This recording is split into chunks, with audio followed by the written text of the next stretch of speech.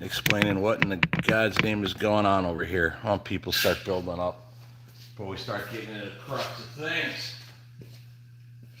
That's good. My heater turned off. I'll get better sound quality. What's up, everybody? FSC Trucking. Different video today.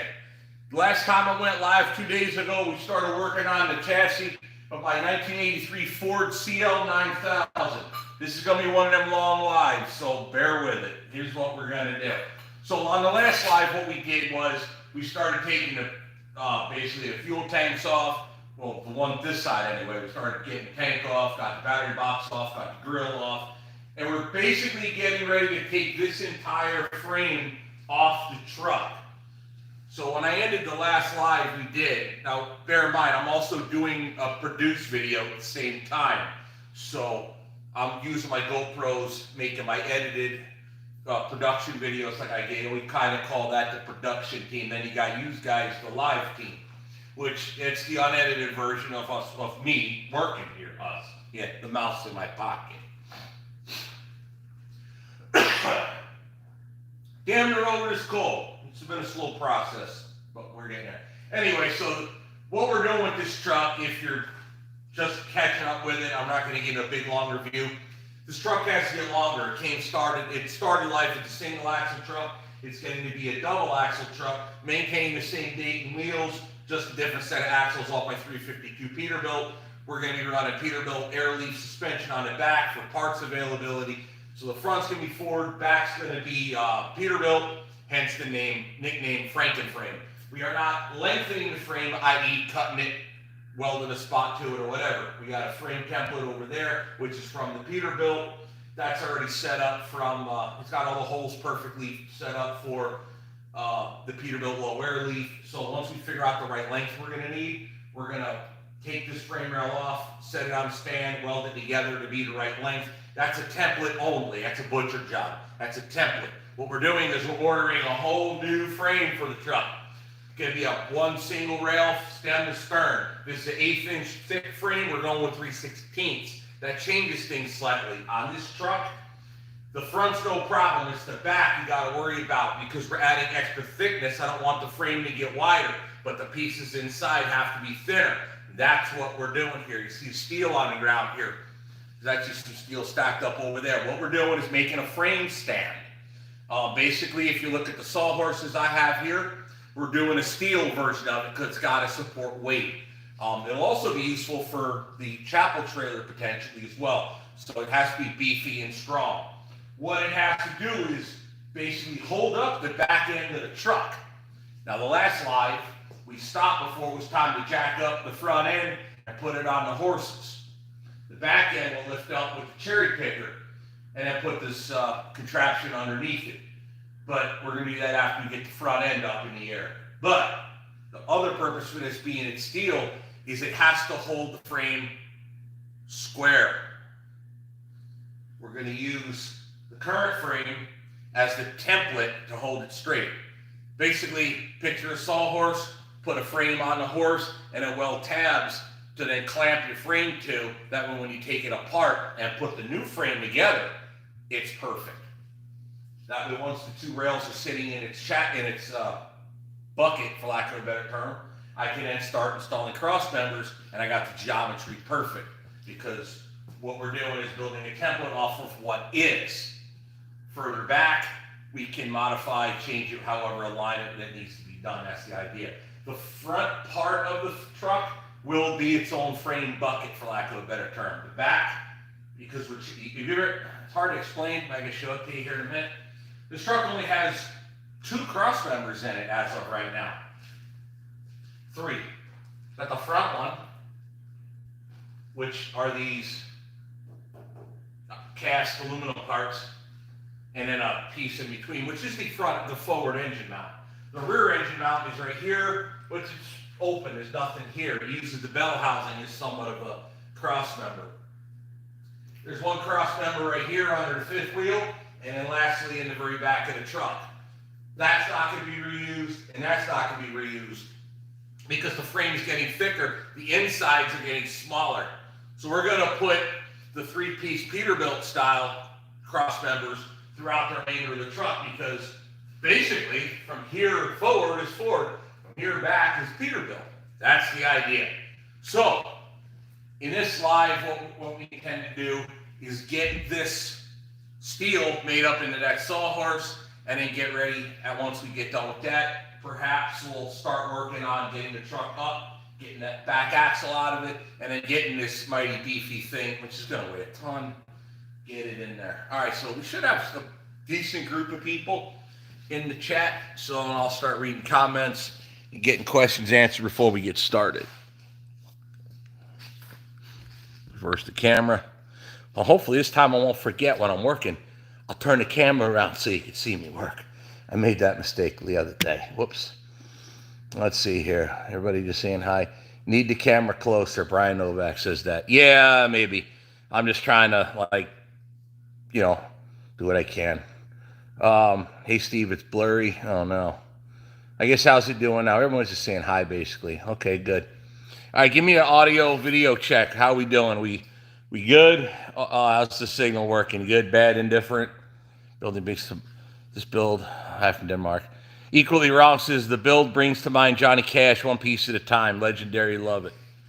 Yeah, so, yeah, well, I'm not taking the name Johnny Cash because two reasons. Number one, Tim Gentry from Gentry & Sons Trucking uses, that's what he nicknamed that Freightliner he's working on, because that is a one piece at a time thing prior to him getting it.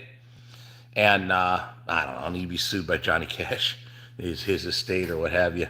So I've been working a bit here. Okay, everyone's saying audio is good. Excellent. All right, so yeah, we got the Starlink sitting over there again, so it's close by. That's how we've been doing it. Plus, I listen a lot of like internet radio. My programs are usually on like radio programs, like off of Rumble, stuff like that. So it's better to have internet here. So when I come in, I flick the Starlink outside, fire them up, and we get excellent signal in here and there. So yeah, it's just I'm on Wi-Fi, so it does as good as it can. Signal is good. Audio a little far away. I'm right here. Like, that's the distance from the phone. Can't help that. Stretch the frame. Devin Jones, it's only going to be as long as it needs to be. So, yeah. Oh, let me show you this, too, real quick. I got to show you something here. So,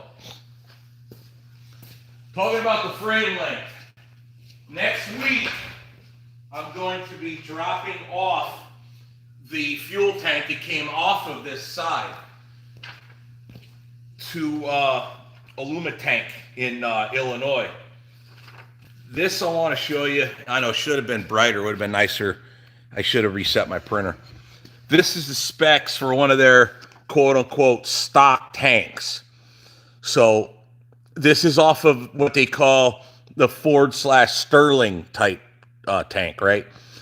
The problem with it is, what I don't like about this stock tank is this is the fuel cap. It's not centered, and it's a Freightliner camlock style filler cap. I don't like that. I'd rather have the spin-on type to try to keep this truck as original as possible. So this tank's dimensions are, she's 64. This is a 138 gallon tank, if I remember right. Trying to read there, not screw up the thing on you. Tank barrel diameter, 24.5 inch end cap. I forget the capacity of this sucker. I'm not seeing it on here. Oh yeah, right here, part of the part number. It's a 138 gallon tank. So loosely the dimensions are 64 or 65 inches wide, length basically, and 24.5 in diameter. So basically 25-inch tank-ish. That's the basic stock idea. So if I spin the camera again, oh, wrong way, I should have just kept it that way, sorry. You'll see the original tank that came off. It's sitting right there on the ground. So that tank is a 100-gallon tank. The tank needs to be longer. So what I planned on doing was I called them up earlier and I said, okay, hey, let me drop you off the tank I have. And that way you could get me, they'll make a print for me. And then once I give the go-ahead, pull the trigger on it. Also, I needed to make new tank straps. So once I get new tank straps, then we'll be able to figure it all out, how to, where we mount it, all of that. So that's basically the idea. So to answer your frame there, Devin Jones, the frame is only getting stretched as long as it needs to be, because we're going to be putting, basically, if you look from this angle, rear, the front wheel, then you have your battery box, then is going to be the APU, the green APU. It's going to go on the other side. Obviously, this side will be more of a step box, then fuel tanks, then quarter fender, and then the beginning of your rear tires. Soup to nuts, the frame is going to be 24 feet long-ish, give or take. So reason I brought this with me is just for prop, also to show you the basic design of what we're doing. Yeah, so brand new tanks will be made. What's the point to that? Yeah, so that's what we're doing. So hopefully that answers some questions there. Let's get into some more here. 112 viewing and 12 likes. Oh, well, now we got 139 and 58 likes. So not to be, hey, hit that like button. It's free. It helps promote the channel. And to be honest, I'm trying to do these more lives to try to see the other side of what I do here at the shop. Good news is we'll be interviewing a mechanic tomorrow. So that'd be good. He actually texted me a little bit ago. He's probably watching. He's on his way. So he's going to interview tomorrow, talk about, the crap we got going on here. So it'd be nice to have a full-time mechanic around here, because we got to get projects done around here, and that'll help build the channel. So that's the idea. Let's see here. We buy from them all the time for our pizza, any position you want. Good gallon size. Yeah, so that's what I hear here, Big Job Ford. Yeah, so we're going to work with them. I'll drop that off. These tanks are garbage.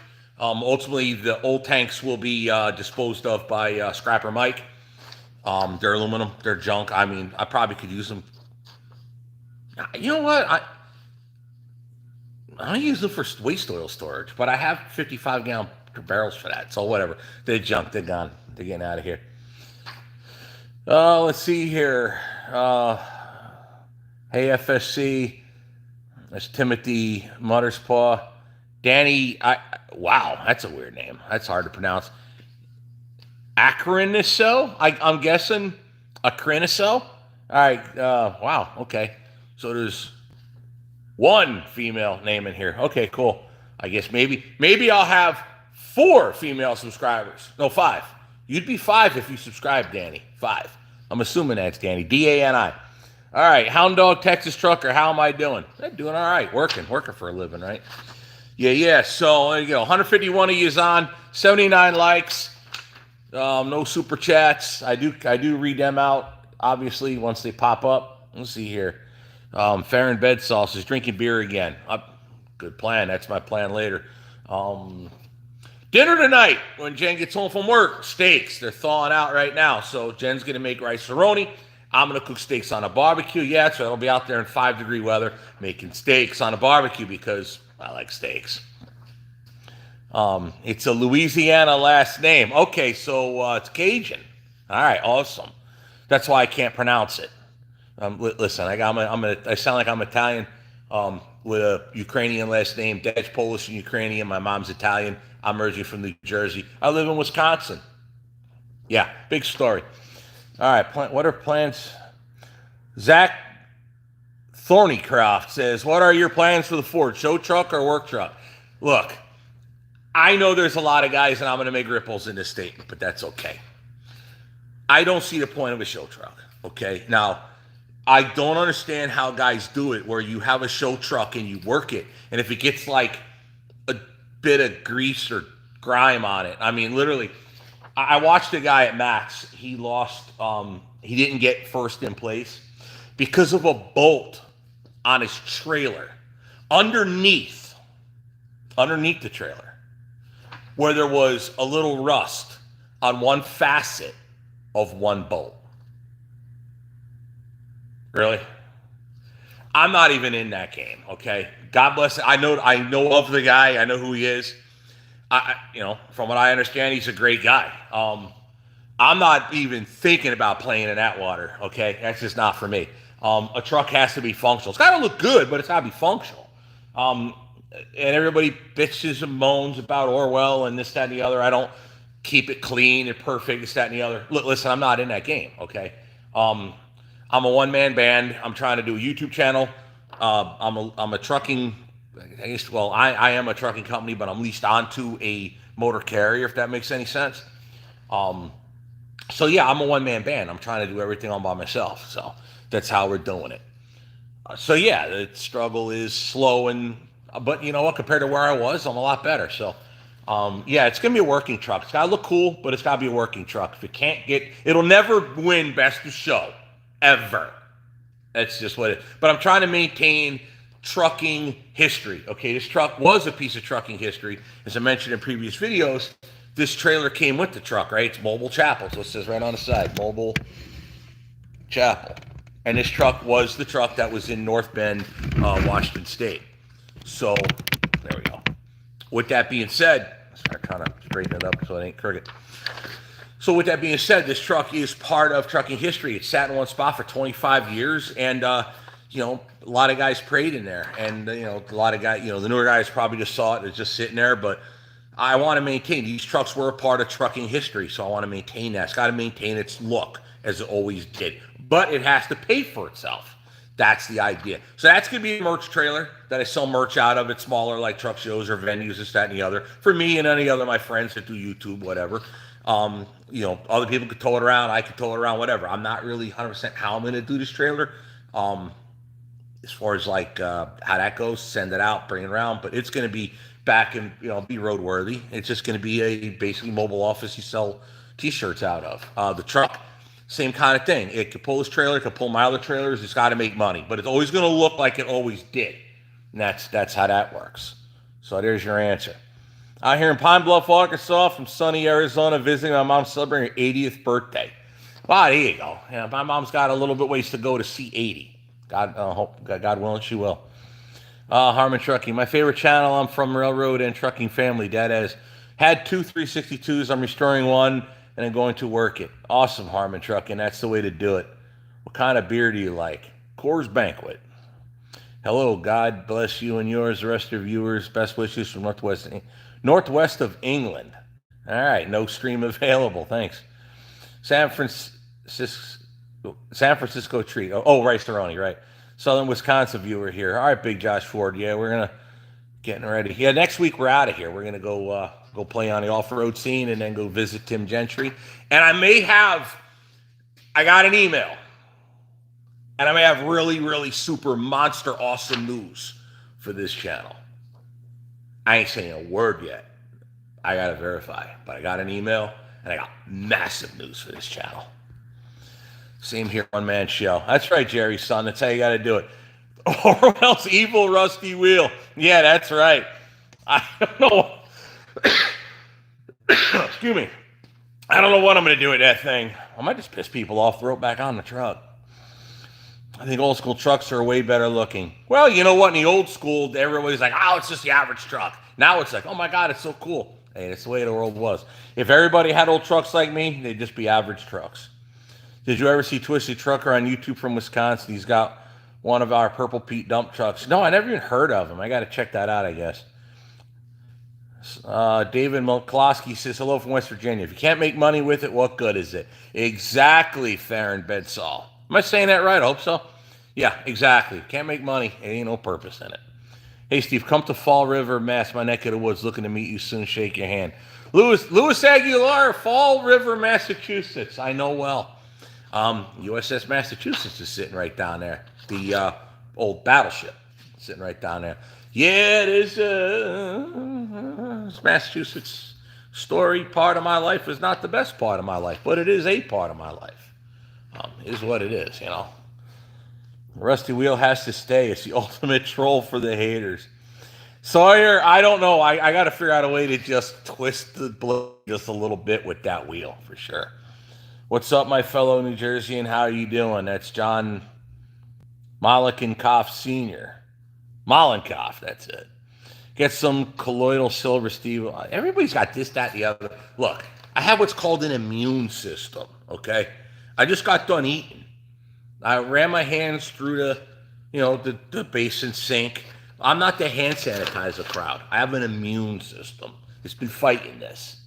So when it's done fighting it, I'll go on with life. Oh, wait, I've been going on with life. It's just, I got sick for a little bit. Big deal. It's cold. Big whoop. Big deal. All right, Louis Aguilar says yes. I'm not sure why. Yes, this good beer. I'm drinking Miller High Life. I might go back to Miller eventually. Me and Miller had a little, you know, you figured out if you know me. All right, arrested Ansted, West Virginia. Next time you come to West Virginia, you can stop and sign my copy of 1984.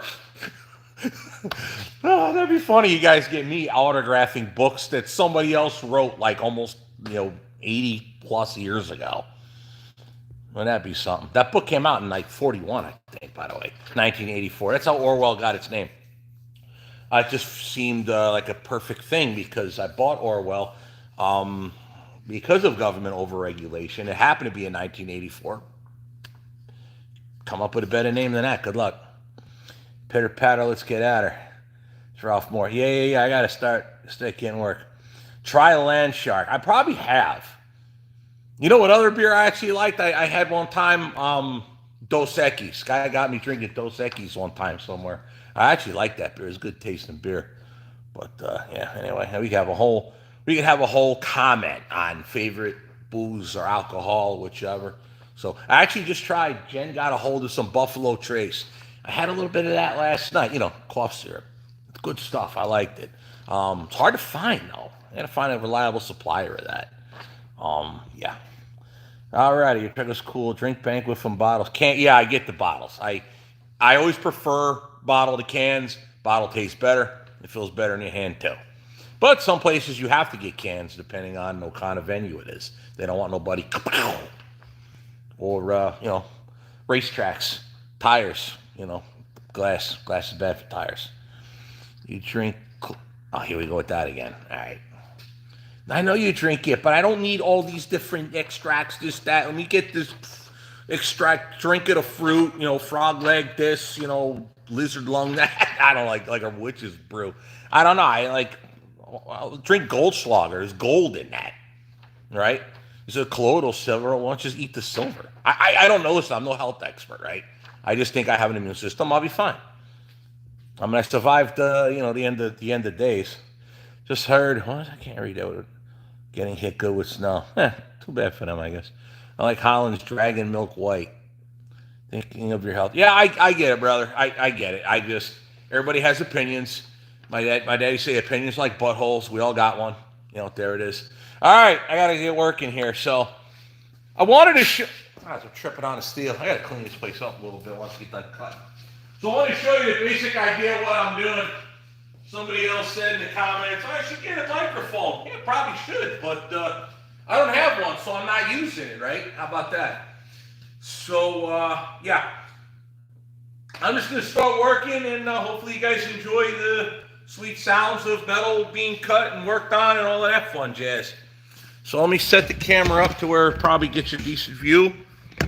The sparks ain't flying in your face or in mine. If it tilted that way, it would be better. There we go. All right, so I'll show you real quick what I'm doing. One part of the horse, second part of the horse. There you are. Piece of C-channel sits on like this to the other one.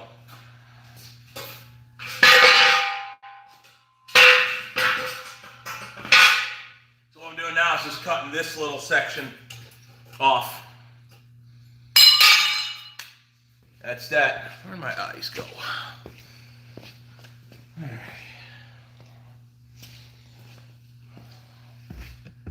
So this cord, an extension cord menagerie. Okay, this is for the appliances. This cord, oh yeah, let me get this done first. This cord is for you guys right here.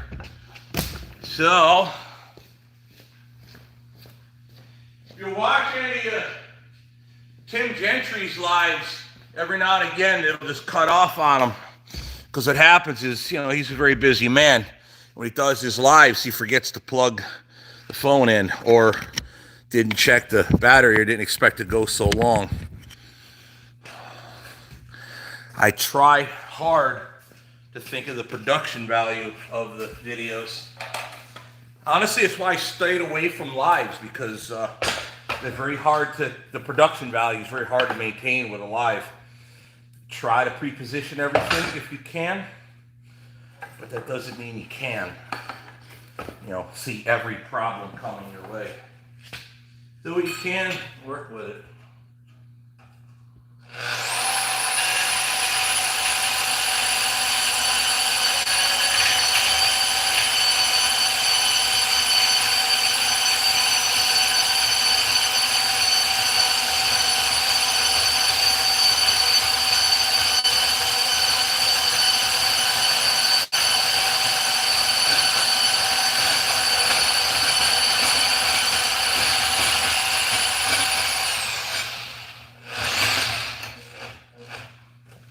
I know, stopped at midstream. Oh, I could grind that a little bit off.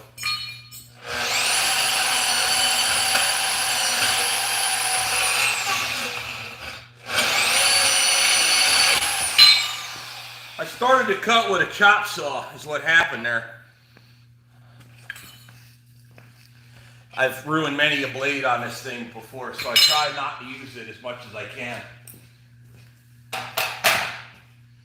And them blades on that bandsaw, far from cheap, let me tell you.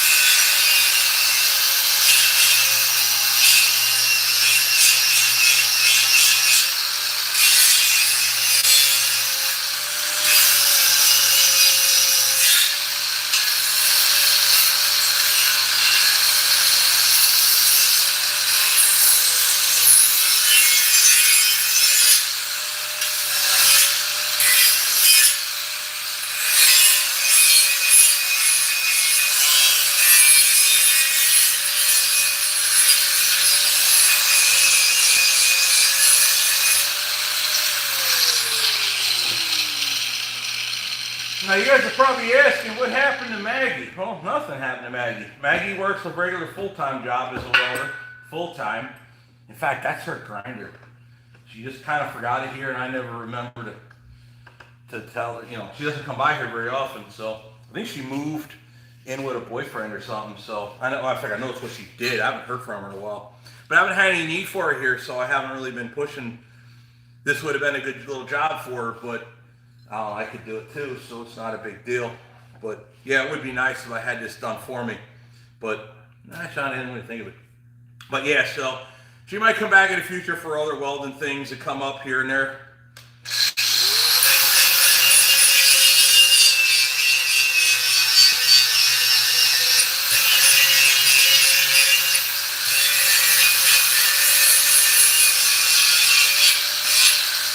What I'm doing is I'm cleaning up the area where I'm going to weld, because I literally just bought this steel, so it's still got mill scale and whatever oils that are on it from the manufacturer. There's a nice place over by Green Bay I get my steel from. They can get big stuff, little stuff, whatever. It's a good place, I like them.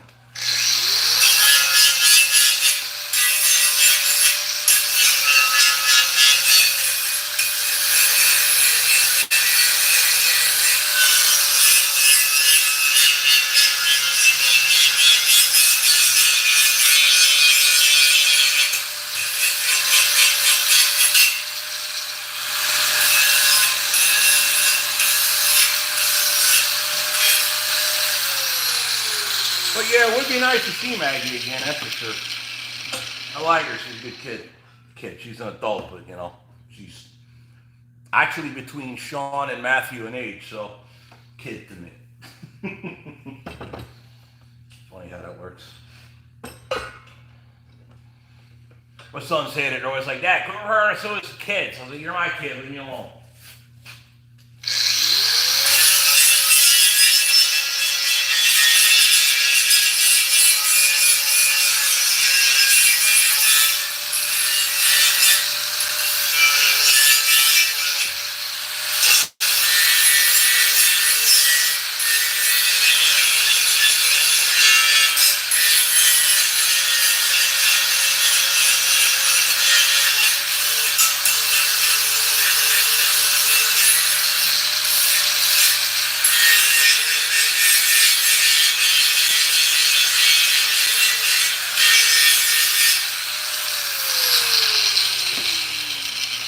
will be welding feet on the bottom of this too, just to spread the load off the concrete.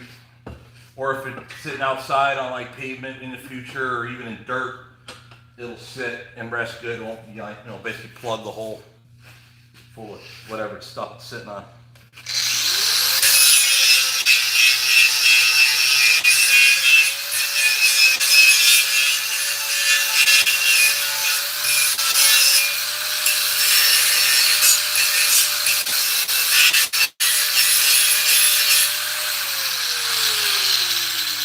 Excellent. Okay, that's that. Now I gotta figure out what's next. Well, I know what's next. I just gotta do it, I guess.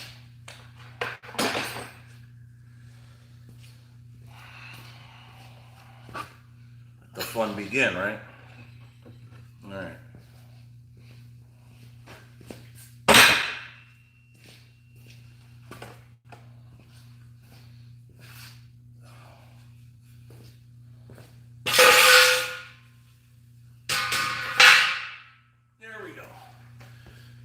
Alrighty. Reset you guys.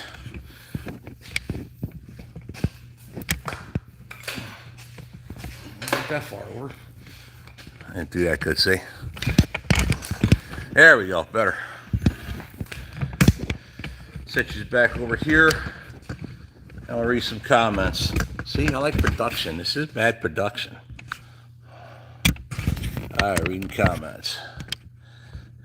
A lot of comments here. 188 people, 145 likes. All right, be sure to hit that like button, everybody. If you're just joining, we're working on the Ford. Let's see here. Those are not split ring rims. They're scale diesel ink. Those are just simply Dayton's, but they're not split ring. Oh yeah, the rear axles are from the 352 Peterbilt. That's the truck. Right over there, it's just a frame and a cab. It's barely even that anymore. So yeah, excuse me. I actually bought a single piece Dayton's to replace split ring rims, but still use the cast iron hubs. That's right there, Arcundus, and that's the way this is. That's the way it's going to stay. That's the way the 352 was also. Go long and add a tag axle. I don't have the power for that. I don't have. It's not going to make me money straight away. I think the direction is we're going to do the Ford, then the 352, and then we're going to find and get that the 12V71, the truck that I want to put that in, work on, get that, and then start that build. That's kind of the idea. But there might be another thing coming up in the future. We'll see. I've been talking about possibly. Well, so I'm watching how Tim Gentry does with his wrecker stuff with the snow and all that madness down there in Tennessee. I might try to do the same thing around here. I don't know yet. That's what we're looking into. I'm thinking about it anyway. Don't forget taking consideration for the green APU. Yeah, that's right. I talked about that earlier. So the green APU is gonna go between the battery box and the fuel tanks. On the other side, on this side, it'll probably just be a like a toolbox, little step box, little toolbox type thing, or just an empty space. Who knows? Hey Steve, got some snow in Kentucky that needs to be hauled. No, it's okay. I do enough snow around here. Oh, Scale Diesel's just messing with me about the split ring. You see me? I sent you about it. Model I built, the yellow 352. Send it again. If I did, listen. I get 8 billion emails. I usually, if I don't recognize them, I'm gonna swipe them. But possible. We'll see. We won't bolt on the Ford though. There. DJB hens. Every all new vehicles went back to 80s. Don't regret them below me. Yeah, exactly there. Farron Bedsall. No doubt about it. The 352 is a 79. There's Sam Wensky. Arizona is here, bud. Get that Ford rolling. Oh, Arizona's here. Okay. A Waco kid. I guess, okay, yeah, your little, what do you call it? Emoji thing, whatever. Symbol. That's Arizona. What kind of stacks are going to be on the Ford? I think I'm going to keep what's there, single stack. I'm going to straight stack it, obviously, but it's going to maintain, I think, single stack, only because it's what it was. We'll see. Would you drive a 389? What's your opinion? I would not own a 389 unless it was a glider. Rid of the rusty rim. Are you planning on installing air ride on your 362 or? Yeah, everything's gonna be air ride. Yeah, for sure. Because I do the double drops, I need the air ride to be able. One of the steps to detach a trailer is to have the air ride down, put your board, air the trailer up to hold the gooseneck up, and then you pull away. So yeah, air ride is a must. Maybe not absolute must, but it certainly makes life easier. So there we go. All right. I got a few old 56 Ford F800s. Anybody remember the old? I do. Yeah, Tim's Johnny Cash apparently has split ring rims. Personally, I hope he keeps them. I don't think he's going to put that truck on the road hauling freight. So I would just keep him. I mean, he's just going to do tire work himself.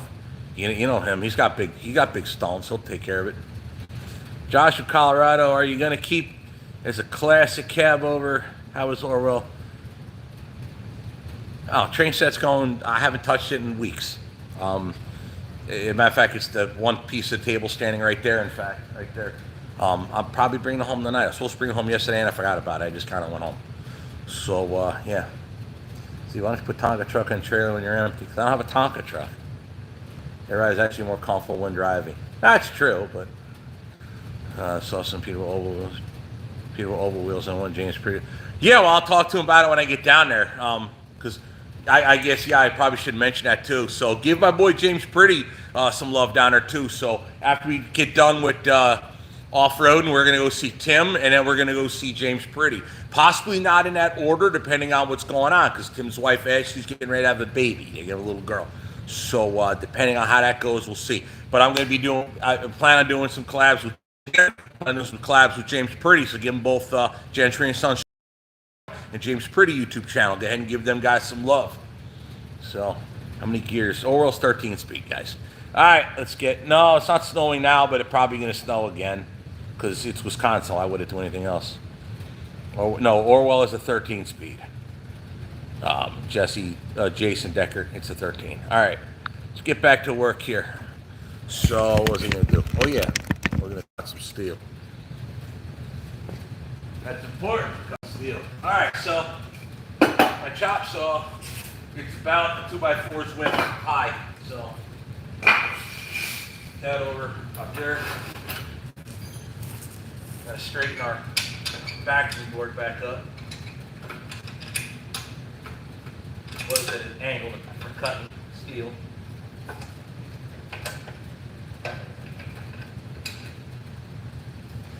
This thing is supposed to be a cam lock. If it is supposed to be, it's not. It doesn't work the crap. And now the cam lock gets in my way. So I just tighten and loosen the bolts as needed. There we go. Now this blade is getting on down there, so I may have to do 2 passes to cut one piece of steel.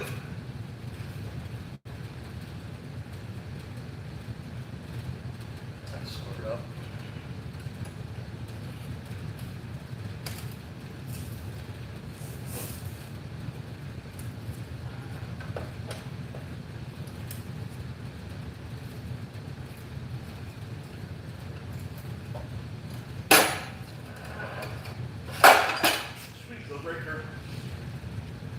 Alright, so I have 4-inch C-channel for this. This is the top of the horse.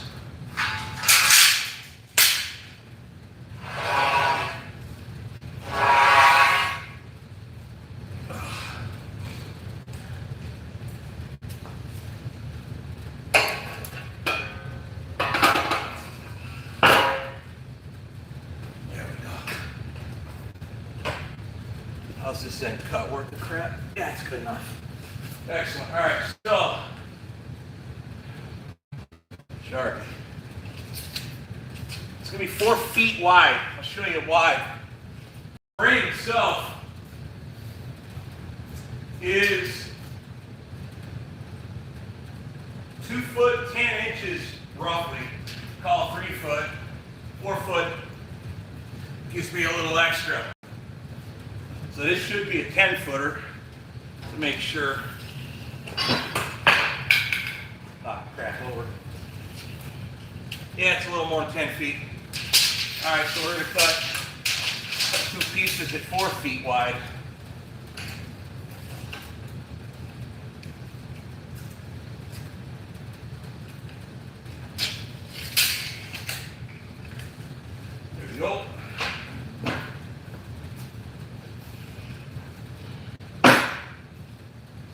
mess up.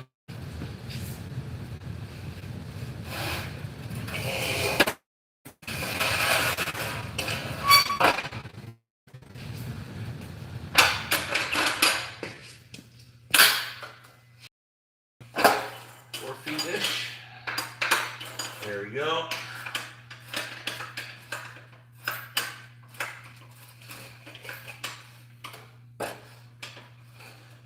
Alright, it's getting ready to get loud. Deal with it. False start, no plug.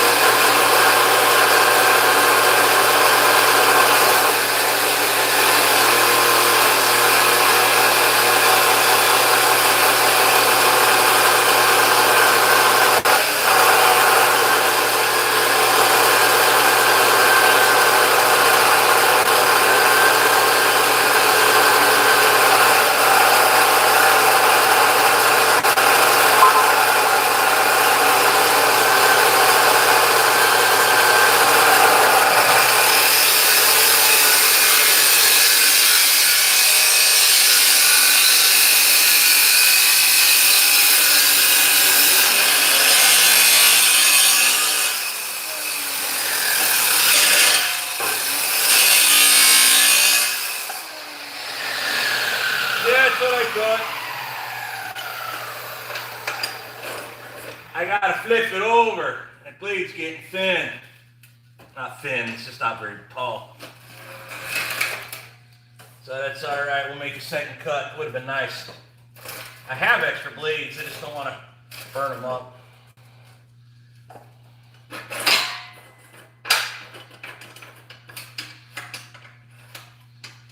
Flip it and get to work.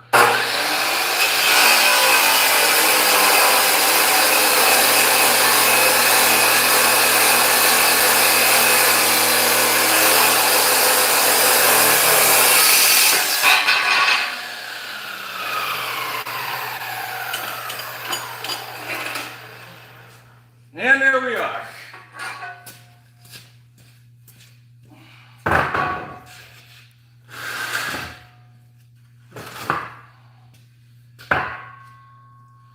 Excellent. There we go. That's how we work around here. Just get it done by any means you know how. All right, see what y'all are saying about all this nonsense. Steve's in need of a workbench. Yeah, that's true. Right now, that frame is begging to be a dune buggy, for sure. Saw the heavy D Ford Cabover vid. That's a nice. I didn't see it yet, but I saw it drop the other day. What was it, yesterday? I got to check that out. Split rim is different from, yeah, we had that conversation. You're right. These are, he's talking about split rings. You won't be able to make these with split rims. Then we get more donuts. Oh, the likes probably. No, this one is rigid ride cab. There's your answer. Omar Youssef, Steven just joined. How are you? What's going on? Oh, we're working on the Ford today. We're building metal versions of sawhorse to hold the frame up on the back of the truck. So we'll mess with that later. Well, that's what we're doing now, is building the horses to hold up the S end again. Scale Diesel says he sent me the email. Again, yes, I have it now. I'll be sure to check it later. Just checked it now. All right, let's keep working. I got to figure out how I want to do this and make it look good. First, I got to grind the crap again down and then try to grind inside the webbing.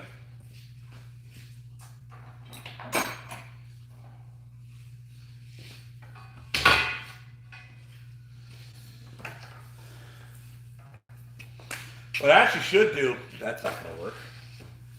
Y'all didn't see that, did you? Try to plug two things together, not one into the cord. What I actually ought to try to do is make a work table on heavy caster wheels out of steel. That way I can like make it a welding table, workbench, you know, kind of all in one thing.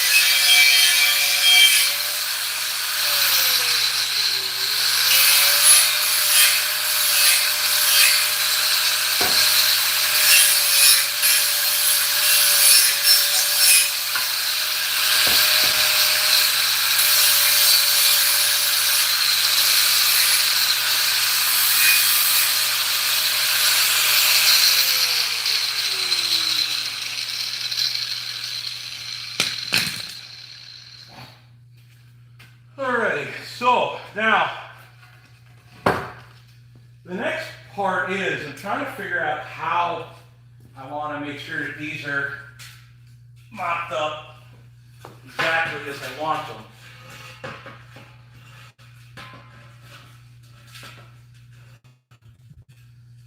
I think I can C-clamp them and be all right. I don't know if you can see what I'm doing. Let me go ahead and move you. So what we're going to be using, the idea is, see right there, that old arc welder?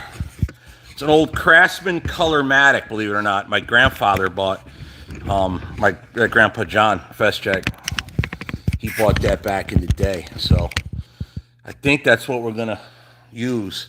Well, in fact, I know it's what we're going to use.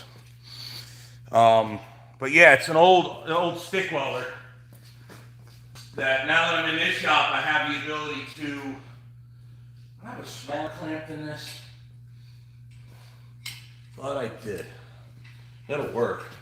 Anyway, they used to be my grandfather's. He bought it in like, I don't know, early, late 50s, 60s is the vintage of that thing. So the idea is to try to set this up reasonably square. Matter of fact, I'm trying to think, what can I, yeah, that's a better idea. I'll get her figured, boys and girls, don't you worry. We got plenty of metal around here, it'll make nice straight edges. So I do need the big clamp then. Awesome. Have you seen in frame? Listen, I'm no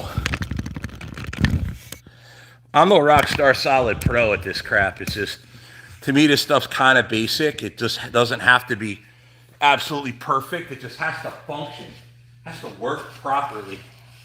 If it does that, then you're good. That's all I need. So, that little nub keeps falling off, see? Although I don't really need it for the way this is working. The idea with doing it this way is to use the steel base of it to keep the legs square, because obviously the metal's flat and straight.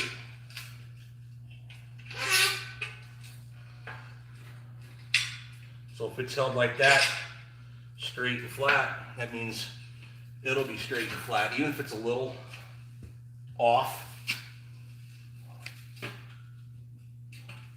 The trick is you gotta get the height the same. So that's the big thing I'm worried about more than anything else, is the height. I gotta find another C-clamp. I got one in the drawer here, I think. Oh, that's my press drawer. Smaller clamp, that'll work.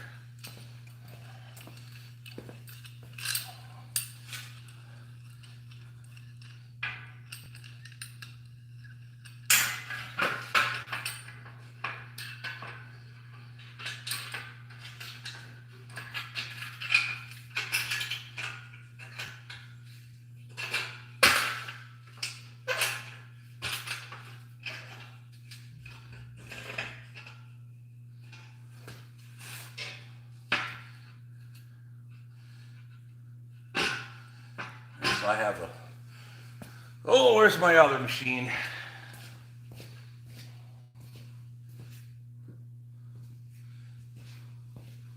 Don't laugh, there it is. I probably could tack weld it with the big welder.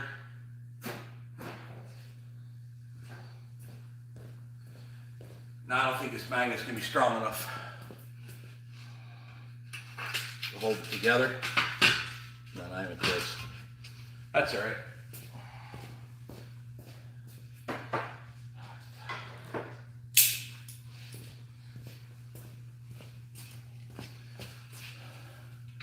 As long as what we do here is duplicate it, we're good.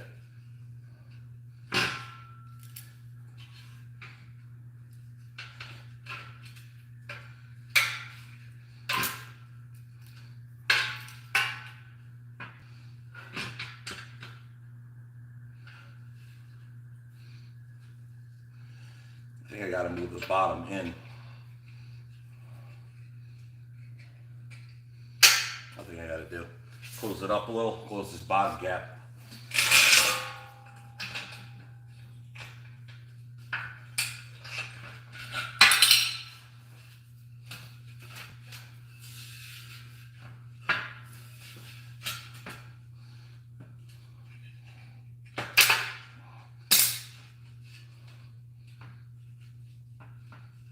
Perfect. I like that. There we are.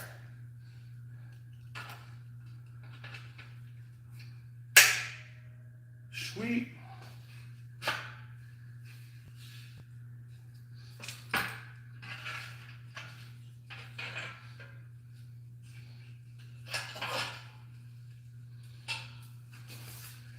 Excellent.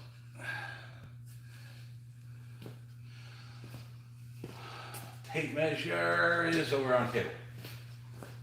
All right. Here, get some welding action in. 3 feet on the dot. Like, literally, for real.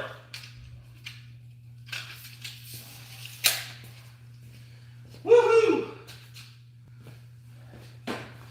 Alrighty, how's our viewership? You guys liking the show, or?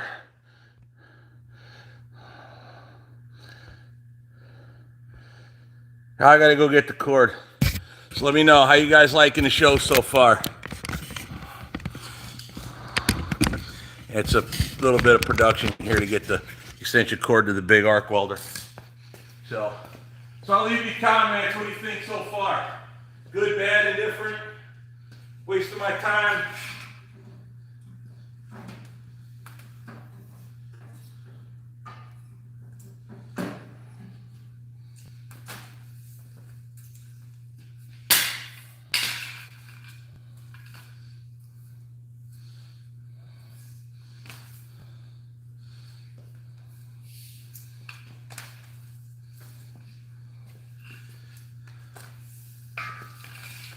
I could use a little big machine on this. It's only 8 wall. But I want to run the old school. All right. Let's check your comments quick. I asked for them. I got to get this big, huge cable going. Love the content. It brings back memories from an old trucker. That's Tex W. Loving it. Awesome. Casey. Dean Corey, love the show. Larry Milkowski, do your thing. It's great. I got my computer set up, one screen playing a game, the other watching FSC work. That's how I do it.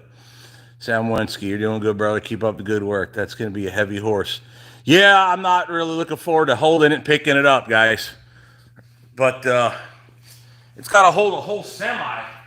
And want to take the fifth wheel out of this trailer. I'm beefy and strong.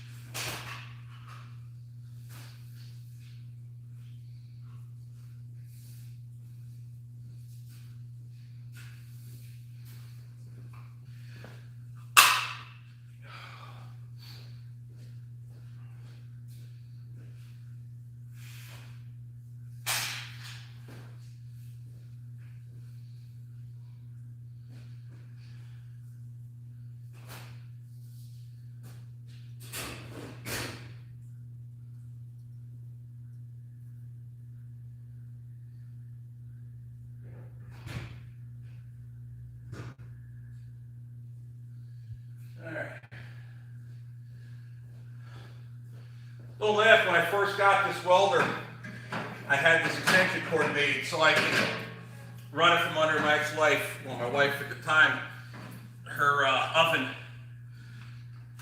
run the welder to the outside. That way I can weld in the backyard. Now I just use it to get to the welder from wherever. Throw the breaker. Oh, sorry,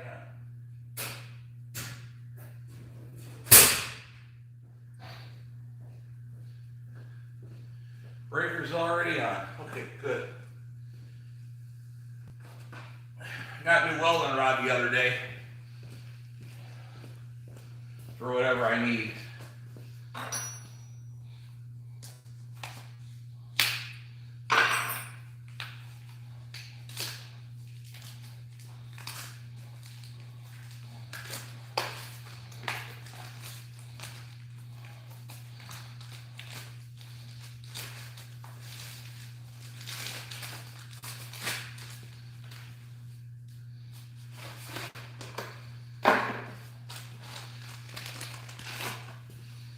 I have them rods over there, but those rods are older dirt.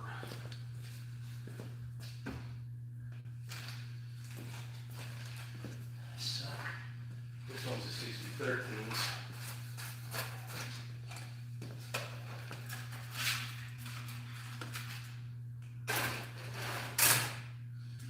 Those are good, probably good filler rods at this point. Yeah, I get a knife on this crap.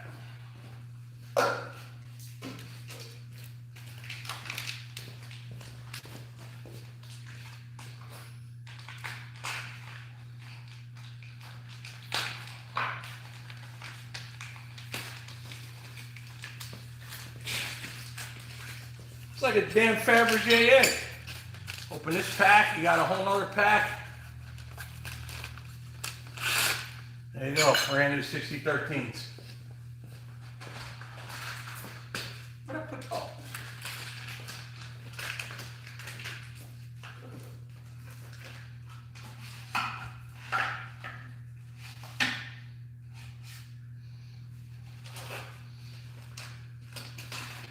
Oh, see, that's why I like produce videos. Goes better. Got a lot of trash over here.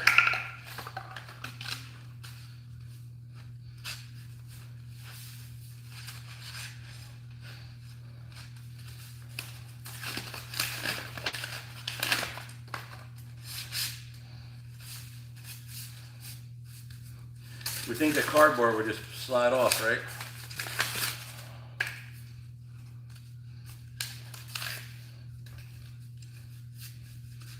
It's good, maybe we'll get that damn knife.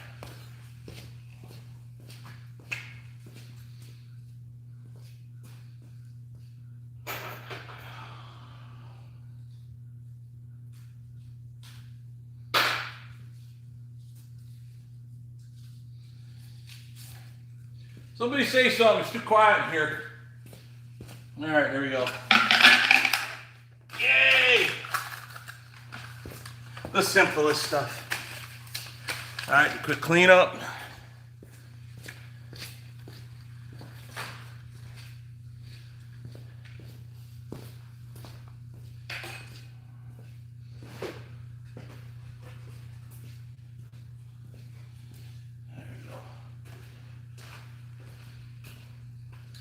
All right, now don't everybody laugh at me now. I haven't ran this machine in quite a long time.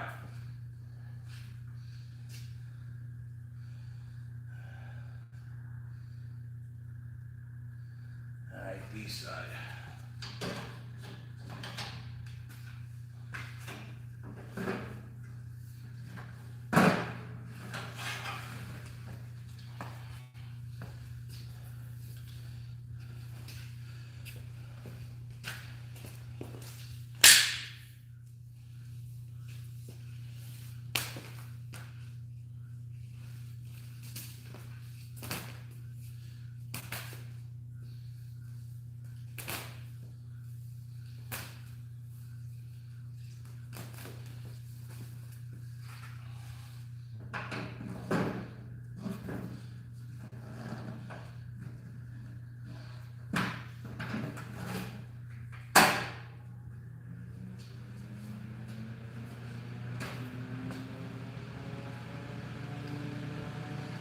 All right, that welder's live.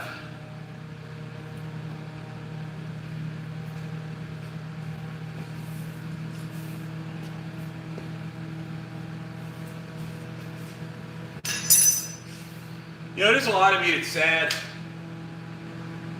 A lot of me wishes, I hope anyway, I don't know, I doubt he is. But I know my dad hates me right now because he thinks I'm an ass. Because I made sure my mother wasn't being mistreated, but I'd like him to see his old equipment run that his father bought, you know.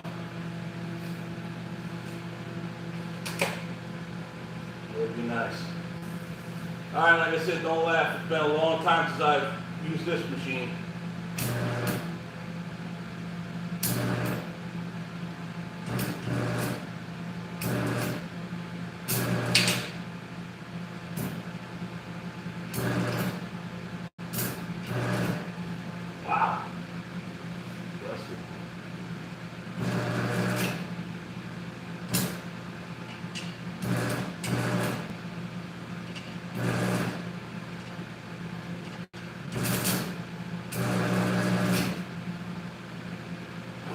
I hate lives. Look like an idiot.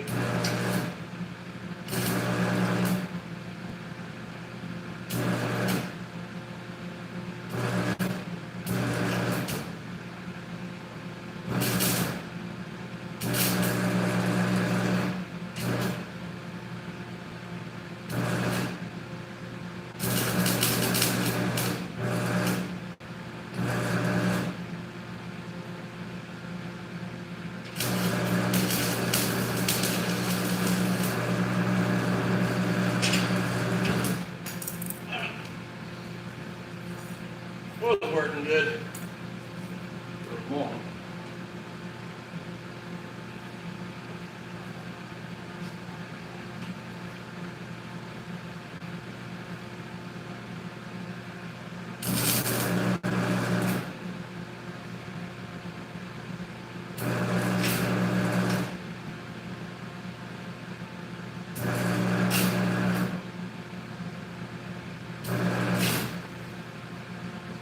I'm getting pissed.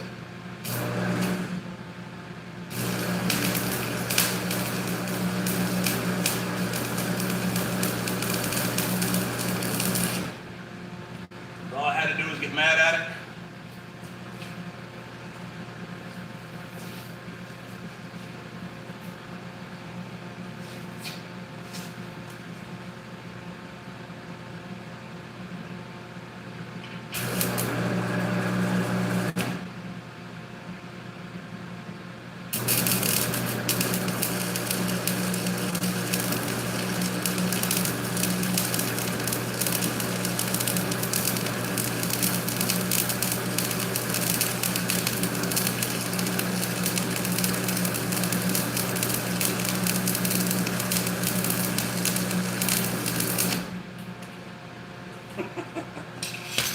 Like I said, been a while.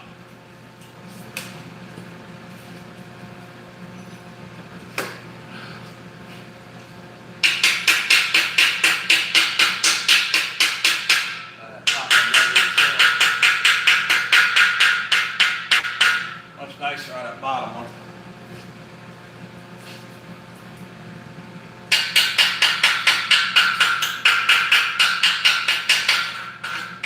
Good for the bottom. Bottom got a little ugly. Dress it.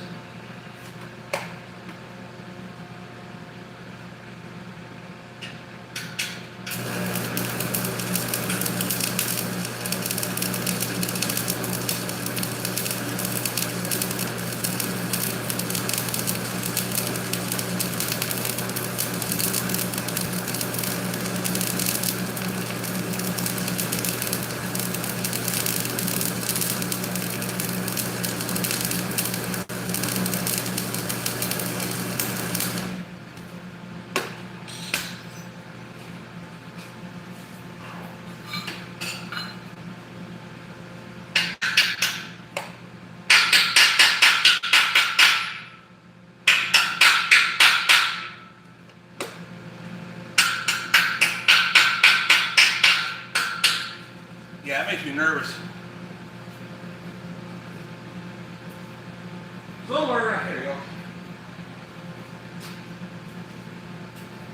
I can see hot slag getting in my damn head. I never had hot slag in my beard.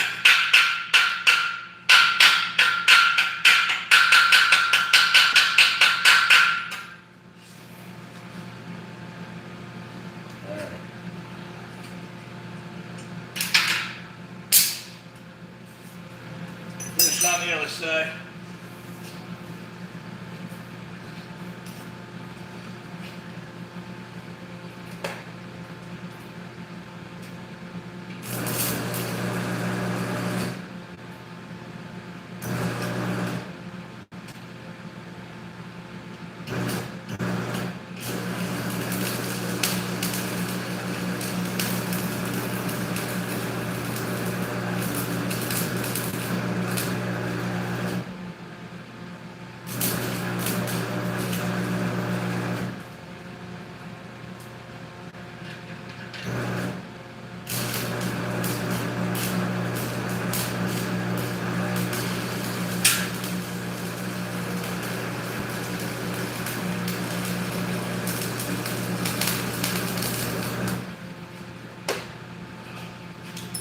Not a fan of that at all.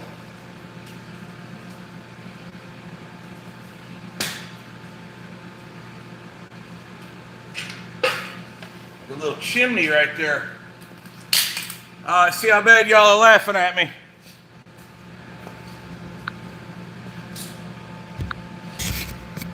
That's not on it.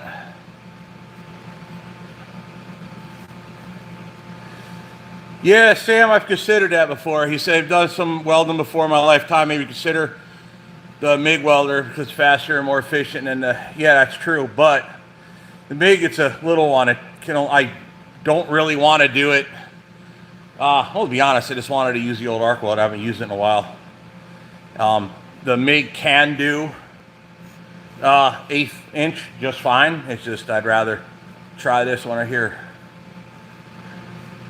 Yeah, no matter what, it's not even gonna judge. Yeah, well, if I have problems with it, I can always grind it down and re-weld it. It's not a problem. Yeah, the old Craftsman weld by color. It's exactly what that old unit is. They don't make the colored rods no more, but yeah.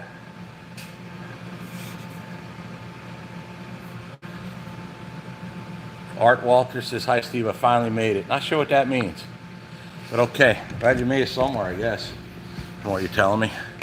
All right, so maybe I should have just tacked it and then put it on the horse and welded it that way. Let's try that. It's definitely not going anywhere.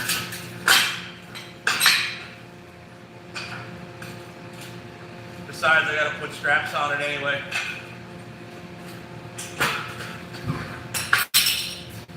You'll see what I mean in a minute. Got there.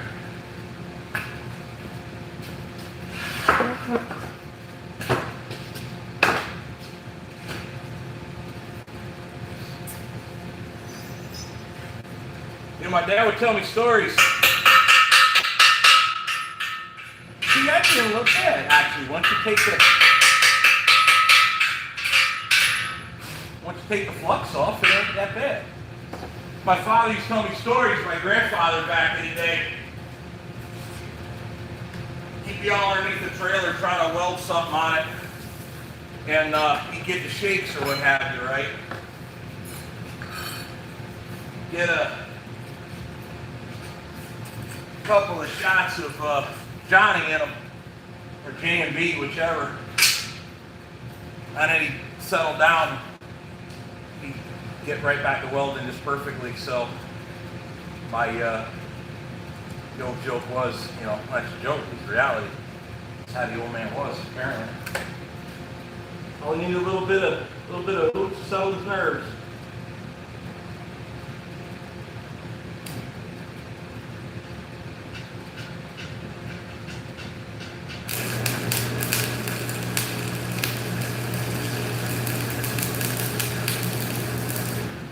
That's a little spot I didn't get earlier.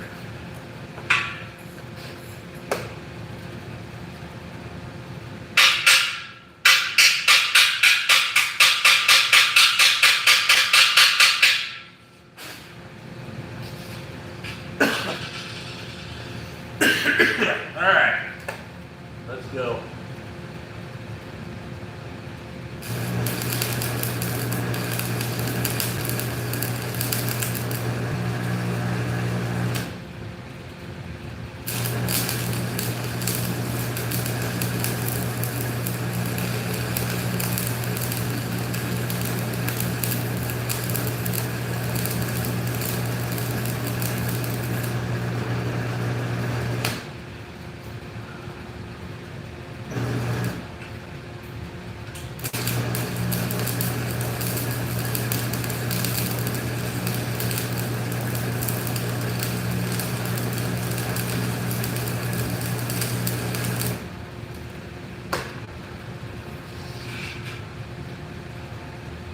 That should look a lot nicer.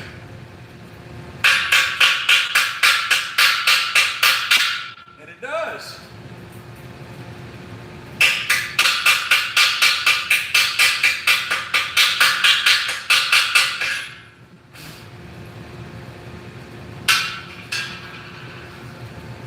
Only one more right next to it. Basically, I'm just messing around at this point. Hey, look, I'm enjoying this because it's been a while since I broke out this old machine.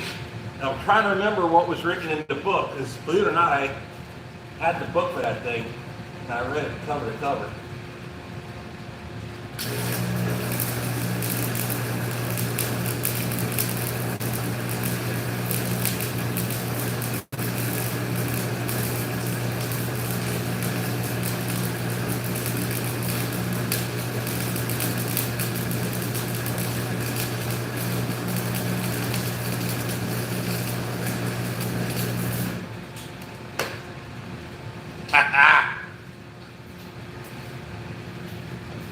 Sounds dumb. You could hear it, how it's doing.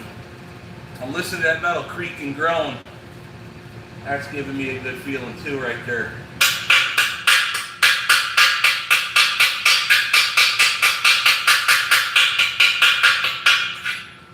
Yeah, let me show you that. I'm proud of that right there. Yeah.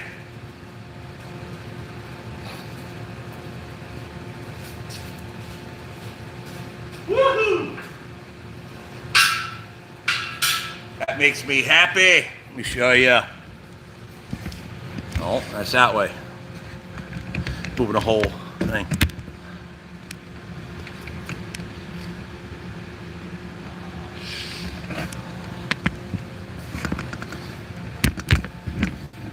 It's coming back to me. Listen to my damned voice crack.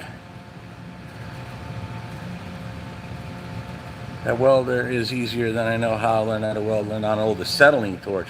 Text W, yeah, Jack cough syrup, love it. Absolutely there, Larry Mitowski. Yeah, so, what was I saying? Yeah, like I said, I just enjoy this kind of stuff. I haven't done this in a long while with this particular machine. In quite a long time. Maggie had it running not all that long ago, working on my trailer. She didn't like it. She didn't like the old Craftsman deal. But try welding the inside too.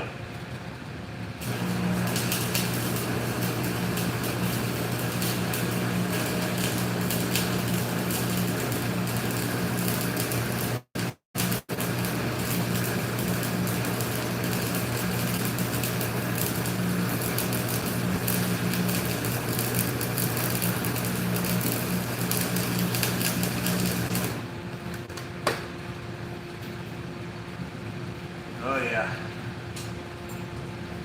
I don't think I get my chipping hammer in there with the Craftsman. The red get out of it.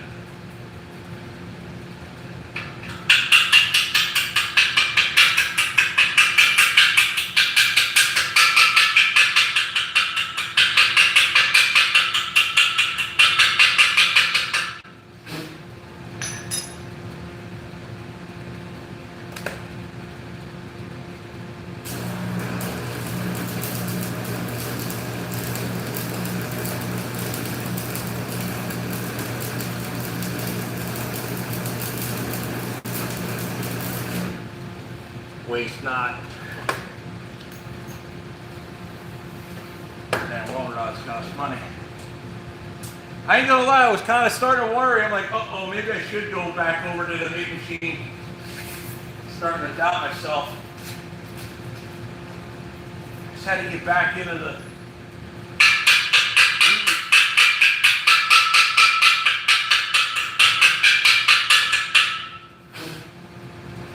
get that confidence back, you know. I don't know, some people think I'm dumb, run old crap. I mean, think about it. It used to be, if you had that truck, you probably had that welder. Good done, idiot.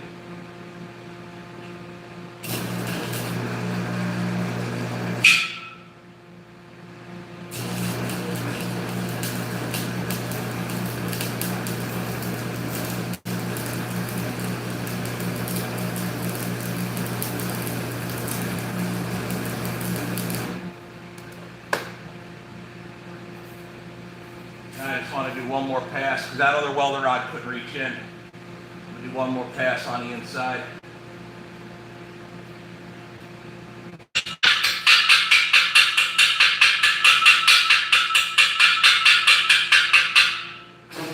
The crap you're chipping off is flux. I probably ought to zoom in and show it to you. When I do the other side, I will. Good down.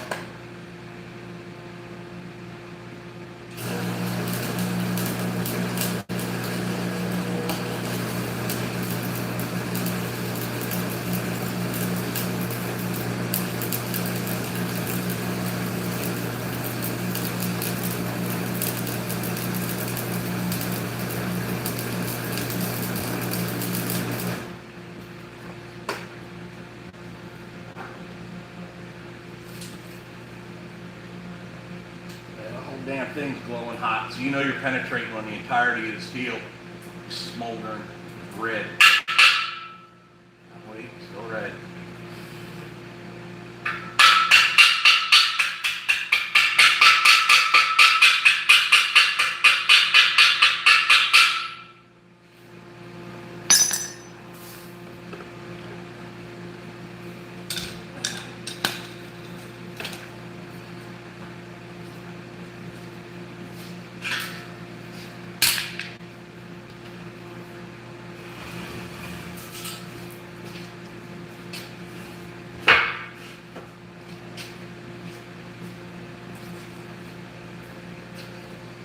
Oh, that's right. I fully welded that side.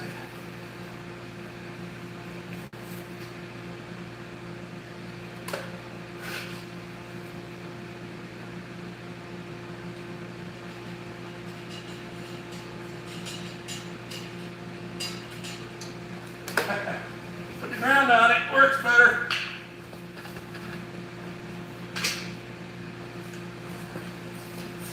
That might help.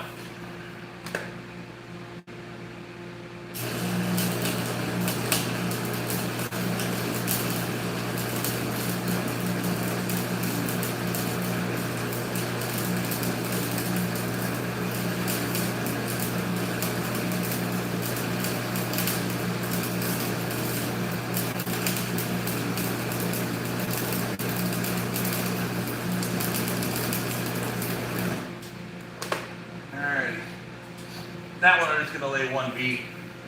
That's fine, just like that.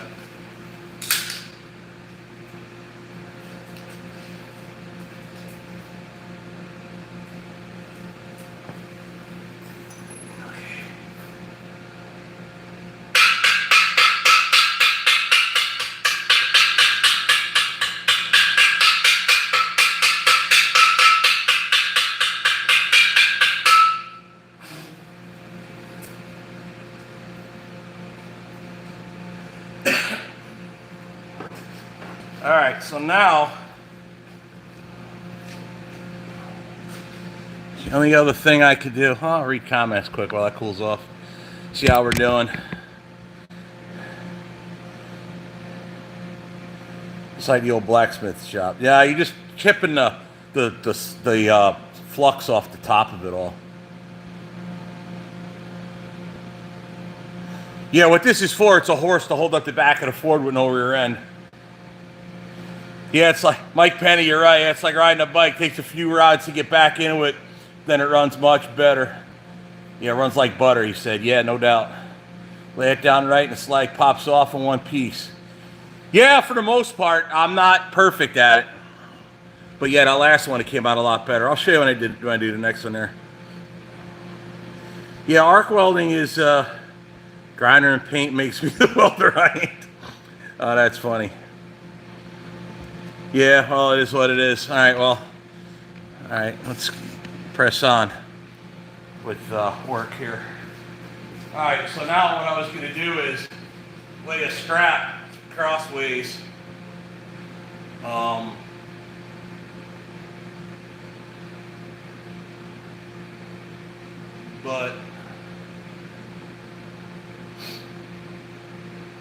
yeah, I still can't. Probably still should. All right, I'm trying to think of how to make that cut, because that steel don't like cutting flat on that stupid saw.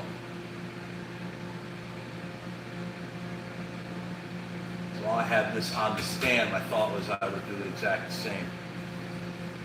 So think on it for a second here.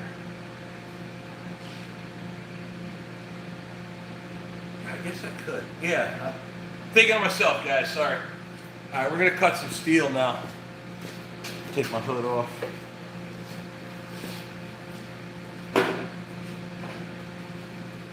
I want to put a brace to keep them from spreading, right? I'll keep it pretty low. So cutter 34-ish. From the bottom, we'll put it up about 4. I'll cut it 35. Well, let me mark it. Pretty damn close. I mean, I'm not going to be making this part absolute straight. Here. Okay, let me see my marker. Oh, it's not bright, so it's easy to lose. 4 inches up, mark it. There. 4 inches up, mark it.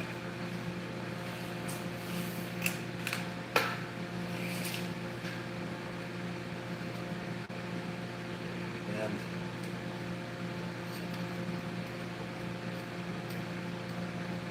36.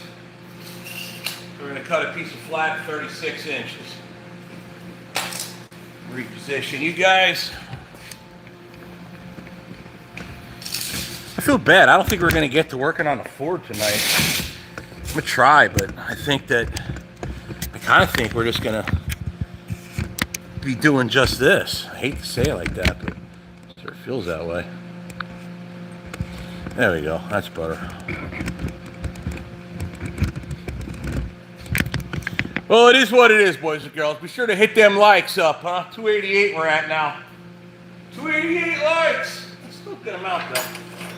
You guys have done better in the past, for sure. All right.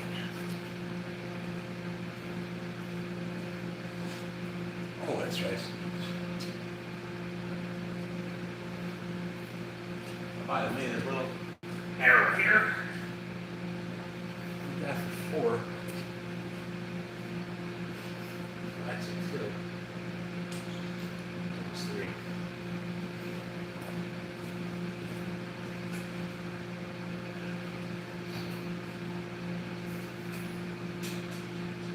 Oh, you're perfect.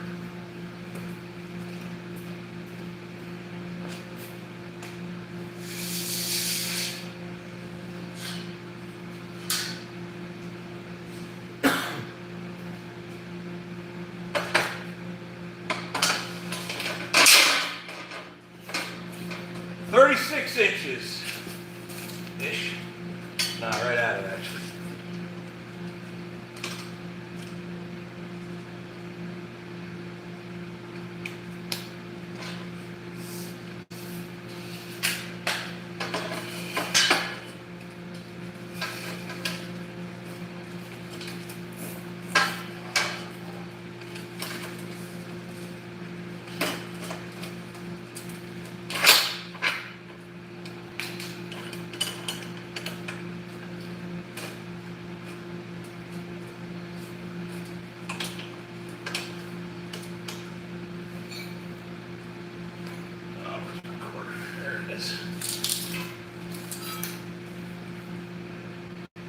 Yeah, if you pull the trigger, got nothing. Put your crap in, fool.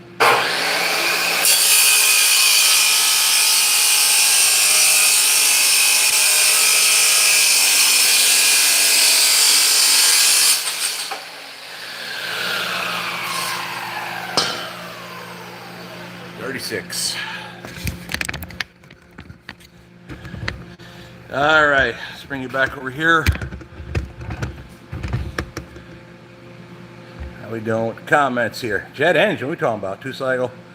Salt horses are much needed as a piece of equipment before you start the other work, no doubt. Internal combustion, what are we talking about? Oh, suck, squeeze, bang, blow. Yeah.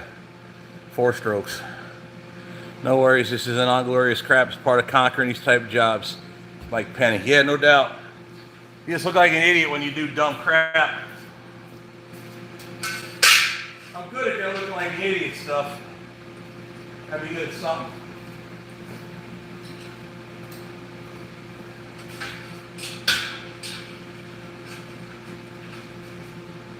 I'm like, what are you doing?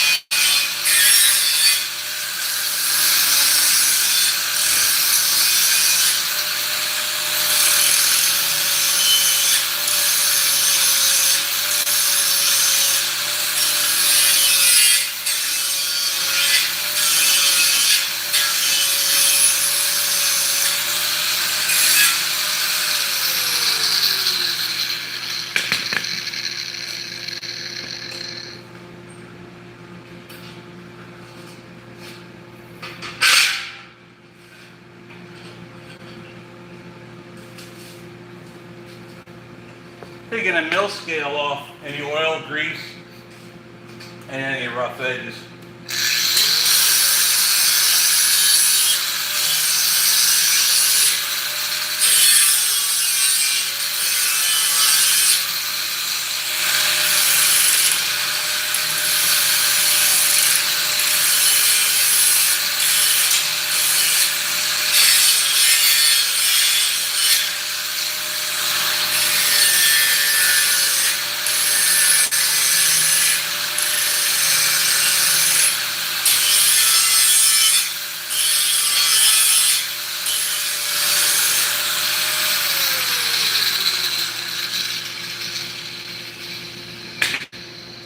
This way, if there's a problem with the welding, it's the welder, not the metal or any other excuses I come up with why it turns out like crap.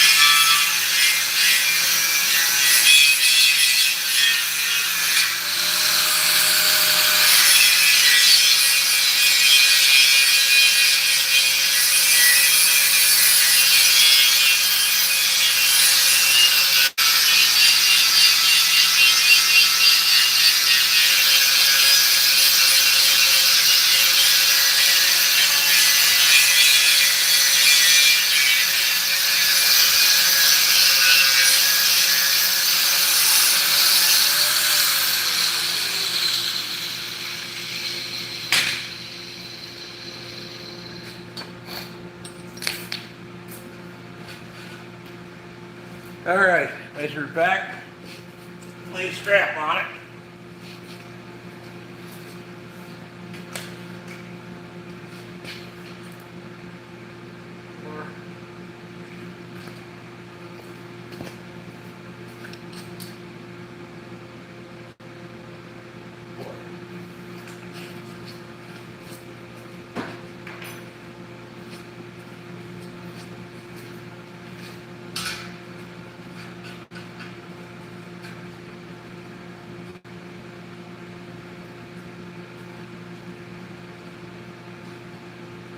All that strap's to do is keep it from spreading. That's it. Nothing more, nothing less.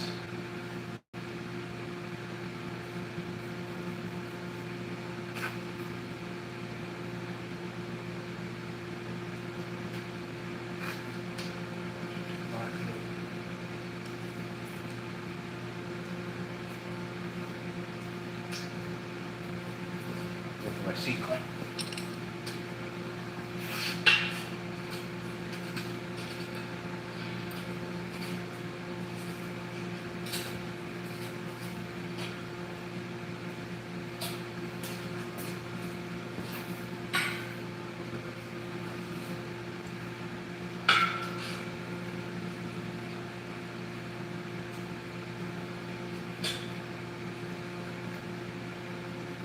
Okay.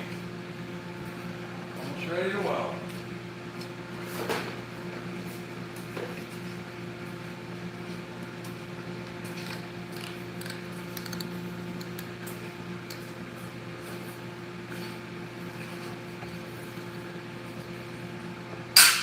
Ground strap rear activated.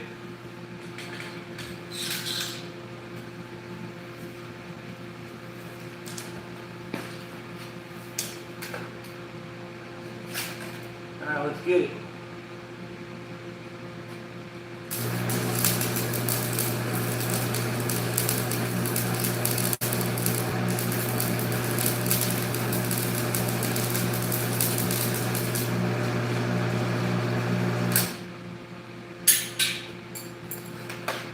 Sure what I have.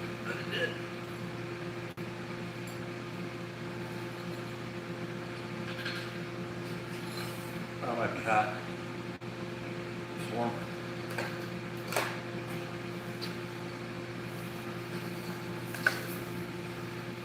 Got those damn cords in the shop, don't I?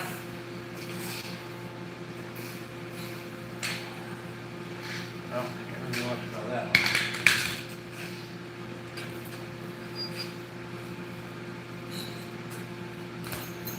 Oh, my little chipping hammer, where'd it go? There it is on the floor. Where everything else is, on the floor.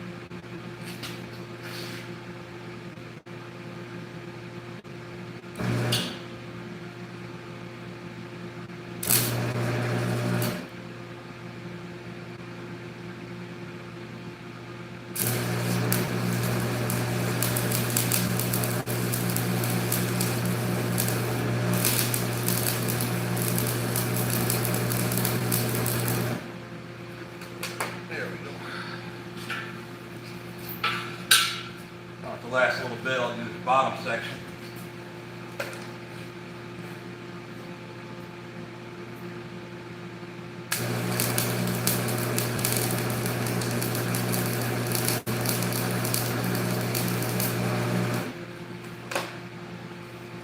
Oh, that one looks terrible.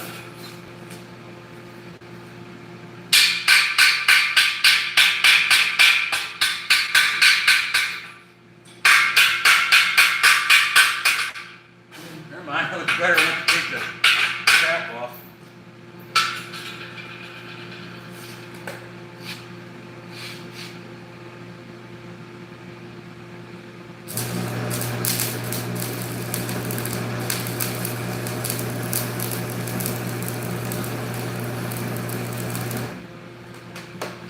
Just using up the old rod.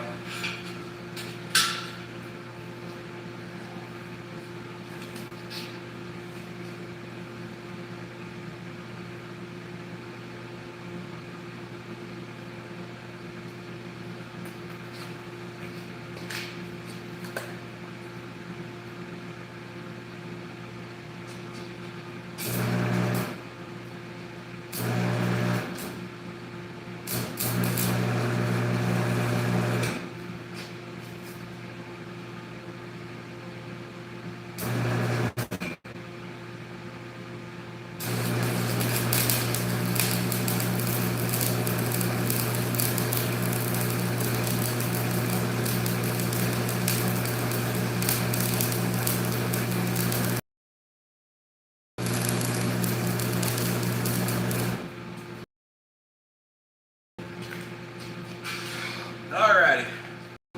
Nothing like a camera to add stress.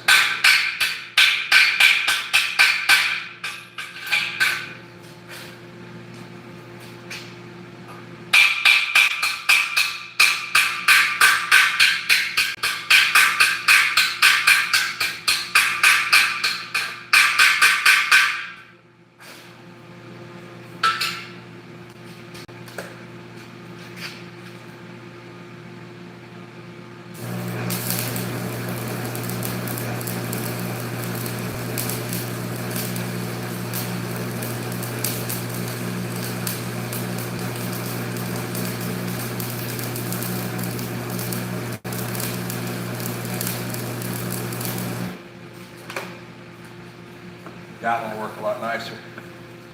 I'm gonna do this long one over here, and as long as I do it good, right? And then what I'll do is I'll bring the camera down close, and I'll hit it with that chipping hammer, and you'll see the effect of it. And what I mean, why I'm doing that.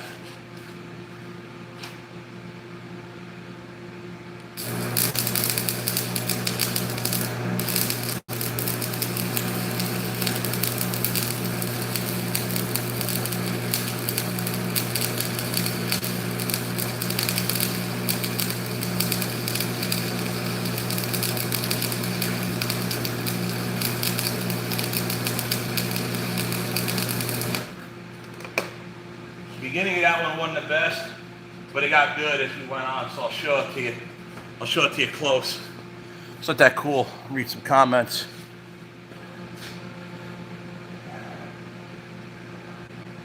Easy to see being over roads. My parents are working on their house. Cabover was real fun. Able to see the beavers they flew by. Texas W, no doubt. Hood equals conventional. Scale diesel link. All right, so you guys are talking to each other. Okay, cool. Good to go. All Bible conference. God bless y'all. It's Ram at 15, Ram at 51, Hunter, whichever. Sorry. Imagine Steve and James Pretty working together, building show truck Cabovers. Big money potential. Well, we're gonna go down and see James Pretty. We're gonna go down and see James Pretty here soon. So probably like I don't know, very end of the month ish. What we're figuring. Bring back the manuals. No more automatic trucks. Yeah, no doubt about it. We need drivers with skills. Ken Lee says he said he'll be the only one driving Orwell. That's correct. Orwell will not have a company driver. Yeah, that's not going to happen there, Ram at 5100. Just because Orwell built the channel, I'm not gonna break it or hurt it or damage anything. So that's the deal. All right, so let me show you the close up why or what that chipping hammer deal does. Oh, great, camera's spinning. I'm trying to just move the tripod, not hold the whole phone, which is not working as good as I thought it would. Why is it? Oh, it's hitting the damn saw. All right, there we go. All right, there we go. Sorry, no production on this. There's no production value here at all. So that's right after you're done working, right? So I told you I didn't like the beginning, but I liked how the end worked. Look at that. You could tell it just didn't climb up as good. It puddled down, not up here. And look at that. That's like beautiful. I'll fix this up a little bit, but that's what happens.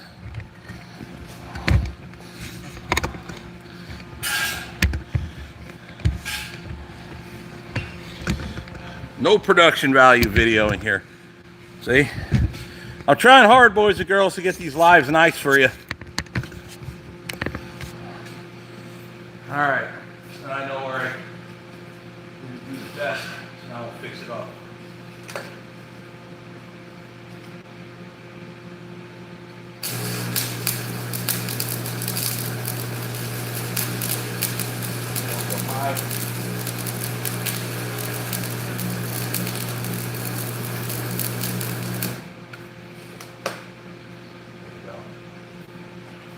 Get that bottom strap on there.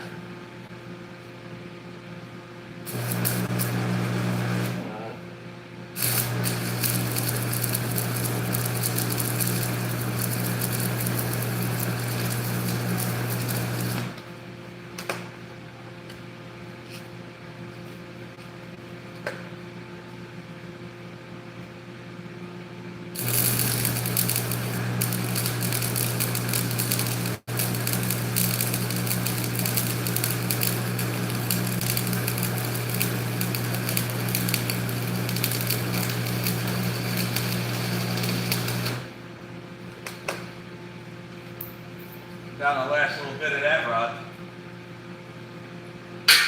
Nice.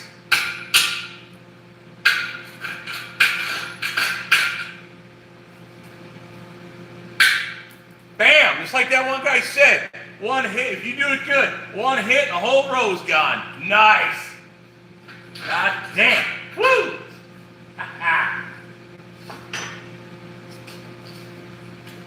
Oh, it's the little things. I just love this part of the stuff I did. I absolutely love, because I just love making old equipment sing and do its job. You know, I mean that welder is built in like the '60s, right?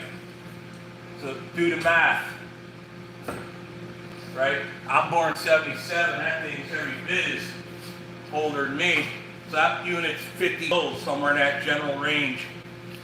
And it's still cranking out work.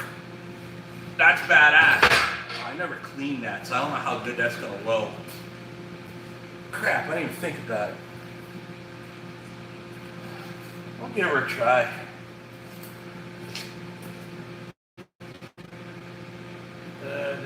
I'm wearing it. This also has a bit of a hole to fill. It's in that crevice. Well, let's just see. I'm not expecting much here. Yeah, but I just love seeing old equipment sing. You know, it's like I get a fascination out of it, just watching old equipment do its thing.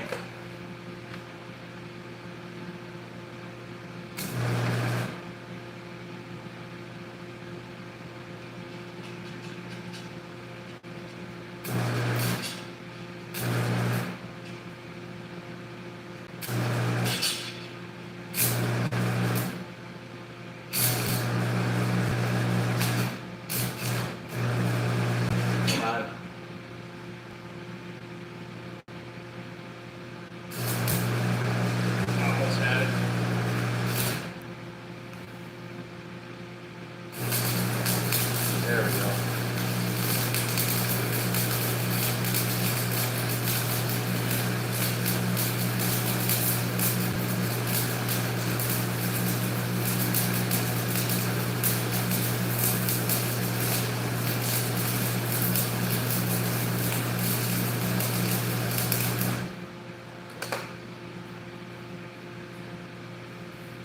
My mill scale and oils really makes it harder to get a bead started.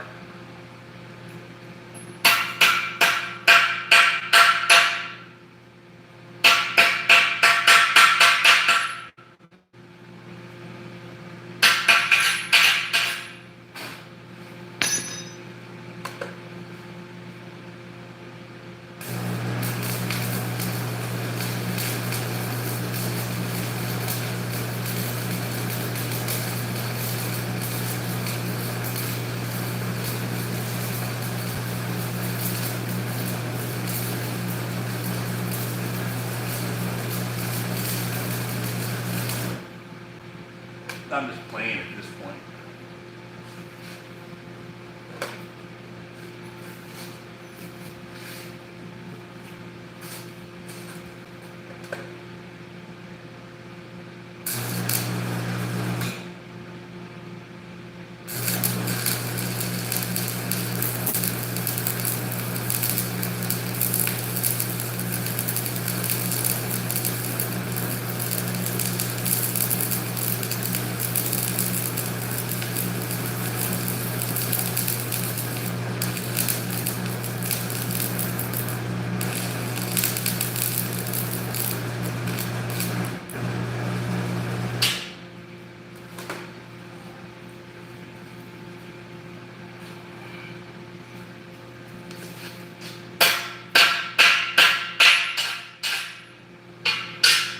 Better on that one. Piling one more on the top, and then we're done here.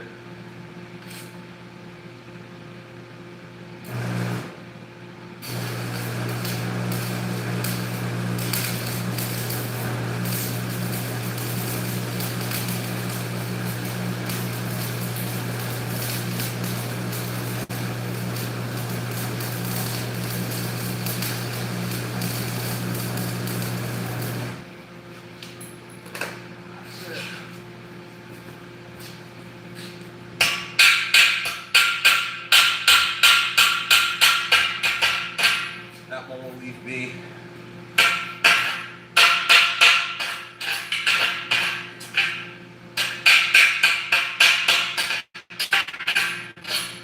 By the way, my grandfather made that. That's just homemade stuff right there.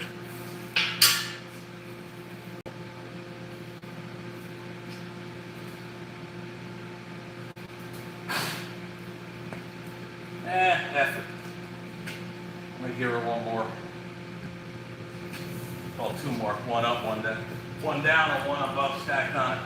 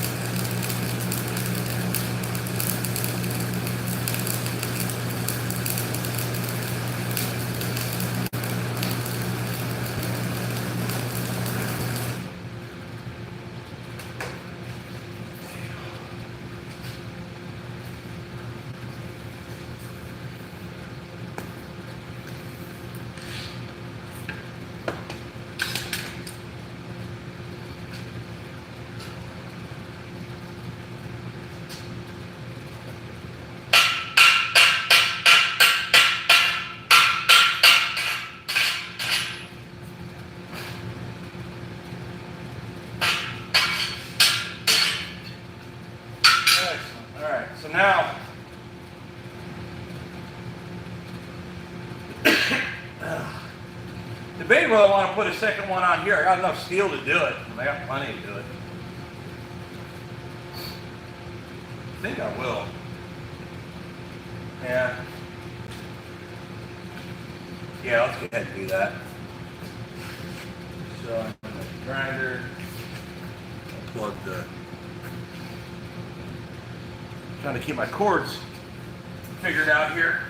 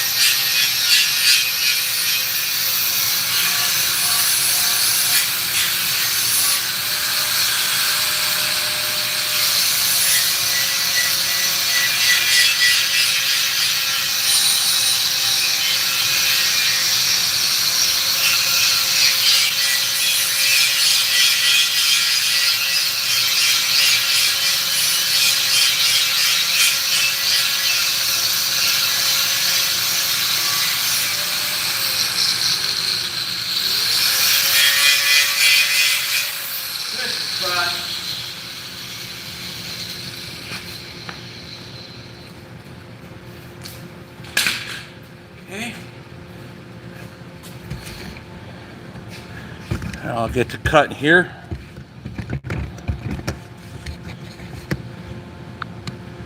How we doing over here, guys? You guys still with me? 200 people on. I kind of got a little yikes right there. Yep, that's from the chipping.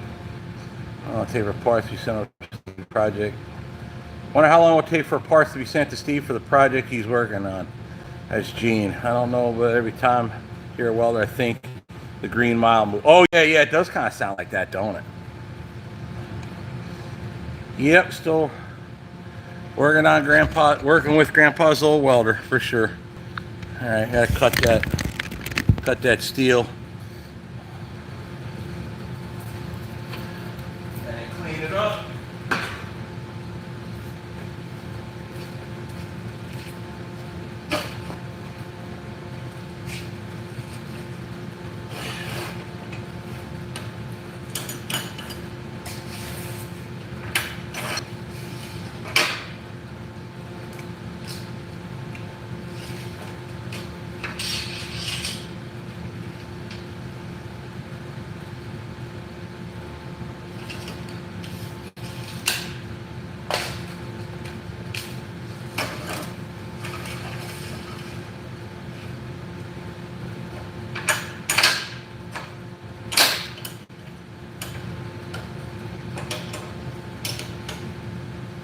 I didn't remember to kick it over, but I didn't plug it in still. Ah.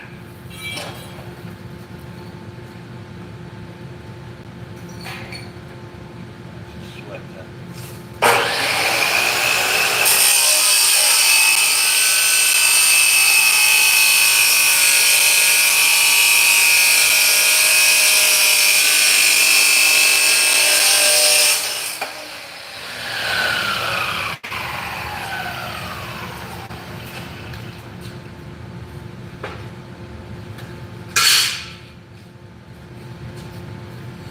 All right, let's move you guys again.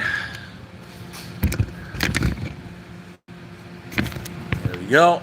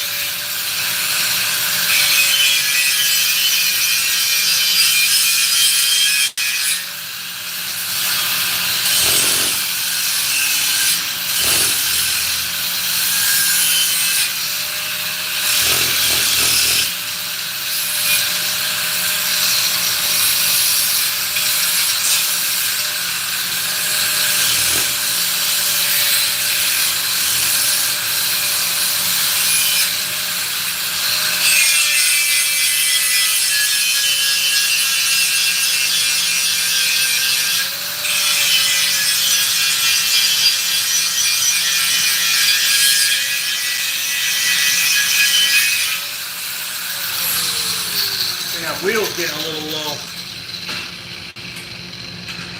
Everything is check that.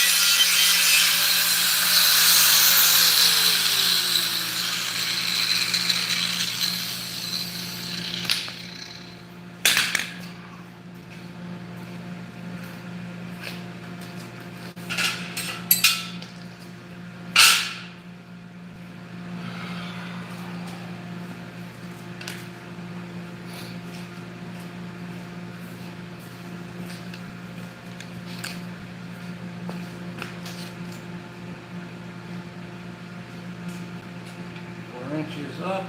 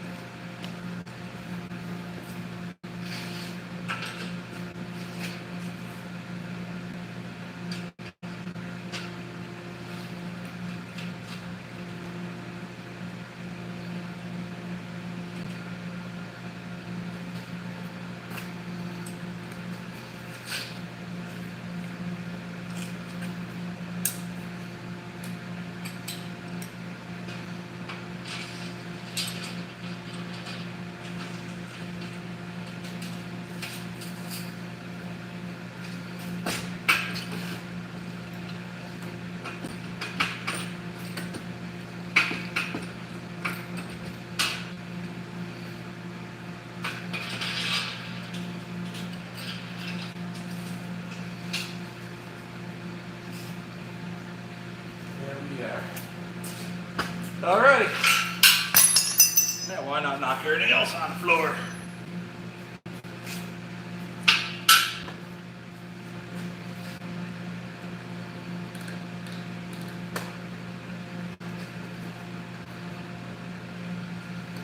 Excellent. Check out what we're doing here. How we doing?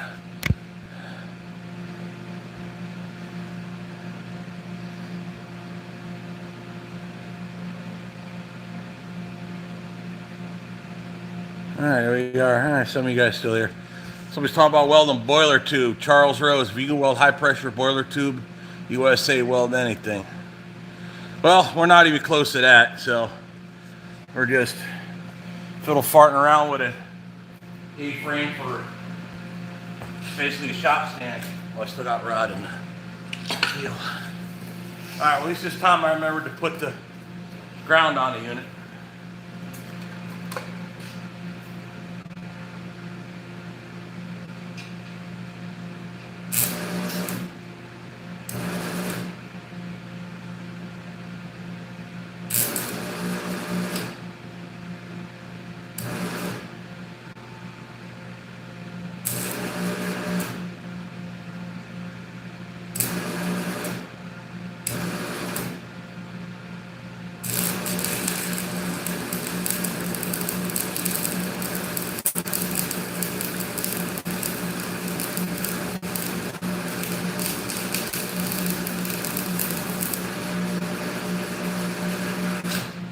So good too.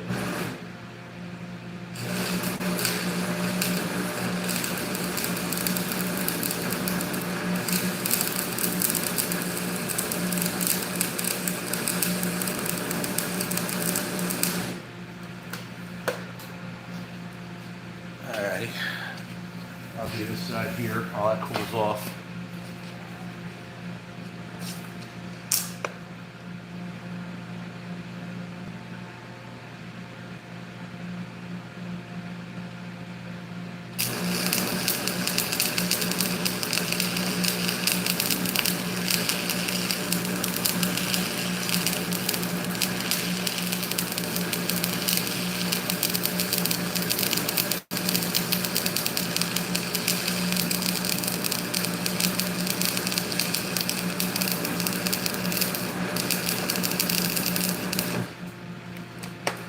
I like that one a lot better.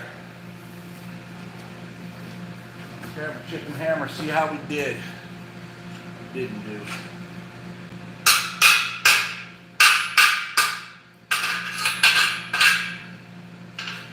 Much better on the first half, or second half.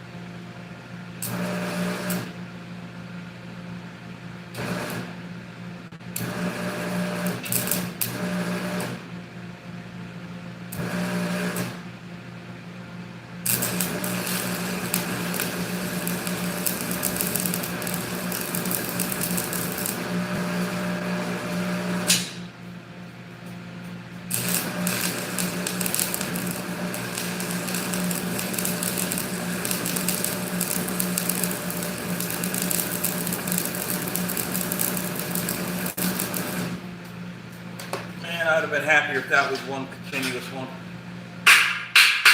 That one was good. That sucked. Not happy with that one. I mean, they're sticking. It's just they're not like, you know. It's funny when the rod's long, it gets real clumsy. You can't hold it here. It gets hot, so it gets clumsy and it's bouncing around. Then it starts to arc anywhere else, which isn't where you want it to. Oh, I forgot to check this one.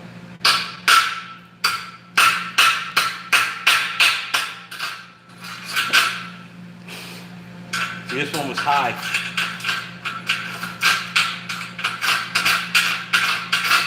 That one beat it high, and I sank on about 2/3 of the way. It was perfect.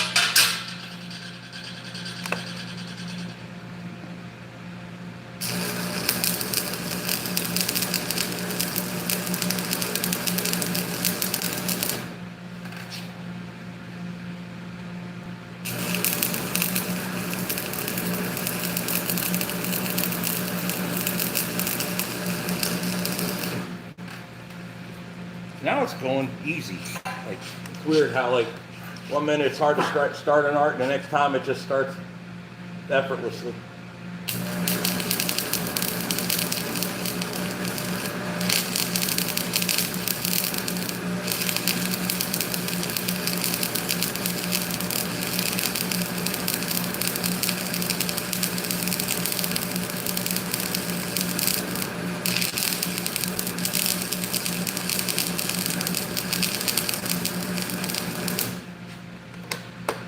The problem with these machines is the arc welder, you know, stick welder, is I don't think it keeps this stuff at all anymore. Like in schools, like look at someone like Maggie. I don't think she's taught like in school commercially how to do it, how to run an old arc welder.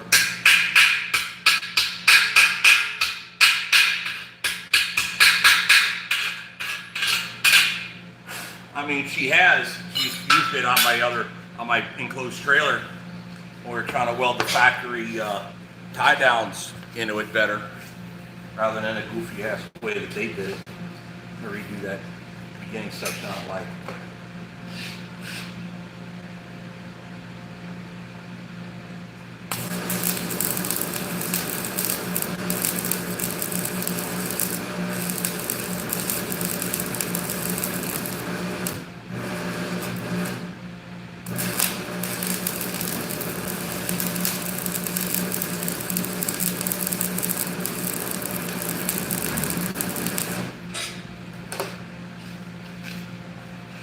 Laid in that one a little thicker. That's something a little different on that one.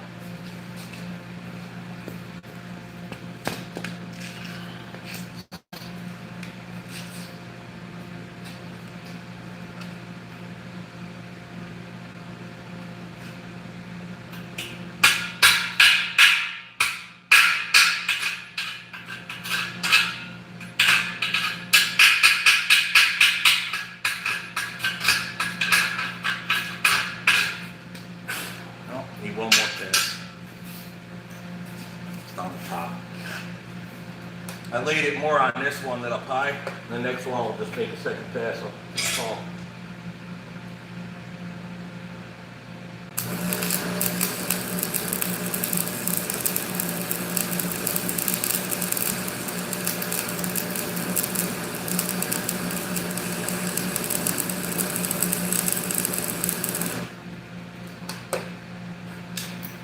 Any old schoolers out there happen to be watching? Can you, like when you're MIG welding, you know, you can do like E's or S's. You know, this one, according to the book, you just lay a straight bead and you lay another one next to it, and you lay another one on top, like a pass of 3, right? 1, 2, and then 3. But with a MIG welder, you can, like you do, you know, if you're filling in, you could C or you could E's with a MIG. But with arc welder, the book says you just go in a straight line.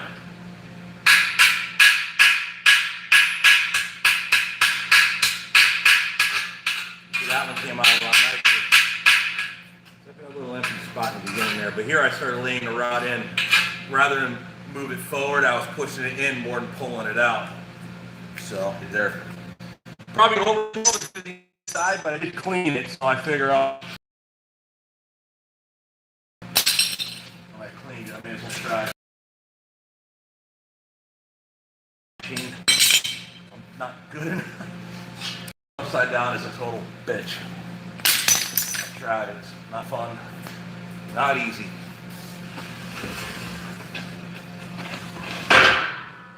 We'll give her a try once.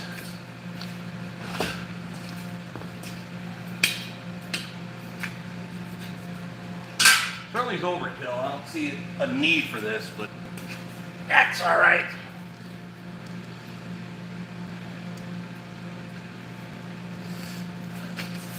You know how to get to Carnegie Hall, don't you? Practice.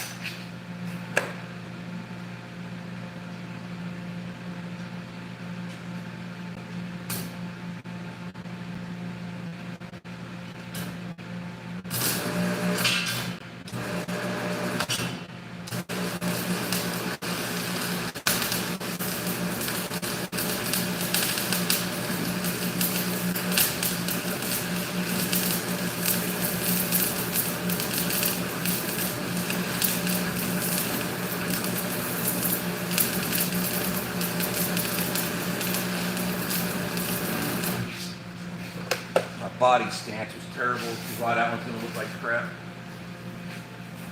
I'm gonna like rest an arm on. There we go.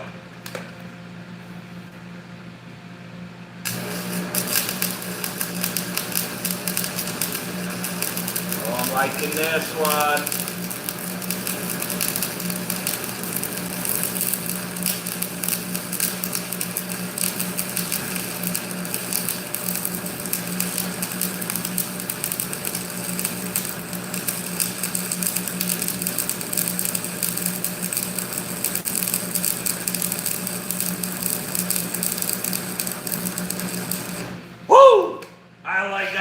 That one laid nice.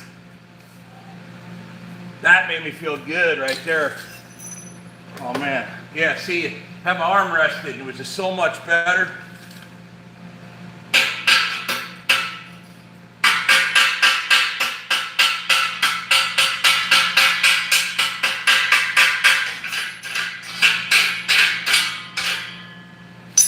Yeah.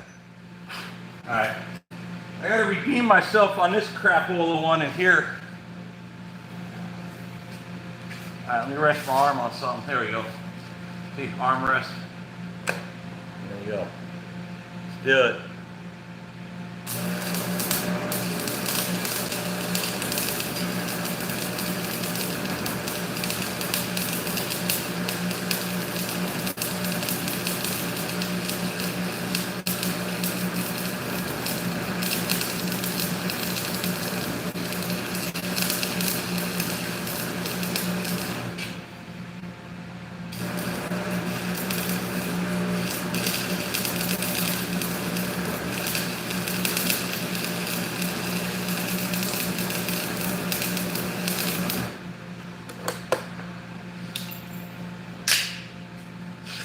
Yeah, bounced around on that one a little bit, but still, it's better than it was. Let's see how it looks once I get this slag off. Not slag, but oh, this one's out of chip. This one here.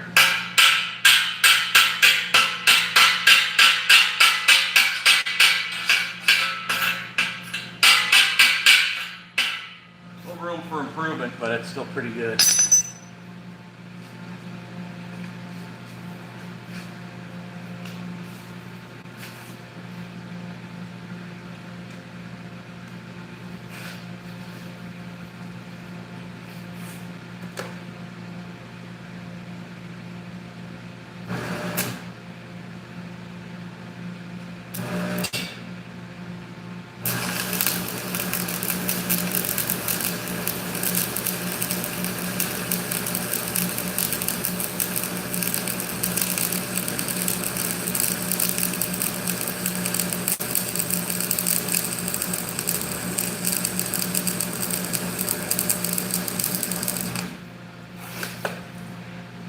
You know what? I asked a question earlier and I forgot to look for the answer.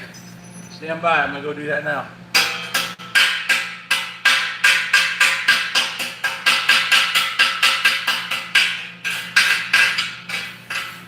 That's much nicer in there. That one I got to wait for it to cool off. Let's see if anybody answered my question about the C's and E's and all that.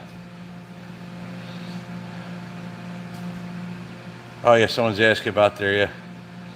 Yeah, Maggie and everybody, Maggie, Dave, and Terry, they were part-timers. So diesel smoke, right? What happened to the shop? Oh, yeah. Yeah, our Spangler, they were part-time. They probably come back. I know, I mean, Dave comes on here every now and again on the what do you call? He comes in on the live every now and again, shoot crap with us.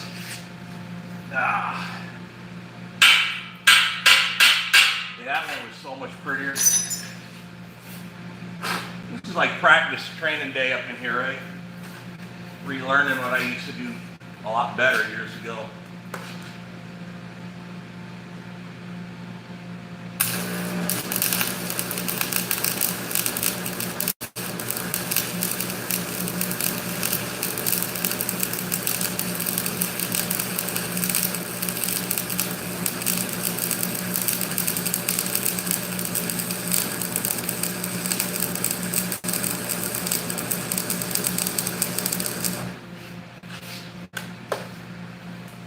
Excellent. Yeah.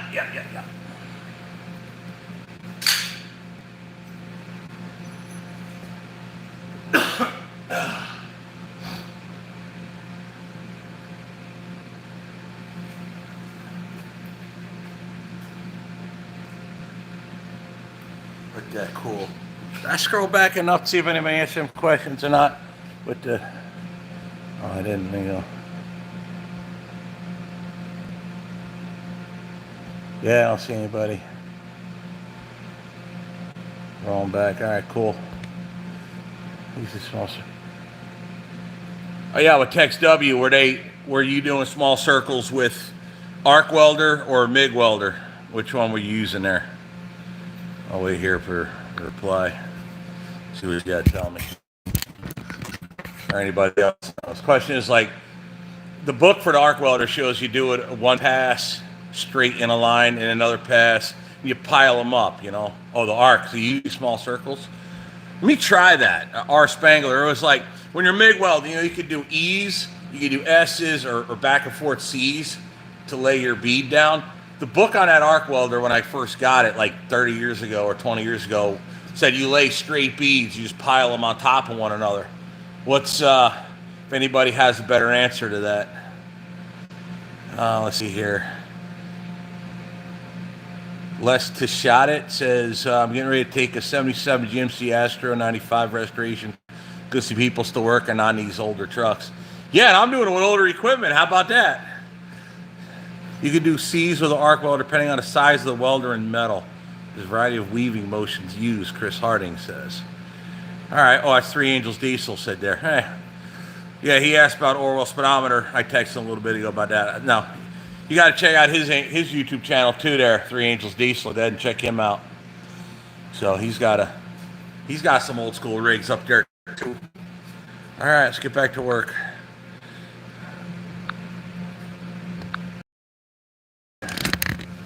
So now I'm done with that nonsense. I do need to put feet on the bottom of this. I was debating on whether I just simply put the flat stock on there, or do I, which I think really it's all I really want to do. I was originally planning on putting a piece of C-channel there. I think that's a little overkill because the strap I'm working is 3-inch. That's 3-inch.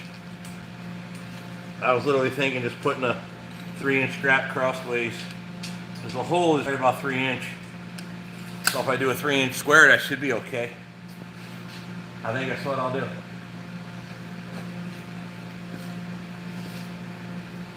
I think that's what I'll do. All right, so let's cut 2 3-inch squares.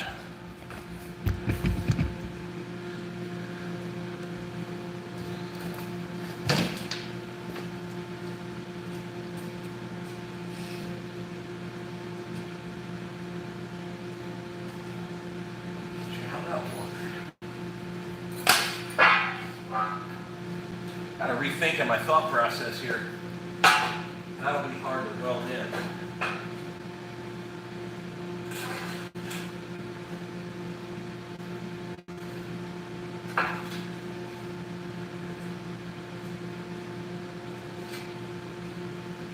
Oh man, I kind of like the look of that though. I don't know if I have enough material. Maybe I do, maybe I don't.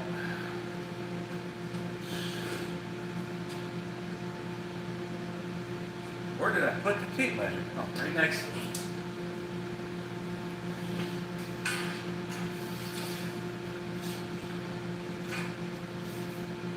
Oh, I don't have enough. Oh, not for that. That's okay. All right. That was an idea. I changed my mind on it. All right.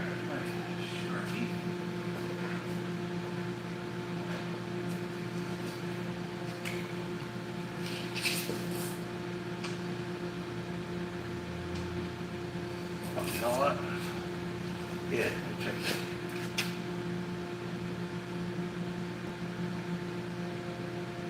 Yeah, we'll do that. 3x5. I'll make sure the wider feet so I can have spots to weld on it. Spread the load out.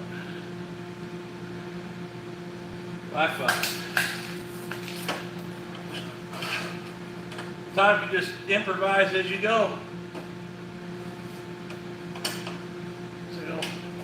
Life's a dance, you learn as you go. Yeah, believe it or not, I do listen to country music every now and again. This shit old stuff.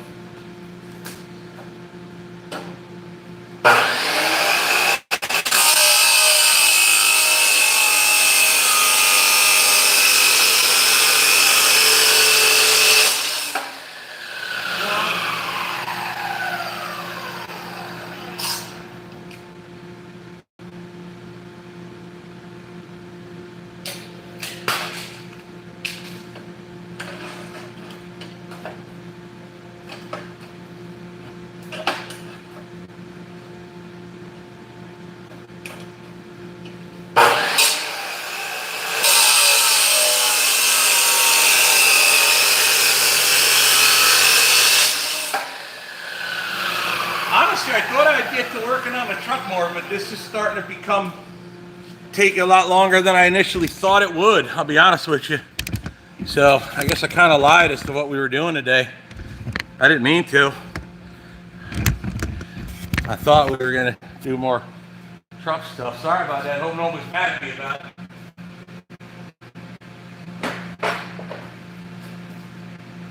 It's amazing how long this crap takes when you're by yourself. I ain't bitching. That's the way it is.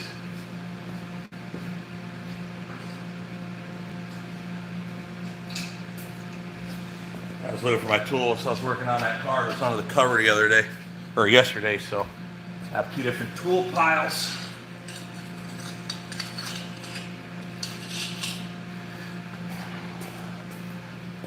I gotta set myself up for some cleanup here.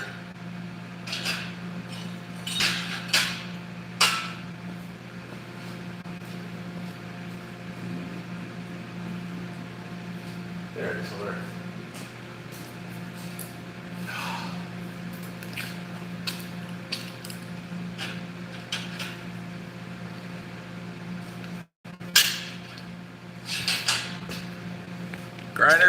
Grinder. Extension cord. Over here.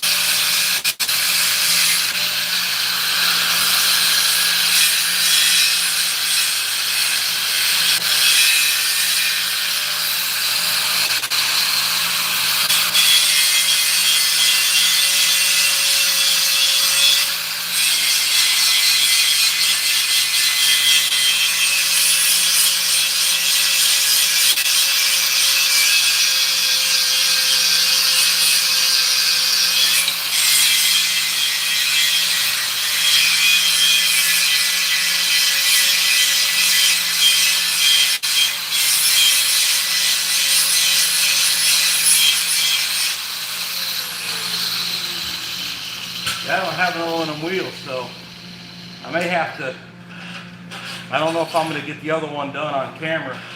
I may have to do the other A-frame off camera.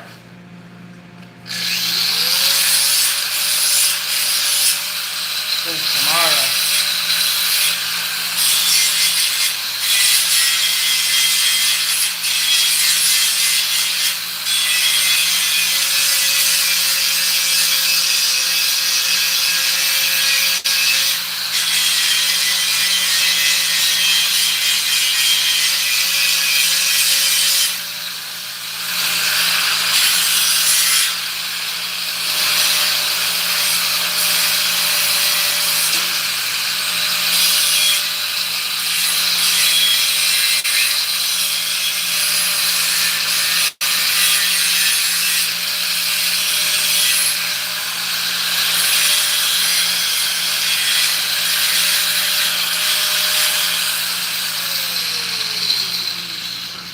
I'll just work till basically when Jen comes home.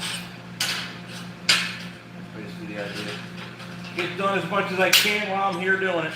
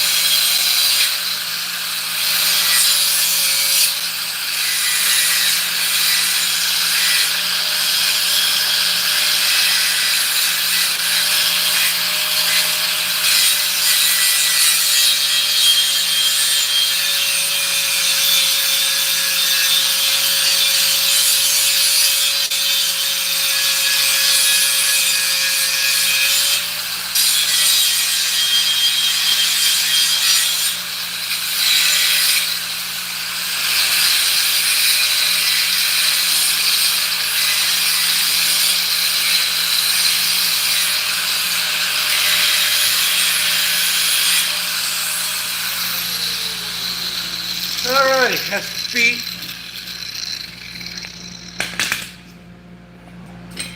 So the idea is just go right like that. So now I gotta hold them on. Somewhere is a magnet down here. Here you go.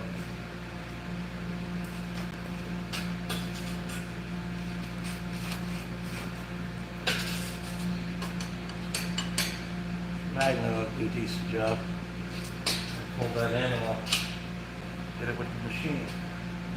Excellent. Yeah, yeah. All right, where the hell is my hood? There it is.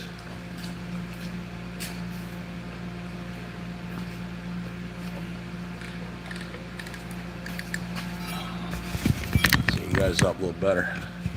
Here, it'll change angles here a little bit. You're probably tired of the same crappy view.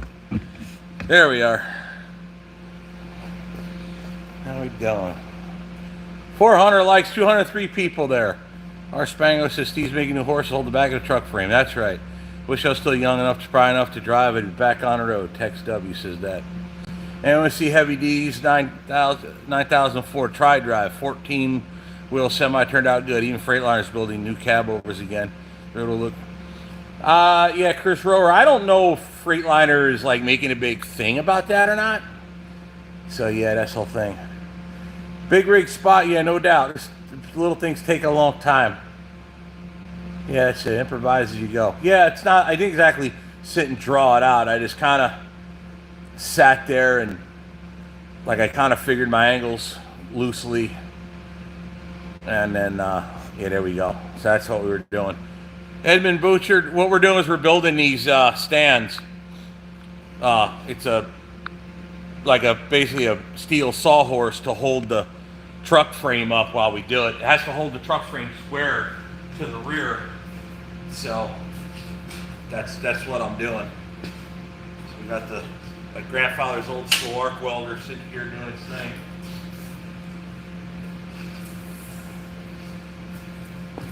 Really old arc welder.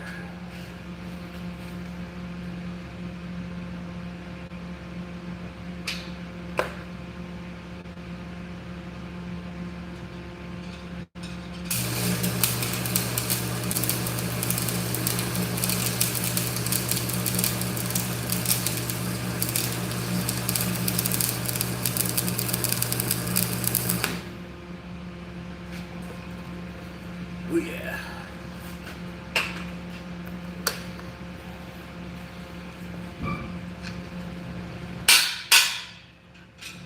Yep, we're good.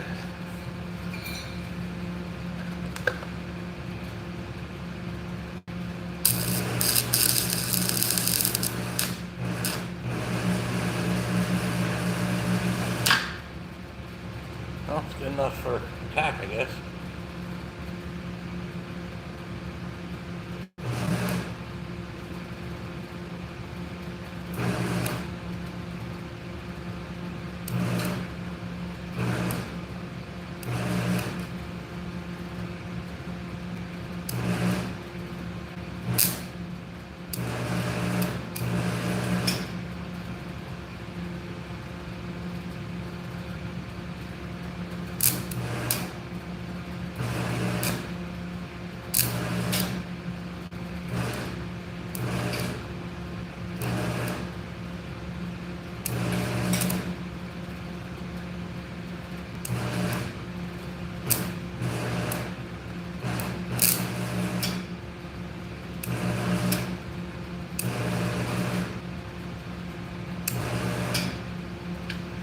Kind of beat up the tip on this sucker.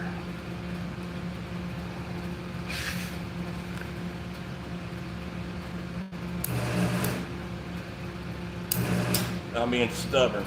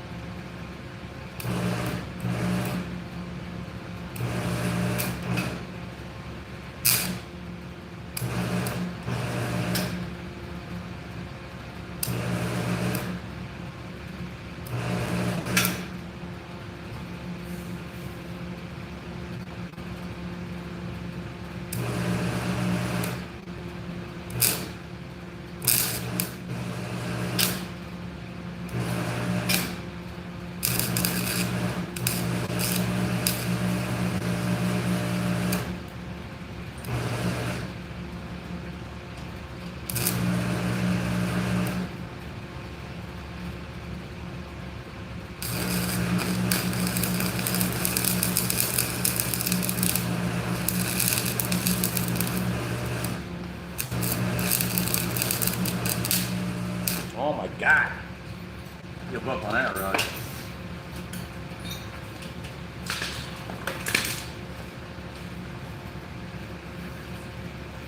Damn thing, we look like a rookie. That's probably because I am. Some of you guys probably laughing your ass off me over here messing with that steel forever and a day. Well, it started going good, then it crapped out.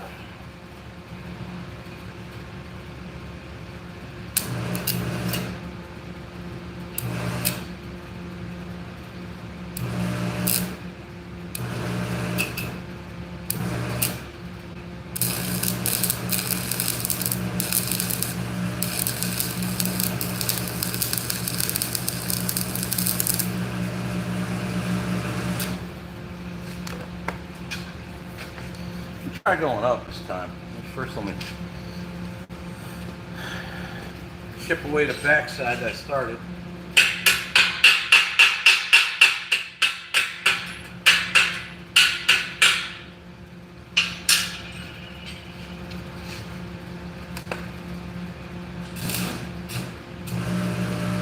I ain't gonna try not to start the arc here, but it went anyway.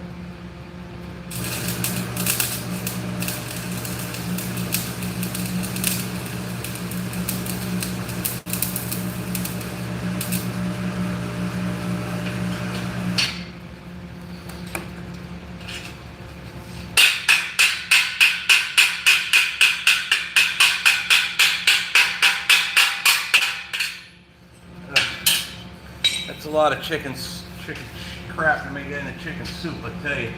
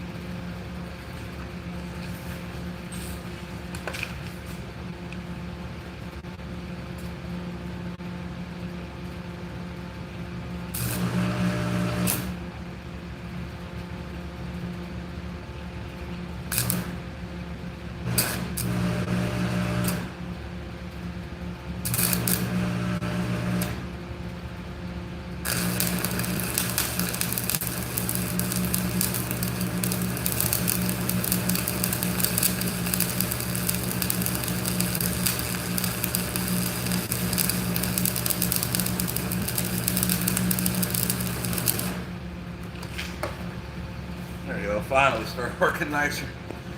I'm starting to think my machine don't like me.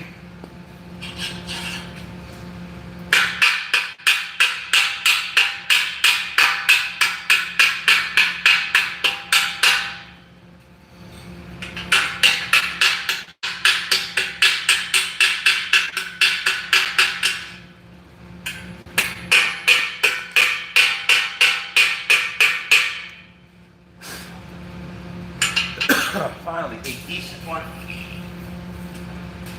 Just wait for it there.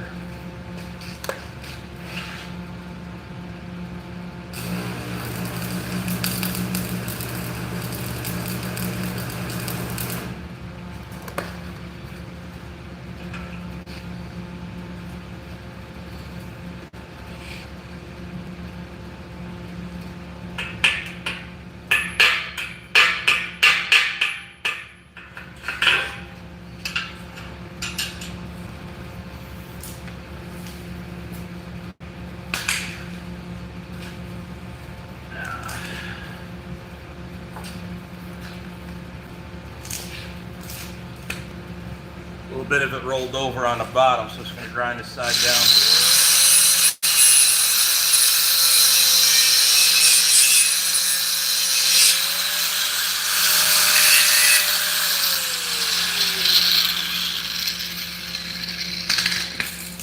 I'll leave it be like that. I ain't ashamed to show my work. Almost critique my work. That's fine. I don't know what I'm doing. I never claimed to be an expert. Never claimed to know it all. Shit, I never claimed to know any of it.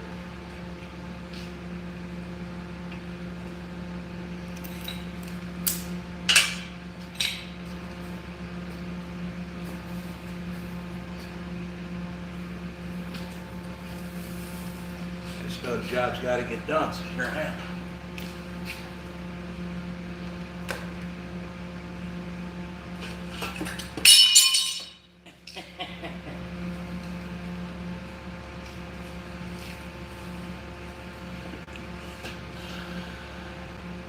Actually, now I think about it, I don't even think I'm in frame. I did that once before on these, didn't I? Yeah, it wasn't all long ago. All right, there we are.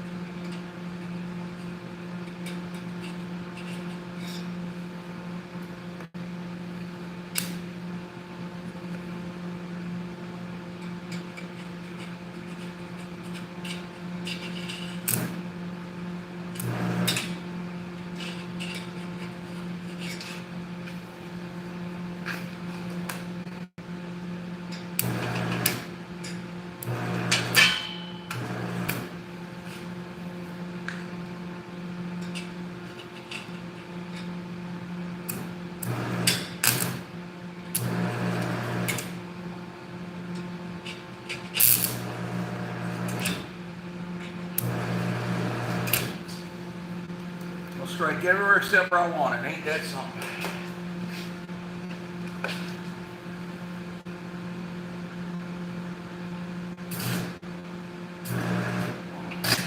Not even trying to weld that.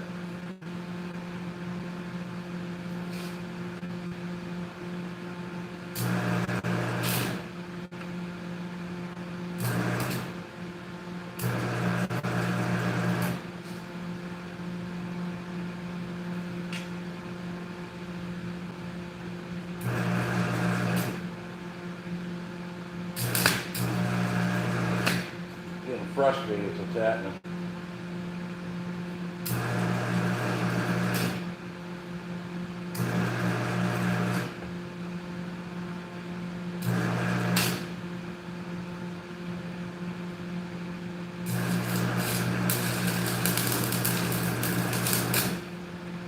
There we go.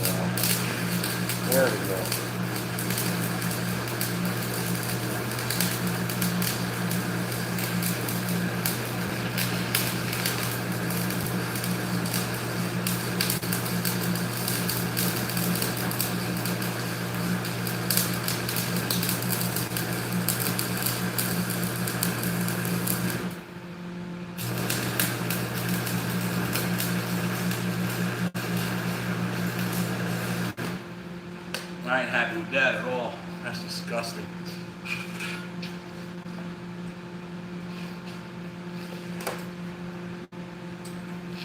It ain't striking an arc with the crap in here.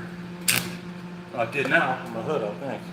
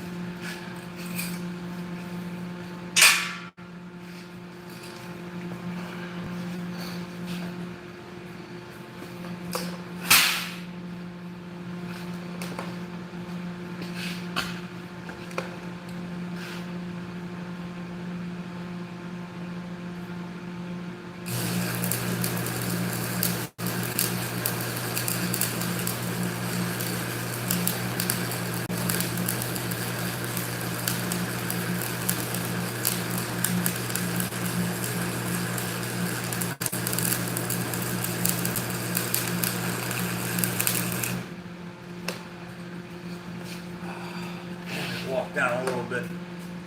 Bitch.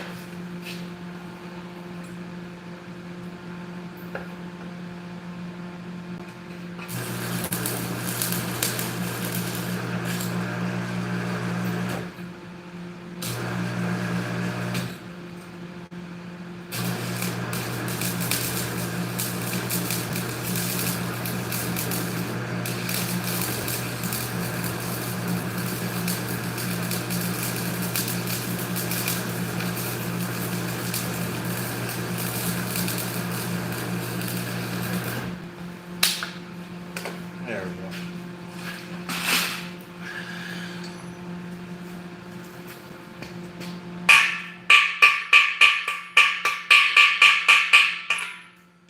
Much better. Got that one weld rolled down here, so I gotta grind it just a little bit. Yeah, I don't know, tired, frustrated, aggravated. Mix everything, ain't helping. Whatever, just gotta work through it, right?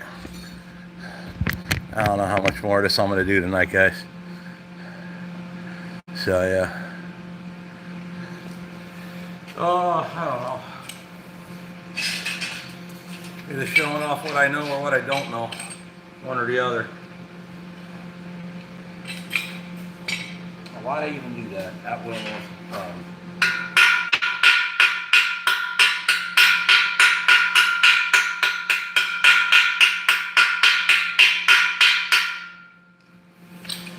This one's. I'm gonna address that one later. I'm not happy with that at all. Looks terrible.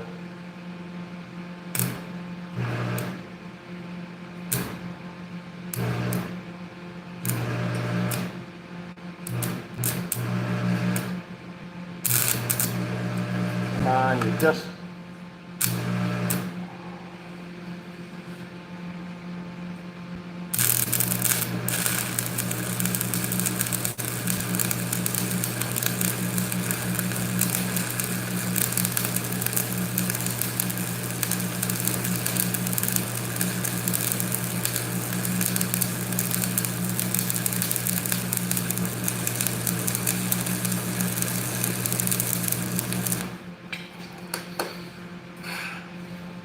There we go. Happy with that one finally.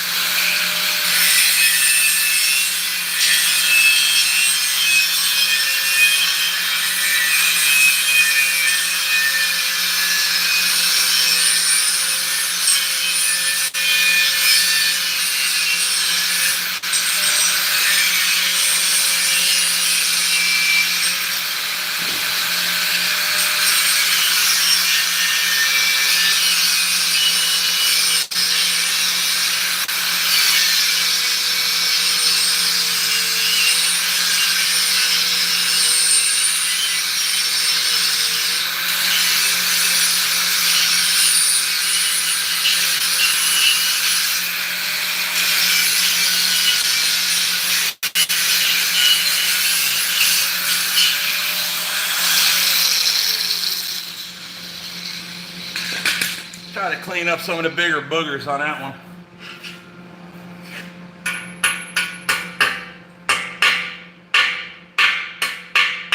Yeah, see? When you calm down, you get a nicer bead down. Just gotta calm down. No, maybe it's me. Could be. It's not impossible. Get some of them.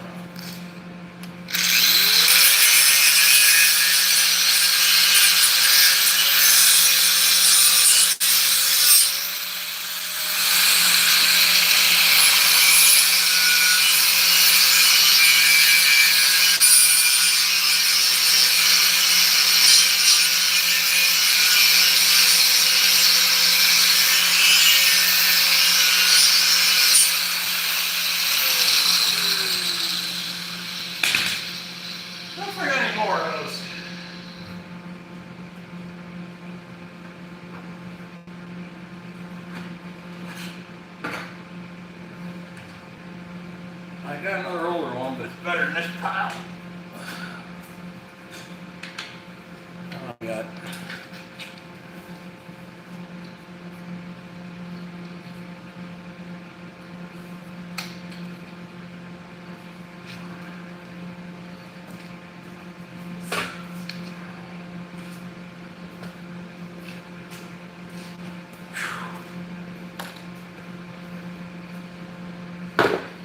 Alrighty, I'm feeling it, I ain't gonna lie.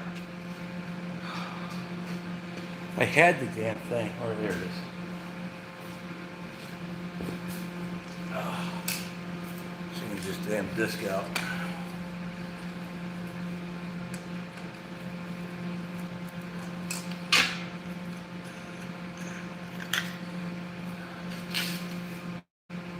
Perfect, right in the garbage.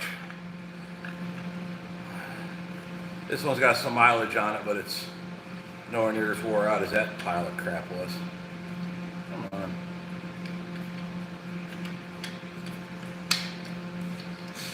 Better. Okay. Yikes. Alright, so now we'll leave that be. Basically, this A-frame is done, basically. So now I gotta put the next A-frame together. So, Let me take a break, talk with you guys for a while. Been busting ass here.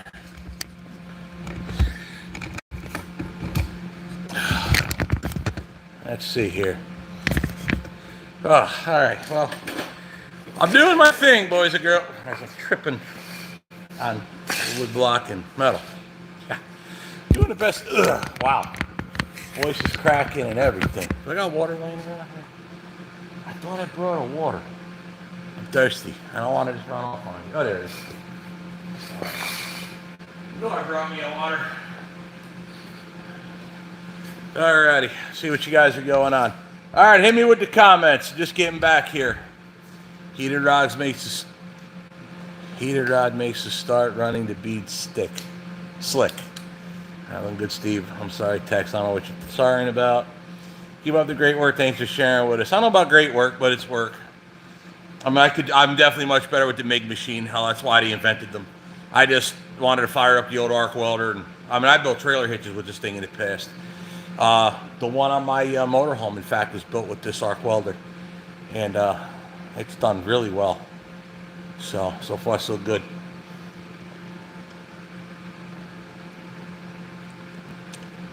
$196 is on here still.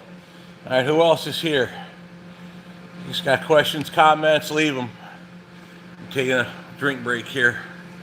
Dave Moss, Heavy D finally finished his Ford Cabover. First glimpse, it looks to be very nice. Everyone's talking about that. I got to watch the video when I get home. I got to check the time. What time is it? It's 10 to 7. All right, Jen gets home at 8, and we'll be cooking steaks tonight. I guess we'll do that. Probably keep working, and I feel bad we didn't get to actually working on the actual truck today. I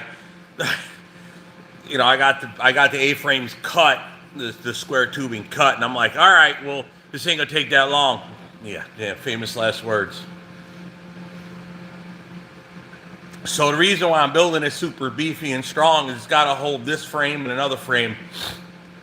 I might build another one just like it also to do the fronts, but this thing without the uprights to hold the frame, I probably should have mentioned that. So the seat channel is going to lay on the top. There's more seat channel going to go upright in a perfect square, and that'll hold the frame rail, because we're changing the thickness of the frame rail, meaning everything on the inside has to be altered or removed. So for a while there'll be no cross member. See the problem? So I have to have this thing to hold the frame perfectly exactly square. So what we're going to do is we're going to assume the other frame is square. We'll check it as best we can. Check it for squareness, and then meaning, frame this way, frame that way.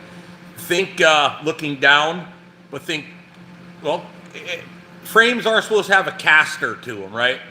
So picture like that. That way or that way, it's got to be perfectly straight. I know the camera angles are screwed up.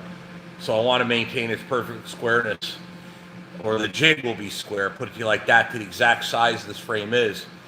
And then the new frame will go in it, and then the cross members will be bolted in with the new frame sitting on this jig. Now, in theory, the front should hold it perfectly square too, but the further back you go, it might warp out with the new rails. You got to bear in mind. So this isn't just to hold this, take it apart. It's to hold it as a frame jig, to hold the new frame square. So when you bolt the cross members down and sink everything down, it's perfect. That's the idea anyway. Then when you're done with that, I can lift it up, put the spring tabs and so on it. Well, I'm calling spring tabs, the mounts for the springs. Everybody calls it the blue mule there, Christopher Steyer. In reality, I seen snippets of the blue mule, and it was a much older truck. So yeah. Chad Smith says hi. Farron Bed Soul says, okay, I'm just back, decided to get another beer. Yeah, I'll be sucking one down later, trust me. I got a pile of Coors Banquet waiting on me.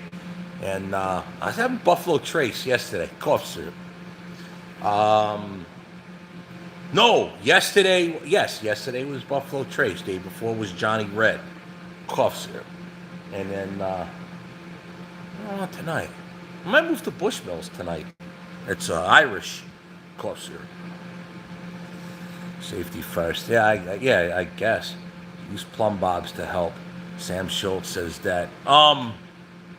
Yeah, that would, yeah, the line perfectly straight. But yeah, the idea is to hold it straight while we bolt the cross members together, because, excuse me, cough syrup, right? We're using 3-piece Peterbilt style cross members, so I want them frame rails held straight with this jig before we sink them down. FS ID Rail Fan says, just curious, how did you learn how to fabricate, weld, etc.? I'll be honest with you, some think I can't. I might not argue with them. Necessity is the mother of all inventions. So the first time I used this arc welder, by the way, I guess I'll tell that story. When I was a kid, this arc welder, my dad always called it an arc welder.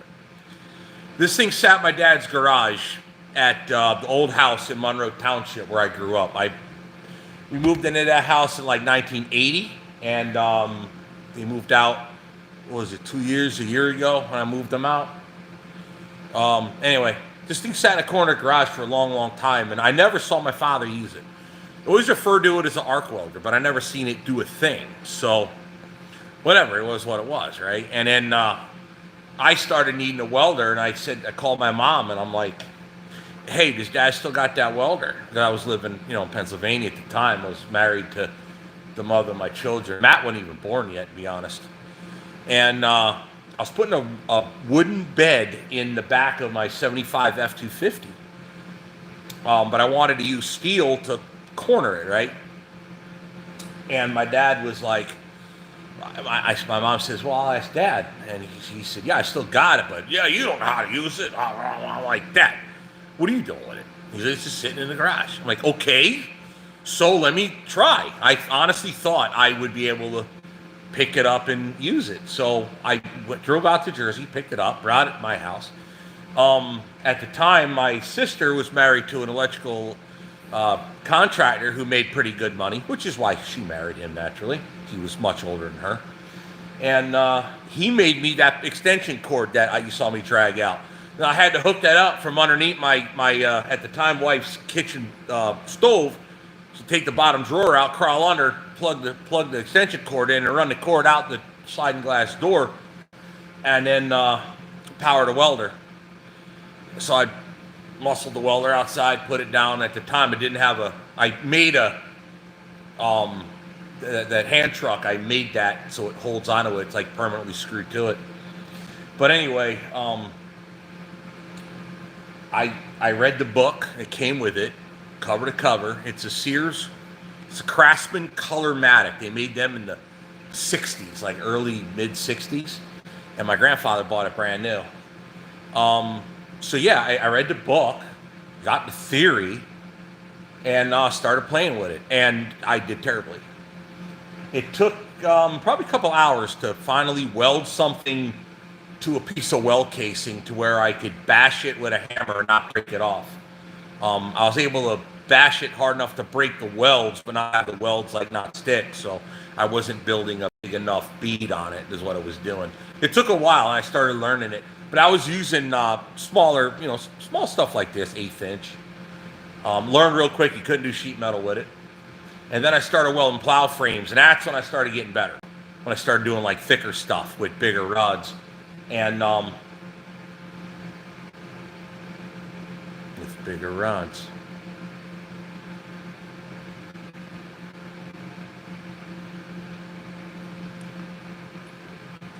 Oops. Let's go check something here. Might not be hurting myself with the wrong setting. Let's go check something. Let's go look at the machine. These rods are, what are these, like 1/8? They're a little more than 1/8, only 3/16 thick. But they're, come on, focus. They're 60, I almost had it. There you go. They're 60-13. Did I not set it right for the right thickness of rod? Mild steel, 60-13. 1/8 is right under the knob here in B. It's a little hot for a B. Well, it doesn't say what thickness rods. It just shows the thickness of the metal. But I'm a little bigger, a little higher than 8. So if anything, I'm a little hot. But it's working good. So, but yeah, that's the old welding machine there. Curious, there it is. So yeah, I welded this together, and it's permanently attached to this. Welded these hooks on there. I did that all those years ago.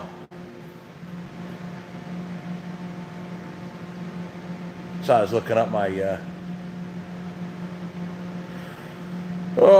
got an email, so that's all right. My landlord emailed me, talking about he emails me a statement every month for the heat bill with this thing, for propane balance. So I gotta know what I got now. All right, cool. So yeah, that's how that played out. So yeah, I was making sure I didn't screw up with the rod thickness. Let me put it back in the holder here. Excellent. All right, cool. So yeah, this is obviously mild steel, running a 6013. Try a 1718 rod. All right, why would I do that? Edmund Burchard says maybe I should turn it up. I could try it. Let me give her a little bit more jazz. I got a buzz box out in the shop and it does the job. Yeah, white line fever. Yeah, that's where the everyone calls a blue mule. But yeah, I'm not trying to do a what do you call tribute truck to a movie. Trying to keep the truck original to what it always was. That's the thing. The old Lincoln buzz box he's talking about. Little beautiful movie, white line fever. Yeah, I know. Three Angels diesel. Mine called his the same when it was an old Lincoln. Oh, Mike Penny was talking about Heavy D. He goes, yeah, Heavy D has access to a lot of resources for those builds. Yeah, he does. He made a lot of money. He does good on YouTube. Hell, he had a TV show. So I don't hold nothing against him. He's a very successful guy. I wish, to be honest, a guy like Heavy D. Remember, I was talking a while back. I did a live. I was talking about why you don't want to be the smartest man in the room. Well, right there's why. I ain't jealous of him. I mean, jealous like hater jealous. I'm jealous like, oh man, I wish I had that. But he's accomplished more than me. So somebody like me would look at a guy like him and look to, okay, what did he do? How did he get there? I mean, that's why I'm grinding it out right here with you guys, trying to use these lives to push the channel to generate, the content, the oohs and ahs and what's going on, what's happening next and all that crap, right? That's what I'm trying to do, to generate the content, basically. Keep things moving, keep you guys motivated and keep me motivated. And it's a business, trying to make money with it, right? So trying to build it. But yeah, it's not a hater jealous, it's a jealous like I wish I could be there, but I have to grind hard to get there. So yeah, he's got access to some of the best stuff, but that's fine. That's how it's supposed to be. He says stronger weld 718. 718 absorbs moisture and does not store well if you open a package without a rod oven. All right, well, you have ground cable that goes to your work. Yeah, obviously I wouldn't weld without one. Yeah, I thought about that. I mean, I just started doing these lives like this. I don't know how much. Listen, I'm going to do a bunch of them. Look at the analytics and see how they're doing. I got to look at the channel performance. If they perform good, then great. If they don't perform good, I'm not going to do these long ones no more. Just trying it up, changing it up, seeing how we're doing. Our vehicle, a can of spray paint, fresh oil, fresh battery, fresh fuel, and a twist of the ignition. That's Lord Winter. Absolutely. I don't know if that's called restoration, but getting it going again. That's the idea, is just keep these machines going. Work your way up, start at the bottom, take pride in what you've accomplished. Absolutely there, Sam Schultz. It's what we're doing. Steve, your live feeds make me miss the good old days. Really enjoy them. That's Tex W. Well, seems like you're on here all day, so that's awesome. I'm glad you appreciate that. Hope the performance of these work for you. That's Mike Penny. Yeah, well, we're going to keep trying. We're going to keep it on. I miss the lives. You can always do the lives on FSC Truck Shop. Yeah, but it won't get the big numbers. So I need to, again, it's a business. It has to draw the numbers. So I'm getting ready to start working on plug the phone back in. Yeah, Truck Shop channel won't draw the big numbers, so I'm not even going to really try that. I haven't uploaded on there in a while. I might in the future. But to be honest, I'm trying to fix the camera here. To be honest, I don't really see it. I think everybody's just gonna have to just work with, stay with what I'm doing now. Just got another thing here. Oh, another. Excuse me. Another email. All right, so now back to where we started with this down here. So we'll make the second A-frame. Actually,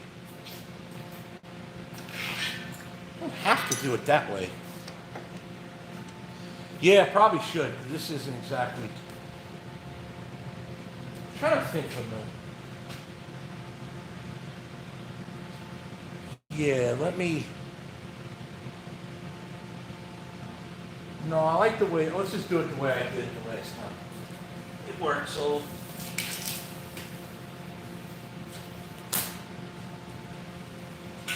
Yeah, because I need the floor to measure it up.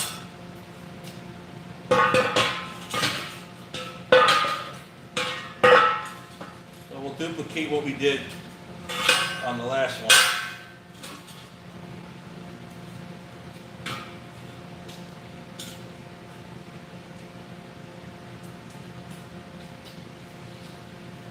So when we started, it was right at 3 feet. So that's what we have to do now. It literally nailed 3 feet on the money.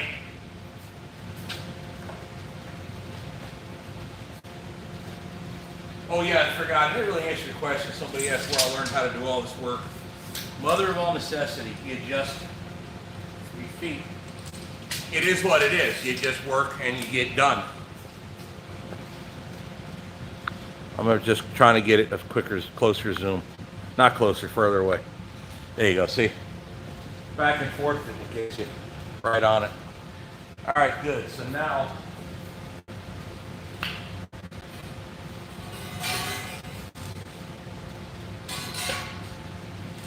that piece will hold it square.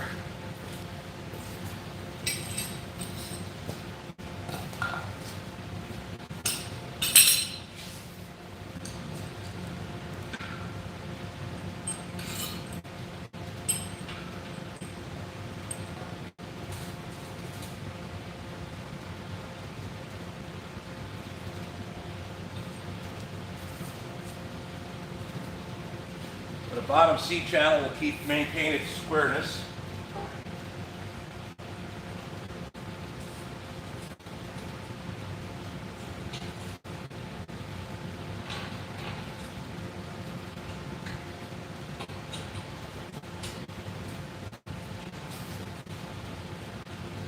I'm actually going to hand cut that with a bandsaw and a chop saw. I don't know, I think I did pretty good on that, to be honest.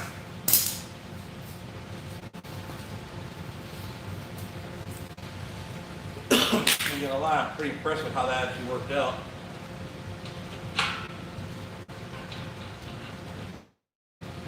Just holds them together, decent fitment.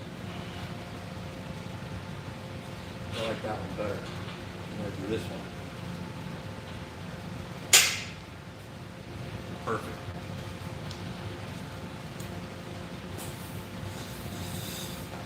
Ground strap on them.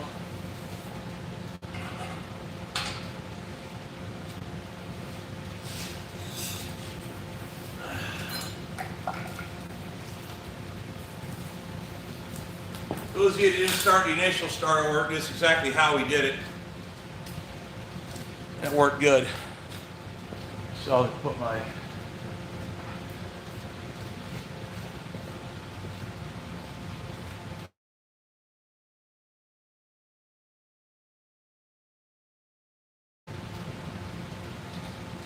helmet.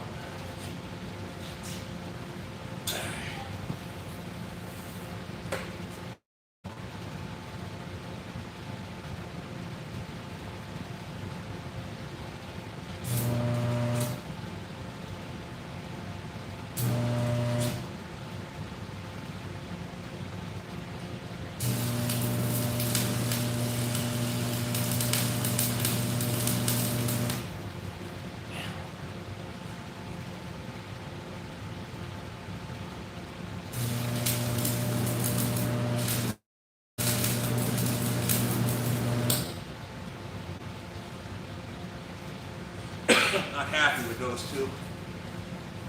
Welding downhill seems to be a trouble with the arc welder. So I like laying it flat on there instead of just tacking it.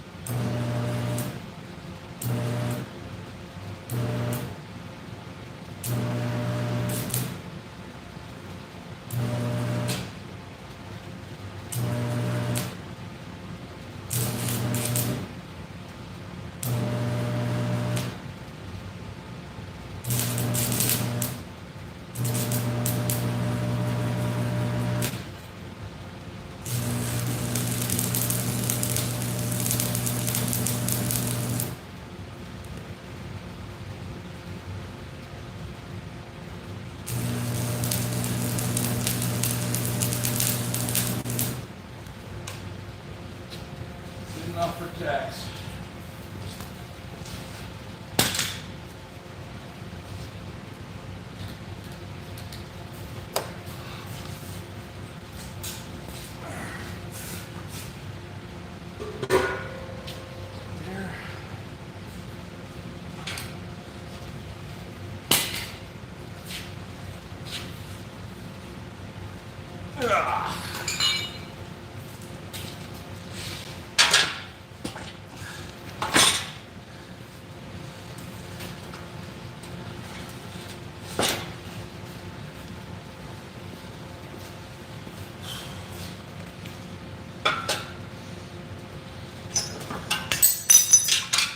Alrighty, let's change angles for you. There we go. Show the show.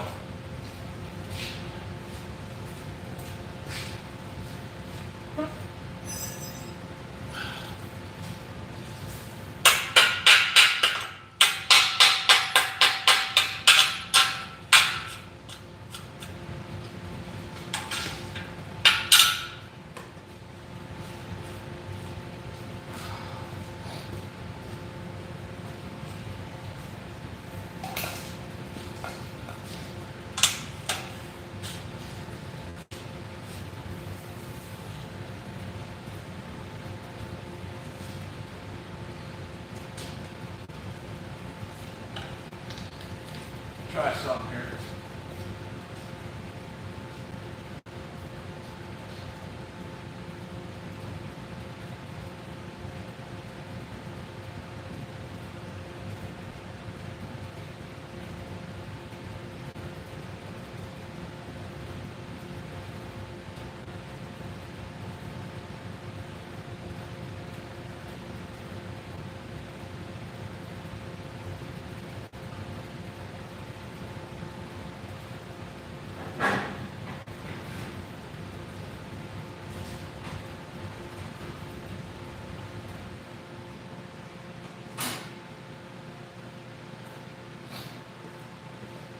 Change the setting on the arc welder. You know what I'm trying to remember? I wonder if that's not the thickness of the rod, not the thickness of the steel. Let's try it.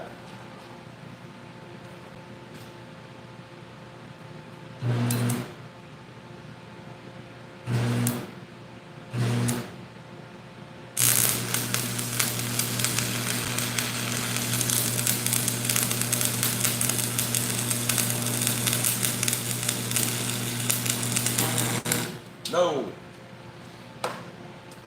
Certainly not. Blew through it. Damn it.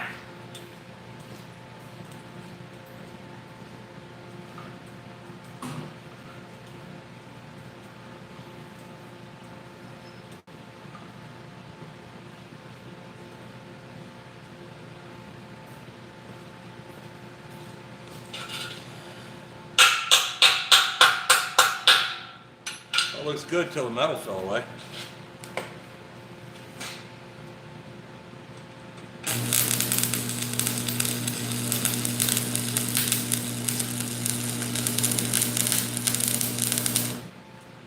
it's hotter than it was. Well, you know what I mean. So let me back this down.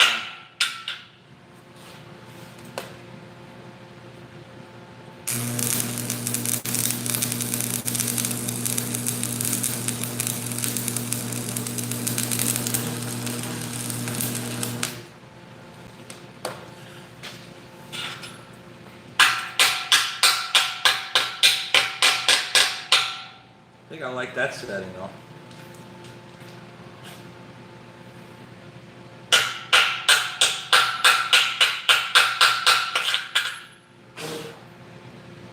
That looks a lot nicer. So now I think I'm gonna fill in the hole.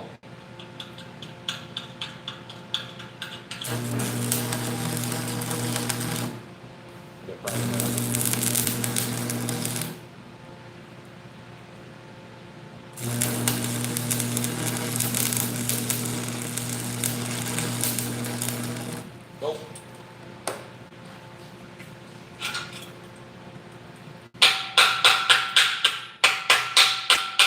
Well, not. This looks like I drilled the hole there rather than meant for it to be there. So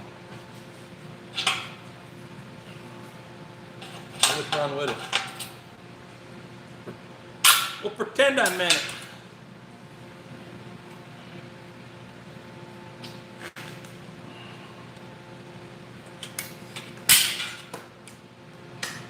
Flip it over now.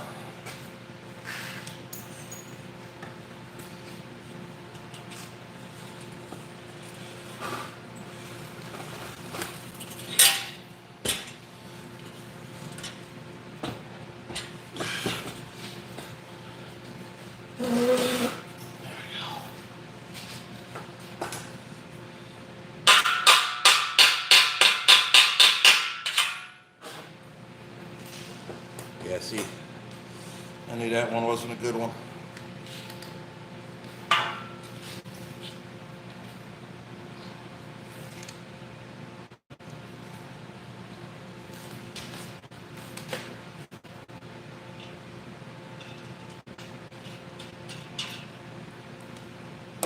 Ground strap.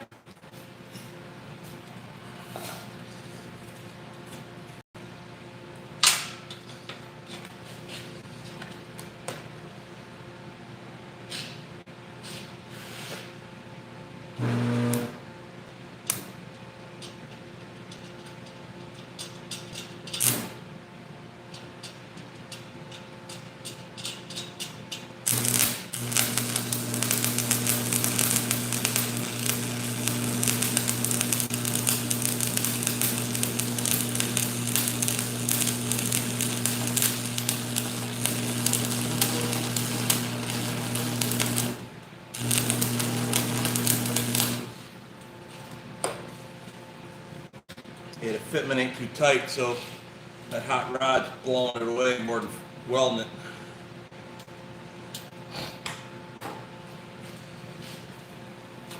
Get the inside of this one on here.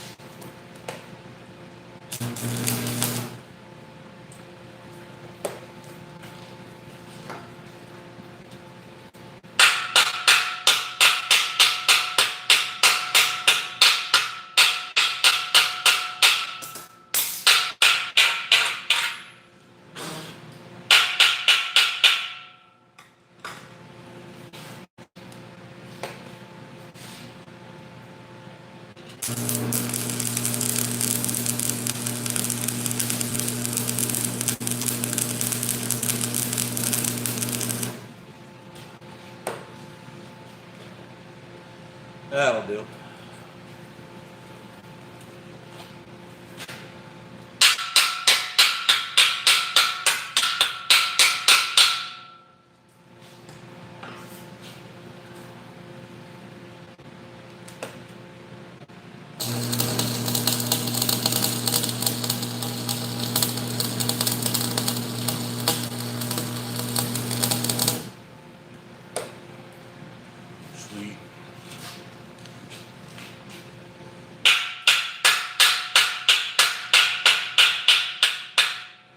Excellent.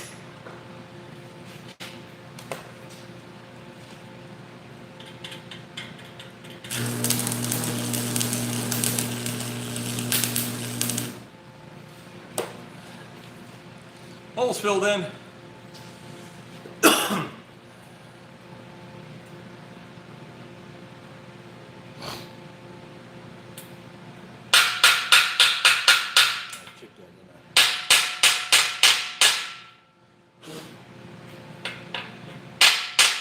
I think the flux fell through.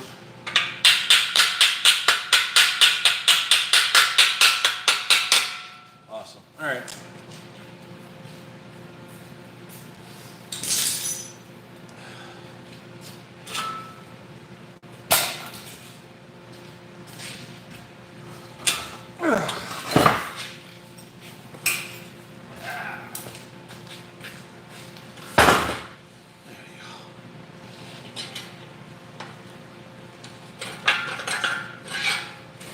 Get rid of these.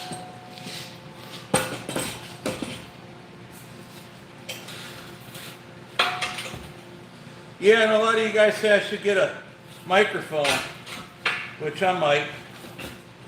Yeah.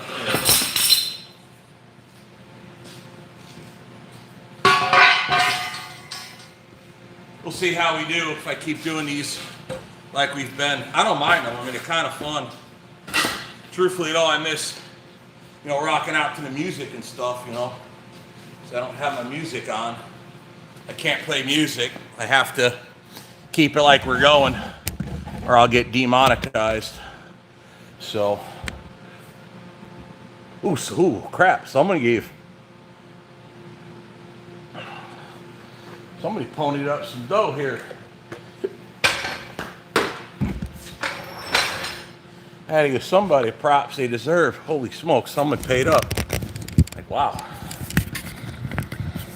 I appreciate that, whoever that was. Let's scroll back. Somebody did something in there. Oh, there it is. Scott Young. Damn it, boy. Kicked up. Well, there's a straight up conversion right there. Kicked up $139.99 Canadian, which is 104 and a quarter. 104.25 US. 139 Canadian. Get those thumbs up, folks, and more likes. Damn it. Appreciate that. Mark White, I got 4 of those 24.5 Pete ovals you're looking for. Mark White, if you're still here, shoot me an email. FestJack Shop, there's the spelling. FestJackShop@gmail.com. I'm certainly looking for more of them. It's about, it was in the neighborhood, what is this? 13 above right now here. So yeah. Wow, yeah, Scott Young. Big baller right there. Nice. Appreciate that, guys. Wow. Scott Young. Big boy. Thank you much. Woohoo. Steve, you seem to have a bad delay in the audio. That's typical of long lives. Maggie is a part-time helper when she comes here to help. She got a full-time job, and I haven't had any part-timers here in a while. I just haven't really been in here pushing. Honestly, I've just been doing more trucking and working. Now I've been doing more working than trucking. Freight's a little slow. So yeah, there we go. Chad was in the house. Chad Keegan, where you at? You can check out his Chad Keegan YouTube channel. There he is.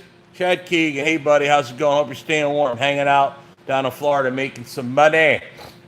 Got to check out Chad Keegan's YouTube channel. He's got an 83 K100. He runs that puppy regular. And he goes to the beach with it. So yeah, good man he is. Good man he is. Hopefully I'll see him down in Max. We got good stuff coming with that. With the truck show down in Max. I'll be going for sure. I ain't showing the truck. I'm just going there, hanging out with friends and people I know. Make new friends. That's what it's all about. All right, chopped another piece of steel, 36 inches. We'll clean it up. Cut too much off there. So that's almost 36. We'll cut a little bit off of you there.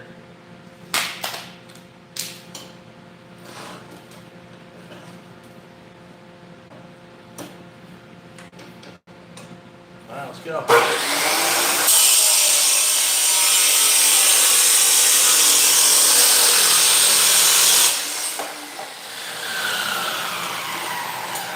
This one should go a lot quicker since I pretty much already know what I'm doing. Should take a little bit faster to do. And hopefully you guys can at least see the final product without the uprights. I'm not going to put them yet.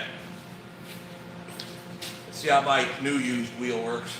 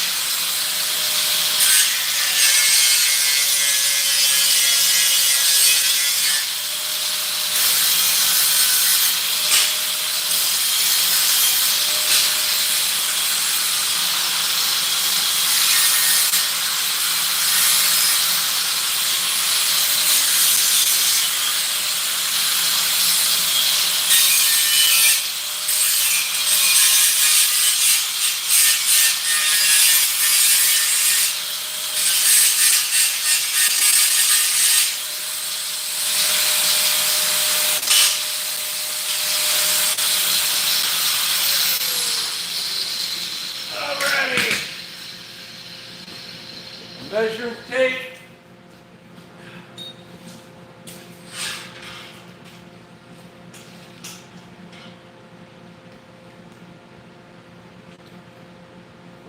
Up. 4 inches up. The reason I want it low is if it tries to spread, it has less force here as it does up here. I was kind of thinking about using it higher just to try to get like forklift tips underneath it if I had to, but you can still stick forks under here, so that's fine too. That's good like that. Excellent. Clamp down.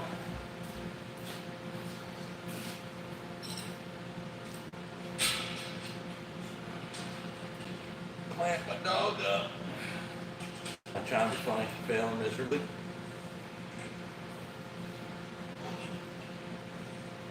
Come on. Come on. All right, I'm tired. Back ain't happening either. That's okay, we're working. There we are.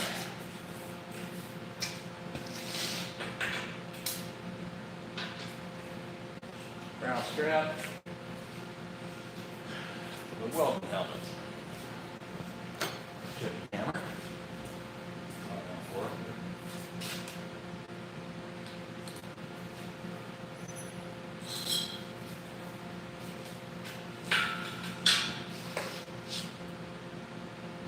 Welding.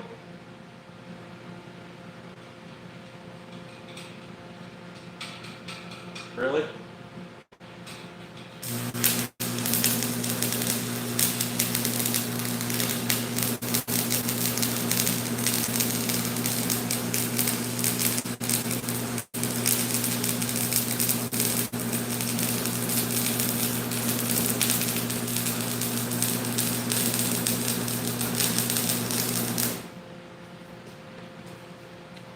I like them apples. Wow, that worked out nice on that one.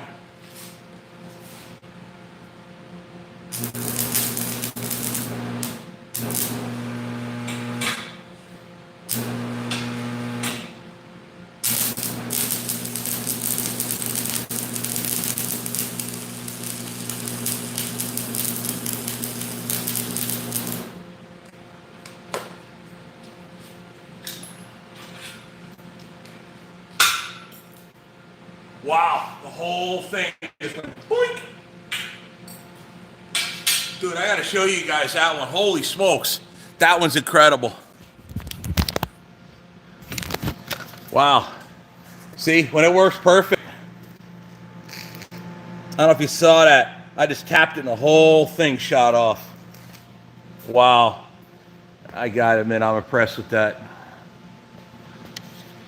Three Angels Diesel, you're out of here? I hear you, brother. I wouldn't want to watch me for hours and hours either. I know I do. I have to edit myself. Yeah, that's called a joke, boys and girls. Yeah, it did look good. I like that. Yeah, 200-pound gorilla. Exactly right. I can't keep on the road. I can't keep the lettering off, but I keep the same color scheme on the truck. So that's how that works. Truck and trailer.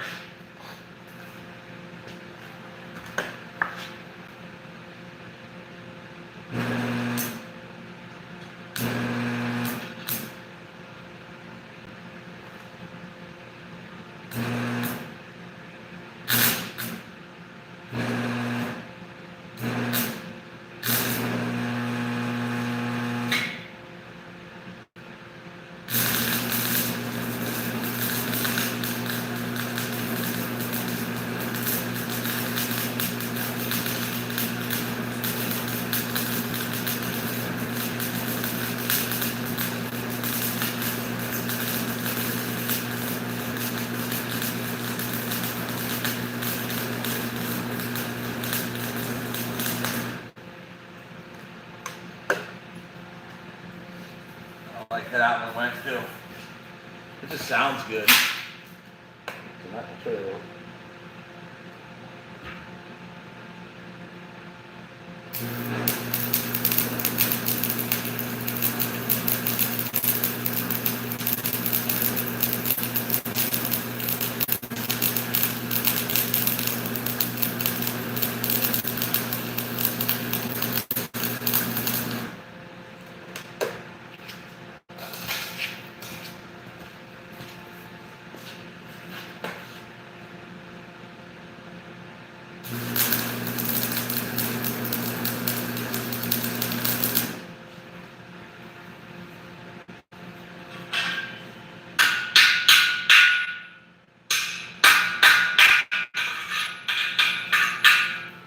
Yeah, it's a little much nicer. I turn the heat up.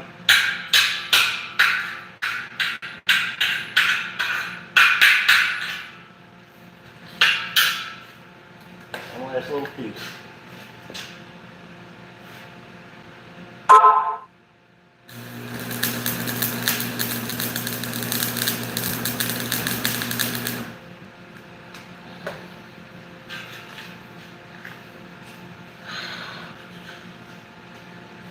flip her over and do the other side.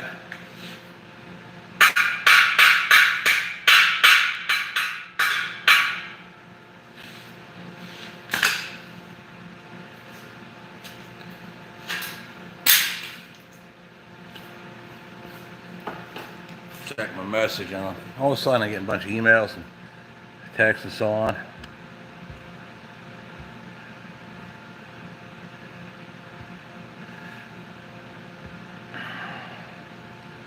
I hate that. Get bothered with stupid crap on the phone. Should have checked the damn time.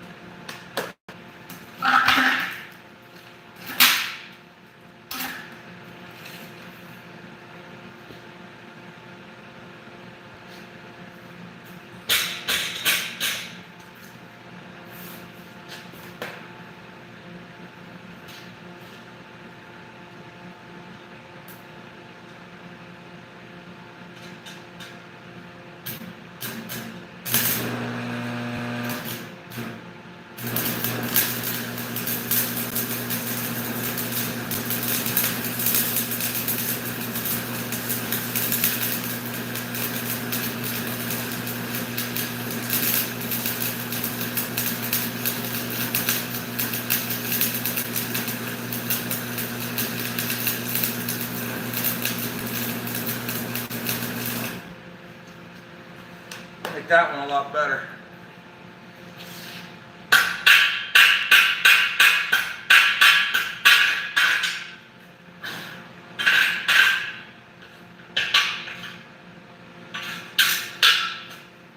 Maybe this one a little bit better.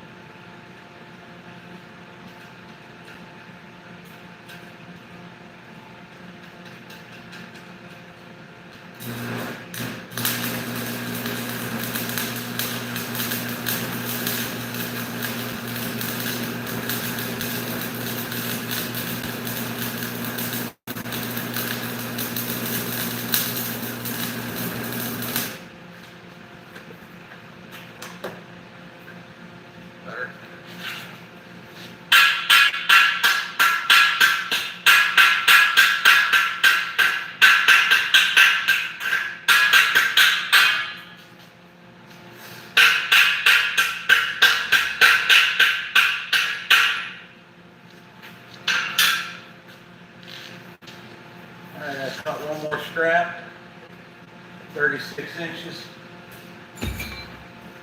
I don't have one already cut, so I gotta cut one now. So we'll go ahead and get started on that.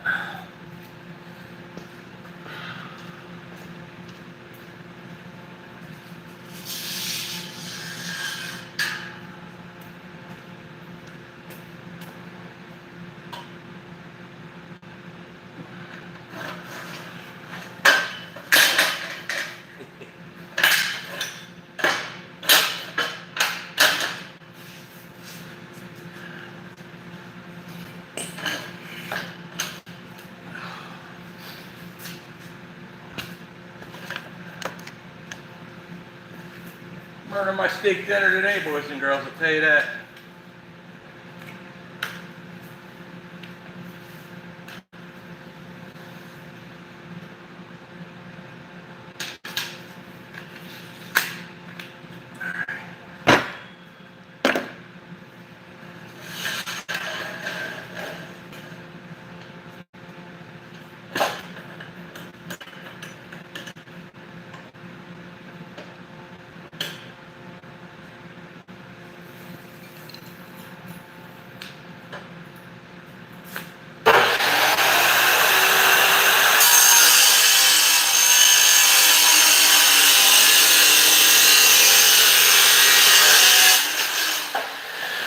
Alrighty. Yeah. Woohoo. Good deal.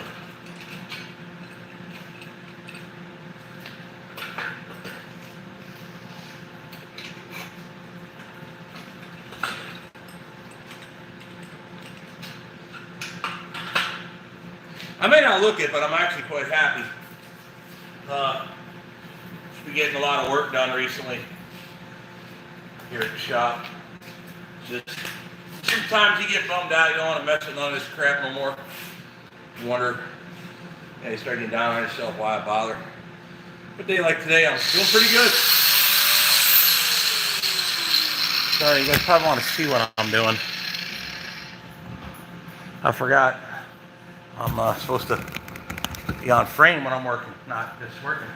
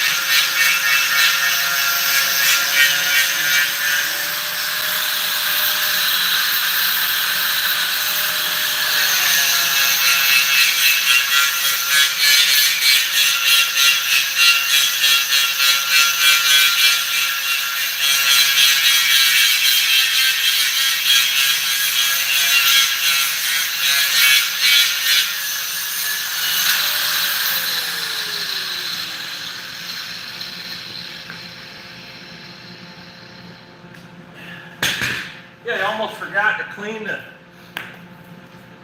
What do you call flat spots of the E-frame? Measure them out.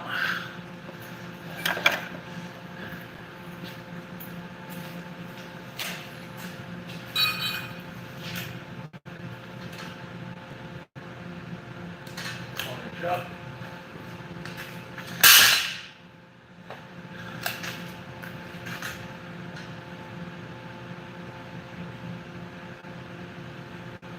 Orange up.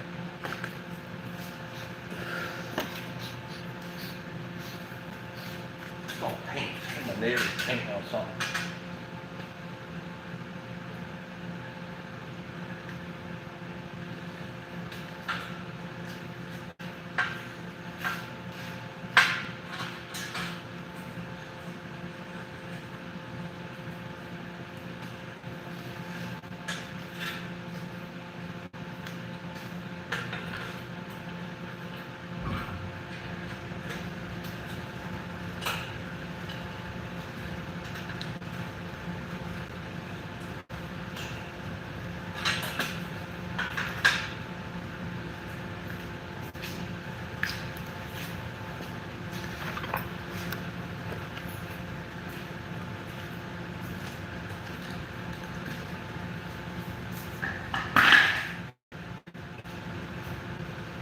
Wow, we're on.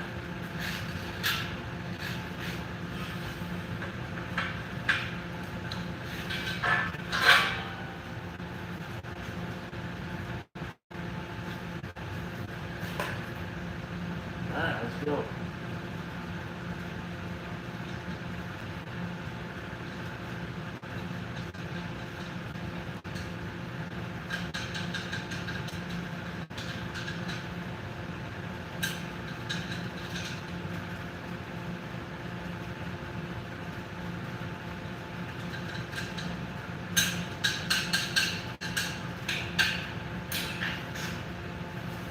I can see you trying.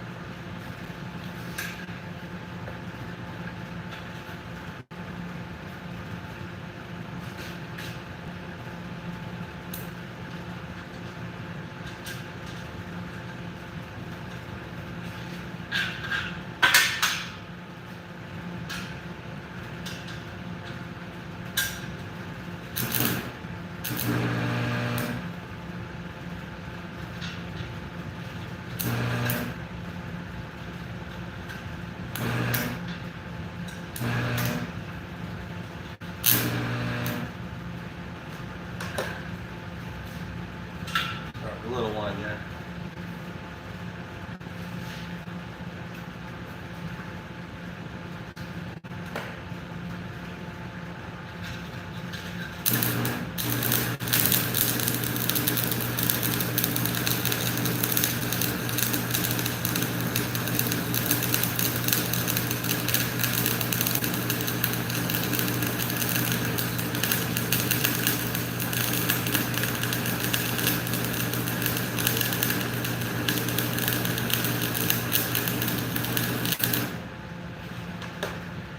I don't know why that happened. That was weird.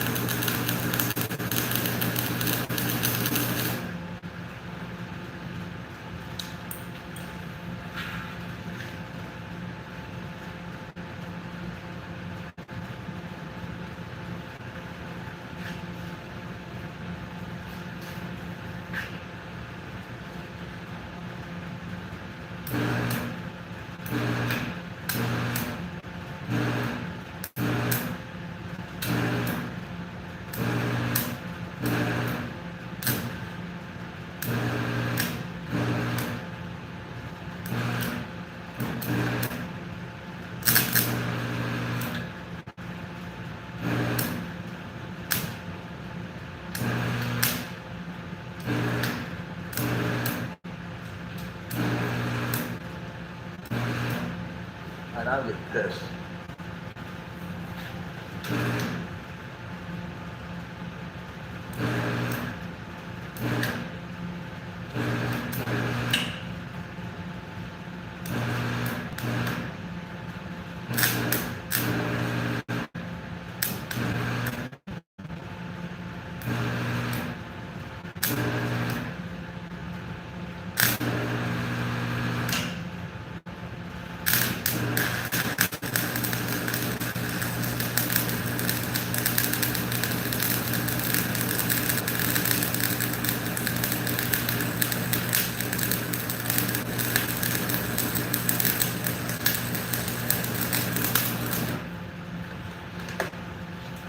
God, it's aggravating when it does that.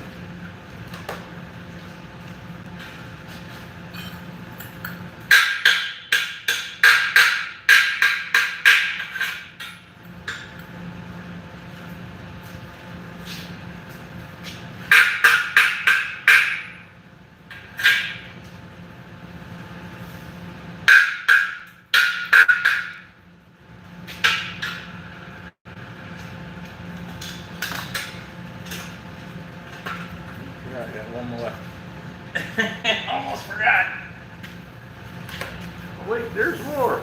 Let's throw me this.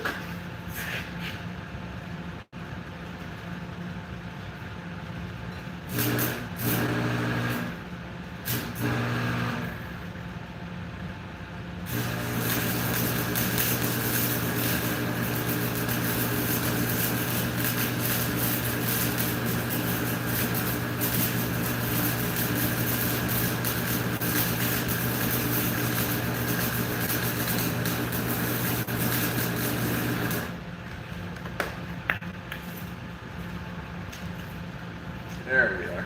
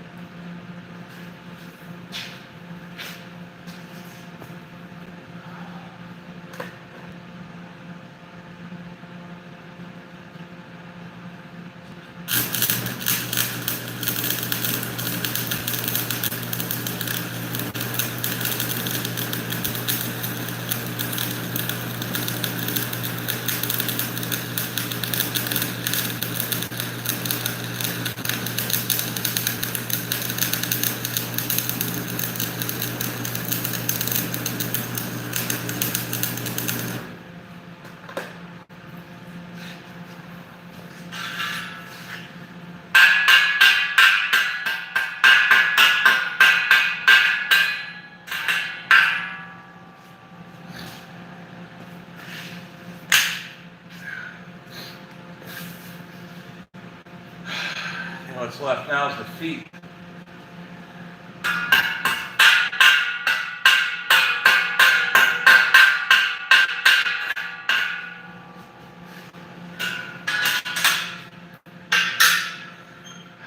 Five-inch pieces.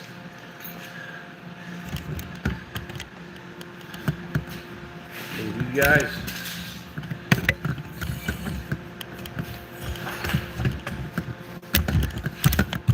There we go.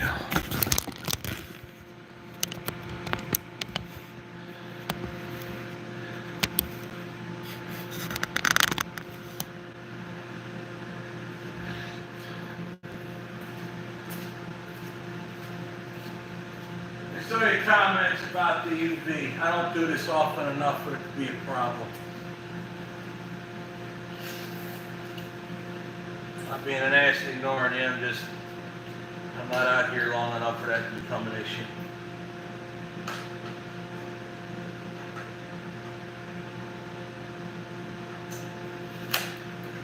Can't tell I'm running out of gas. A little tired. Stay. Back's hurting a little. Want to get this damn thing done.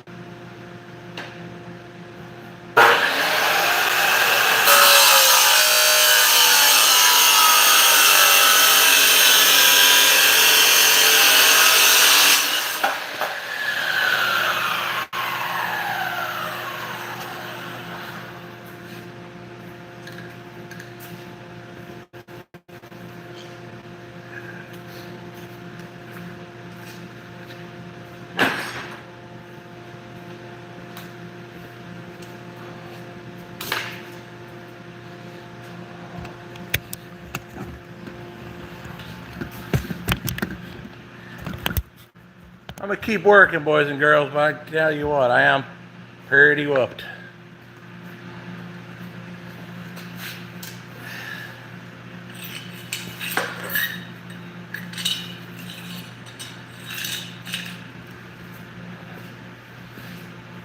But press on we will.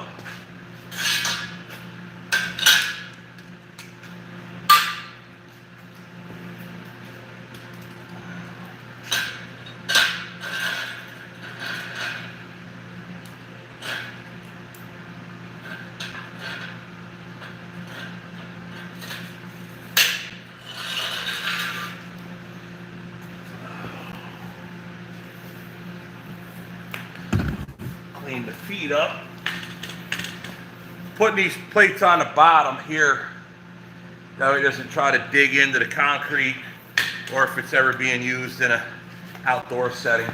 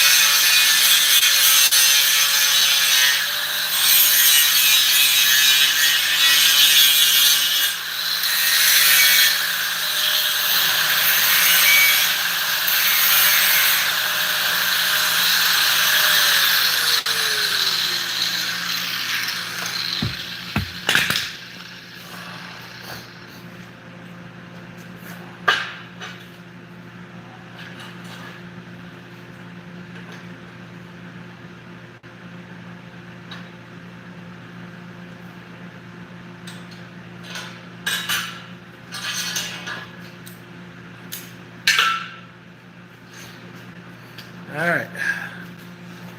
I'll weld the feet on.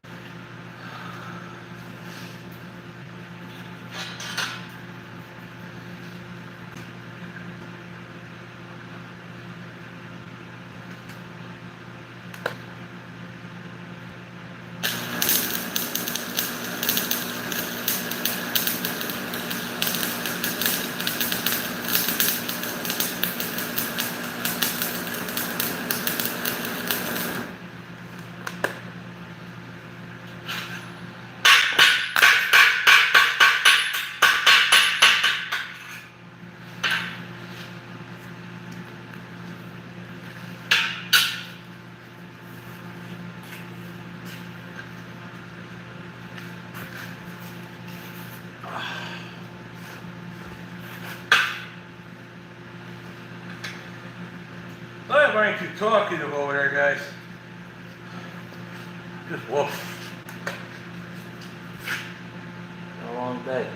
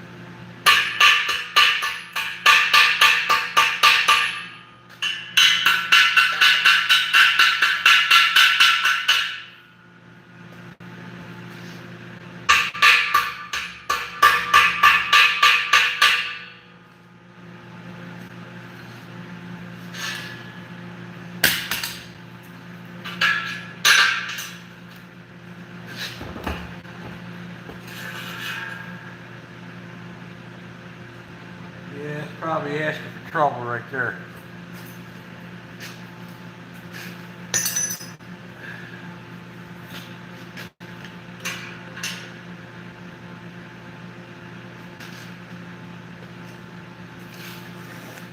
And we'll try it.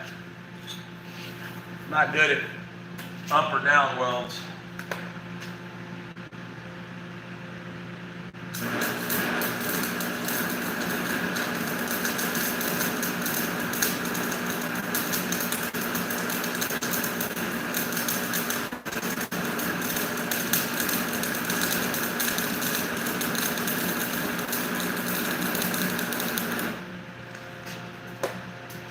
That was a lot cooler.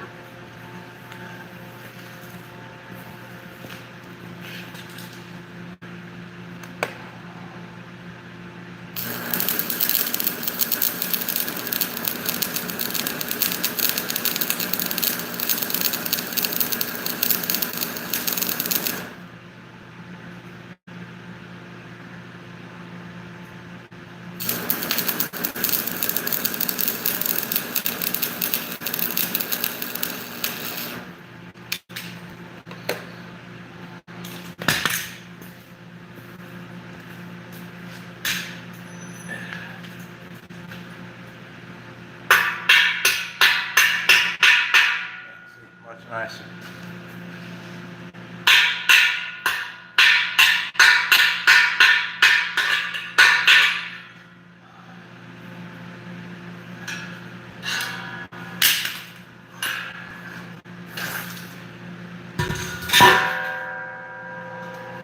Yeah. We're almost to the finished product, boys and girls, so we're gonna push on. In a final stretch here. I ain't quitting now, because so close to the damn finish line here. So yeah, why would I stop now? Let's keep going. 159 of you still here.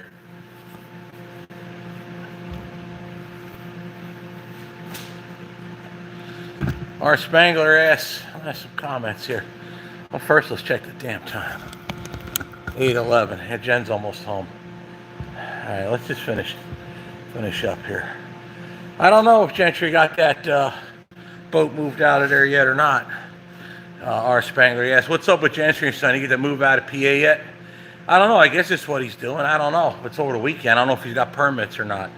So, and again, his wife's ready to have a baby. So, haven't heard from him in a little bit. So it's possible. Yeah. What's out of the doghouse tonight? What? No, I ain't no doghouse. Please, that don't happen. No. That's my place. I live there. Ain't nobody putting me out of my own crib. Maybe some of you. I'm not trying to be like that kind of guy, but maybe some guys out there that are like, yeah, you know, no. I live there. But no, Jen's getting home from work 8:15. I'm working, so when I'm done working, I'll come home. I'll make my steaks. That's how that goes. So I'm not trying to be an ass about it. I love Jen to death. Doghouse. Minty. Oh, that's Minty, man. Come on, Minty, man. Bulk up. You can't have that. Can't people tell you can't be in your own crib? I'll teach you to weld. Oh, there he is. I was wondering where he's been. I guess Tim's on. Yeah, Tim, I'm not running the MIG welder. I'm running old school arc welder, the old stick welder deal. So there we go.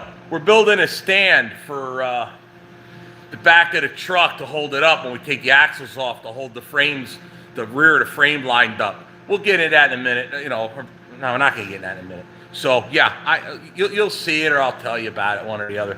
But yeah, we're certainly doing. All right, well, there you go, the man, the myth, the legend. There he is, Tim Gentry. He's on there, guys. So, Tim, we're gonna finish this. You know what? He's probably getting ready to drop his video. So what we're gonna do? Let's hammer this job done, and then call it a night. Go home, eat steak dinner.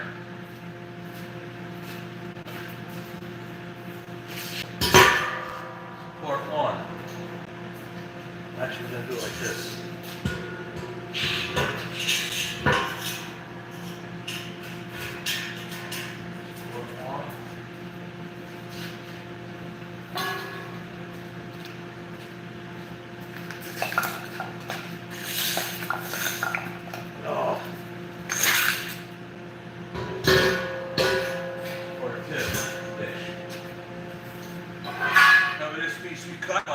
long ago.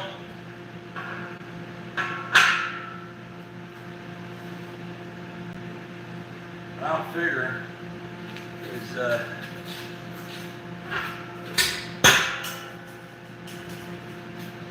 about a ½ inch each side.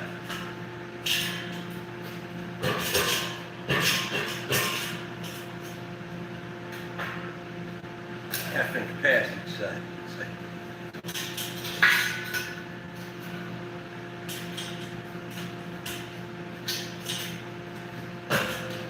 That's the idea. Alright, so now I don't have a piece that big.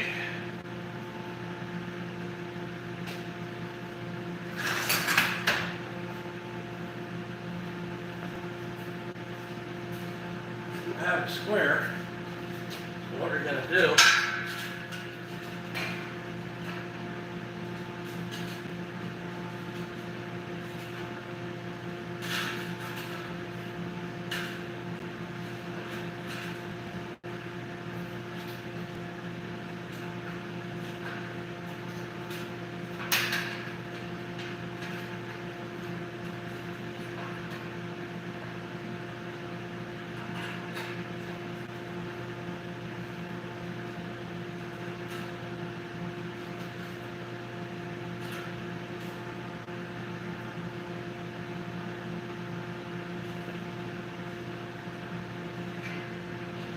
I think this one's actually yanking it over, so.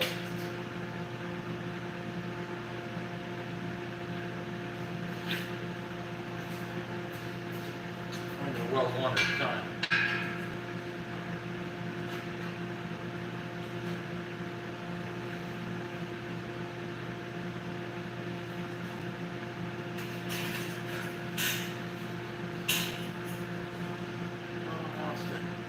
That way. All right, so.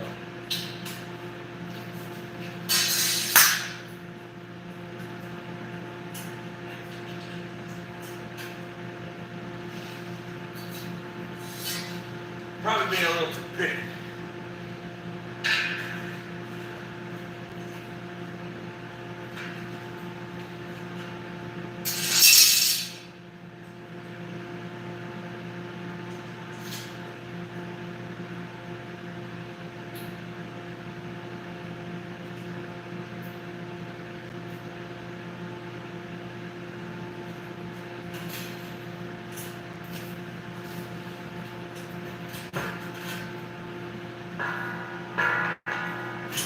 I think gas is going on.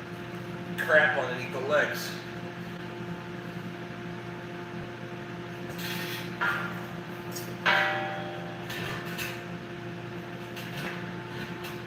The floor is certainly not square, so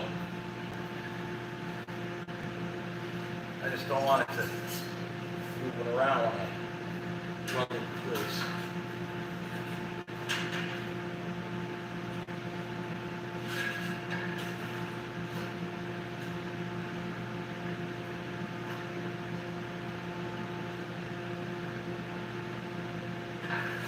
Trying to find where, that's where it likes to stay, right there. But I have to push it over, so. Okay. Now I know what I need to do.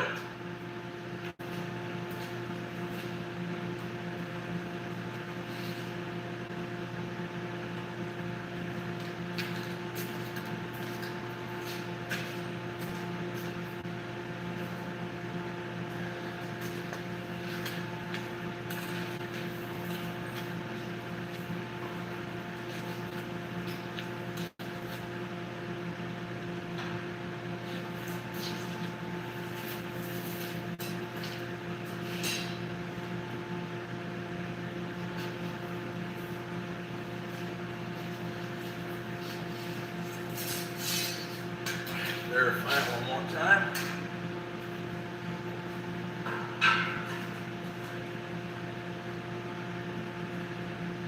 Right there. That's where it wants. Right there.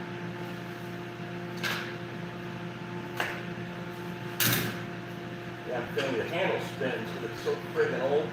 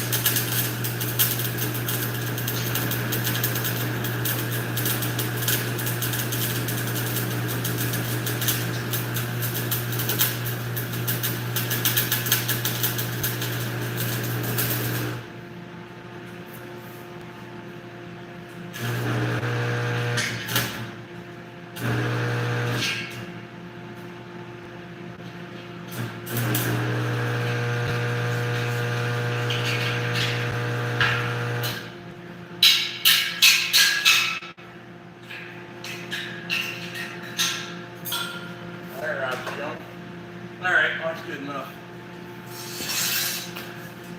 So if I didn't get that inside piece done like I want it.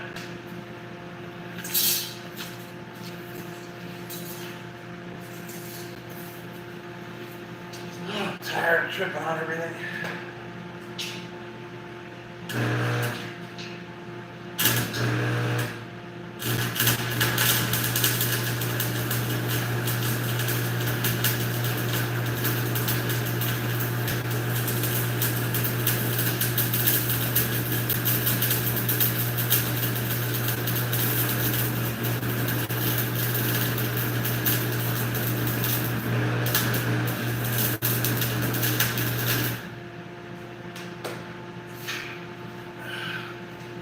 Oh yeah, good and hot. All right, that's pretty much done on the inside. I want to flip it upside down and do the other side. So now, I just got to square this side up.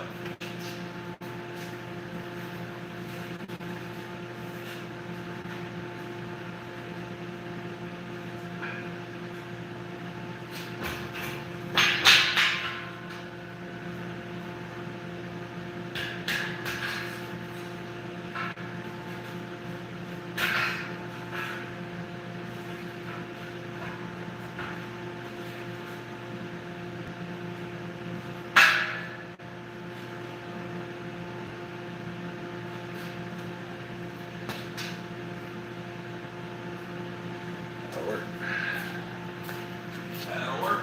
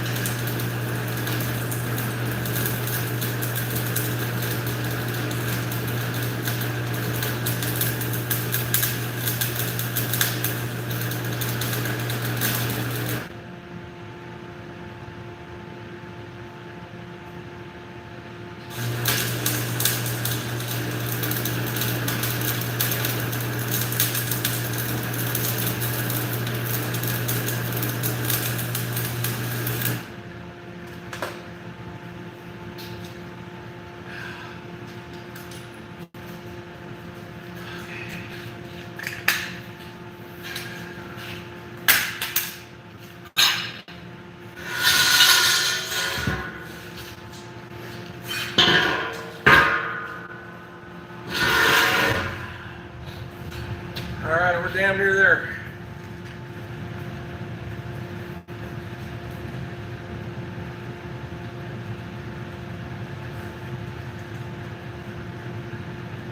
Found my chip and hammer.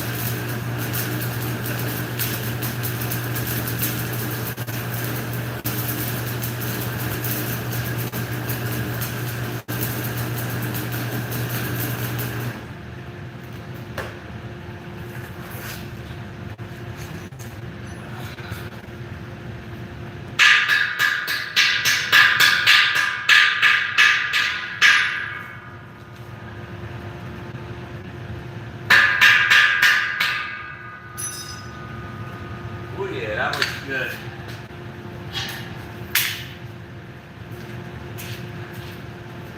Alright, I'm gonna do the last two on the horses because I'm tired of being on the damn knees. That crap hurts.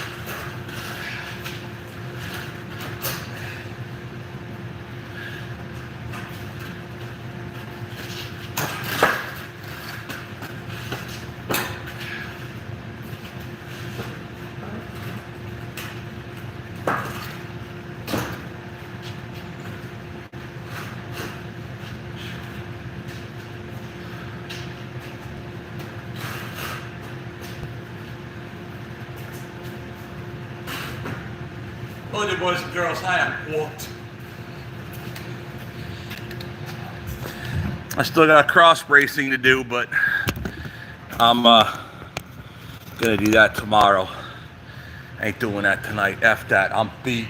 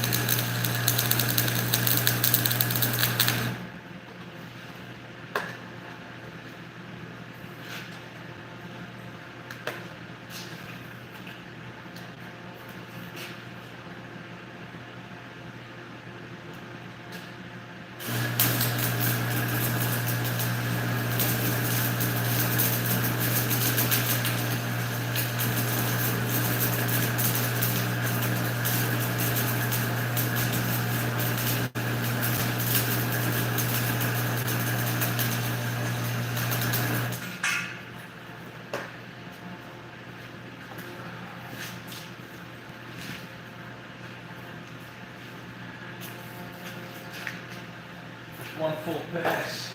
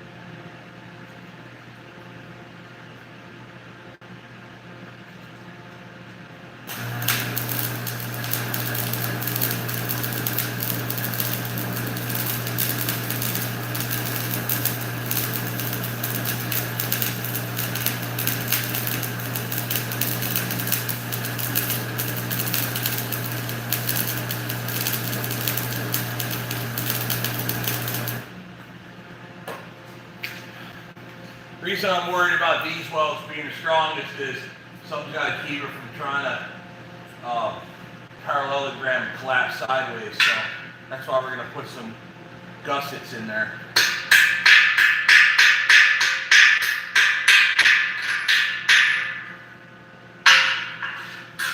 Tomorrow. Doing that tonight.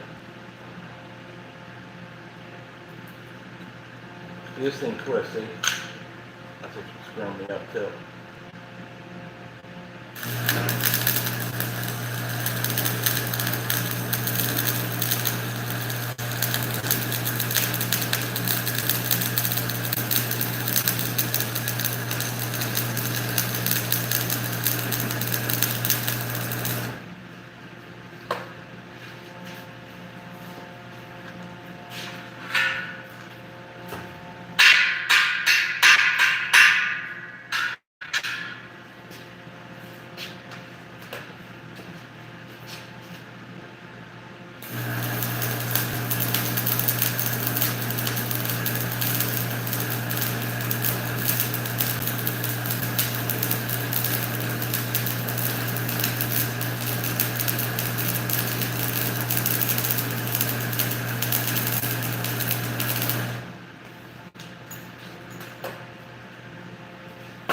There you go.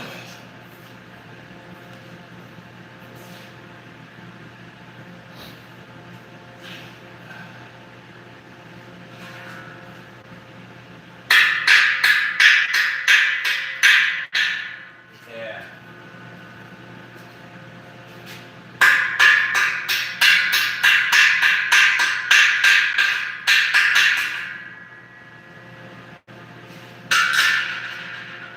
There we are. I think I'll use some, not sure how I'm going to reinforce that, to be honest. Got enough flat strap to do it. Smaller sections.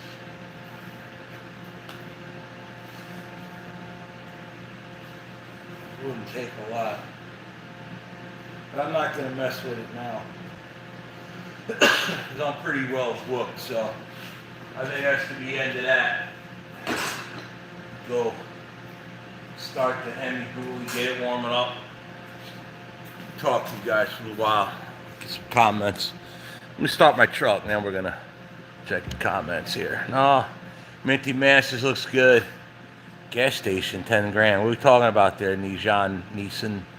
Go home to your baby. Yeah, that's right. My baby's waiting on me to cook some steaks. Oh, I'm whooped. I mean, I'm sweating too. Let's see here. Sam Schultz says, thank you, Steve. Have a great dinner. Tell Jen we all said hi. Keep up the great work. She's probably on here now. Surprised that she hasn't been talking. Hey, Steve. FSC Trucking, Steven. What's this? No, sawhorses to hold the truck frame on. That's right. That's what this is for. You to burn your arms up. Yeah, well, that's all right. Hello from California. Exactly how you feel. I've been doing a lot of welding myself, making my own dump trailer. Now that pink pine key no yoder, pine knot yoder. That's it. All right, yeah. You're building your own dump bed. That's work. That's some welding. He needs to take back. He needs the one to take back apart before the new frame comes. He'll have the second one made. Actually, the way this frame is built, it'll hold itself. It's just on the front. The back is the problem. That's what it is. That's what this is for. But I probably will make another one identical because when I do the 352 frame, whatever that truck's going to be. Let's see here. Does he make two of them? No, I'm making one right now. Now, what I'll mention is, like I said, the frame has to be held straight. So I'm going to weld the smaller piece of C-channel upright to keep this from happening. That way it'll hold the new frame. I'm going to use the old frame as a template, make it square, and then that way the new frame will go in exactly as the old one was, because we're going with thicker rails. The inside's going to change, so I have to hold the outside measurement exact. That way I can put the cross members on the inside. That's why I'm doing this. I know it's like almost, wow, some of you guys have been on for 10 minutes, it'll be 5 hours. Yeah, literally, I've been going nonstop. Haven't eaten. I drank one thing of water. Hey, That's just 5 straight hours. I mean, I'm booked, dude. Hey, Steve, how to work on a Ford Cabover electric videos are very educational videos. I think that you're doing a great job on the truck. Keep up the good work. I don't see no one yapping with Tim, so I guess Tim left the chat. Take a look at your watch work, Jake. You did a few shows. Take a look at the Watch West work, Jake. I'm not sure what you're talking about there. Watch West work. I guess that's another channel. All right, you've been on here the whole time, brother. Ah, some of you guys have been. 551 likes. All right, so we're going to call it a day. I know the audio's messed up. The lives go real long, so me talking and the audio that comes out of my mouth is not synced. It's probably about, by now, it's got to be at least a second off. I know it's a YouTube thing. It's got nothing to do with me.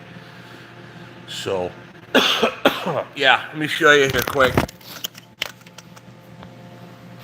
So these are the final welds on that there, see? It's pretty thick, 3 passes. Little hollow right there. But that's, like I said, it's 3 passes. There's a bead underneath that right there, so. I could have used my MIG machine, obviously. Is Tim still here? Seeing, oh. No, we ain't doing no burnouts tonight, Tim. No, it's not enough. There's not enough ice on the driveway no more to do Dooley Donuts. So, but yeah, here's the old machine. Still working at it. So, yeah, I imagine now. I haven't seen an upload.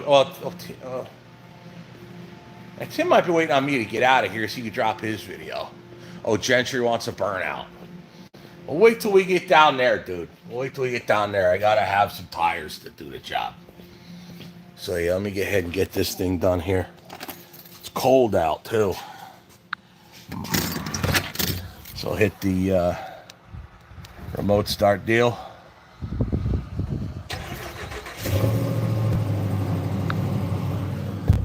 Yeah. Man, oh man, oh man. All right, so yeah, let me go ahead and let that run a little bit. Let me bring the Starlink in because the antenna's sitting outside. That's how you guys can see me inside. And I'm gonna wash up, go home, eat steaks, call it a day.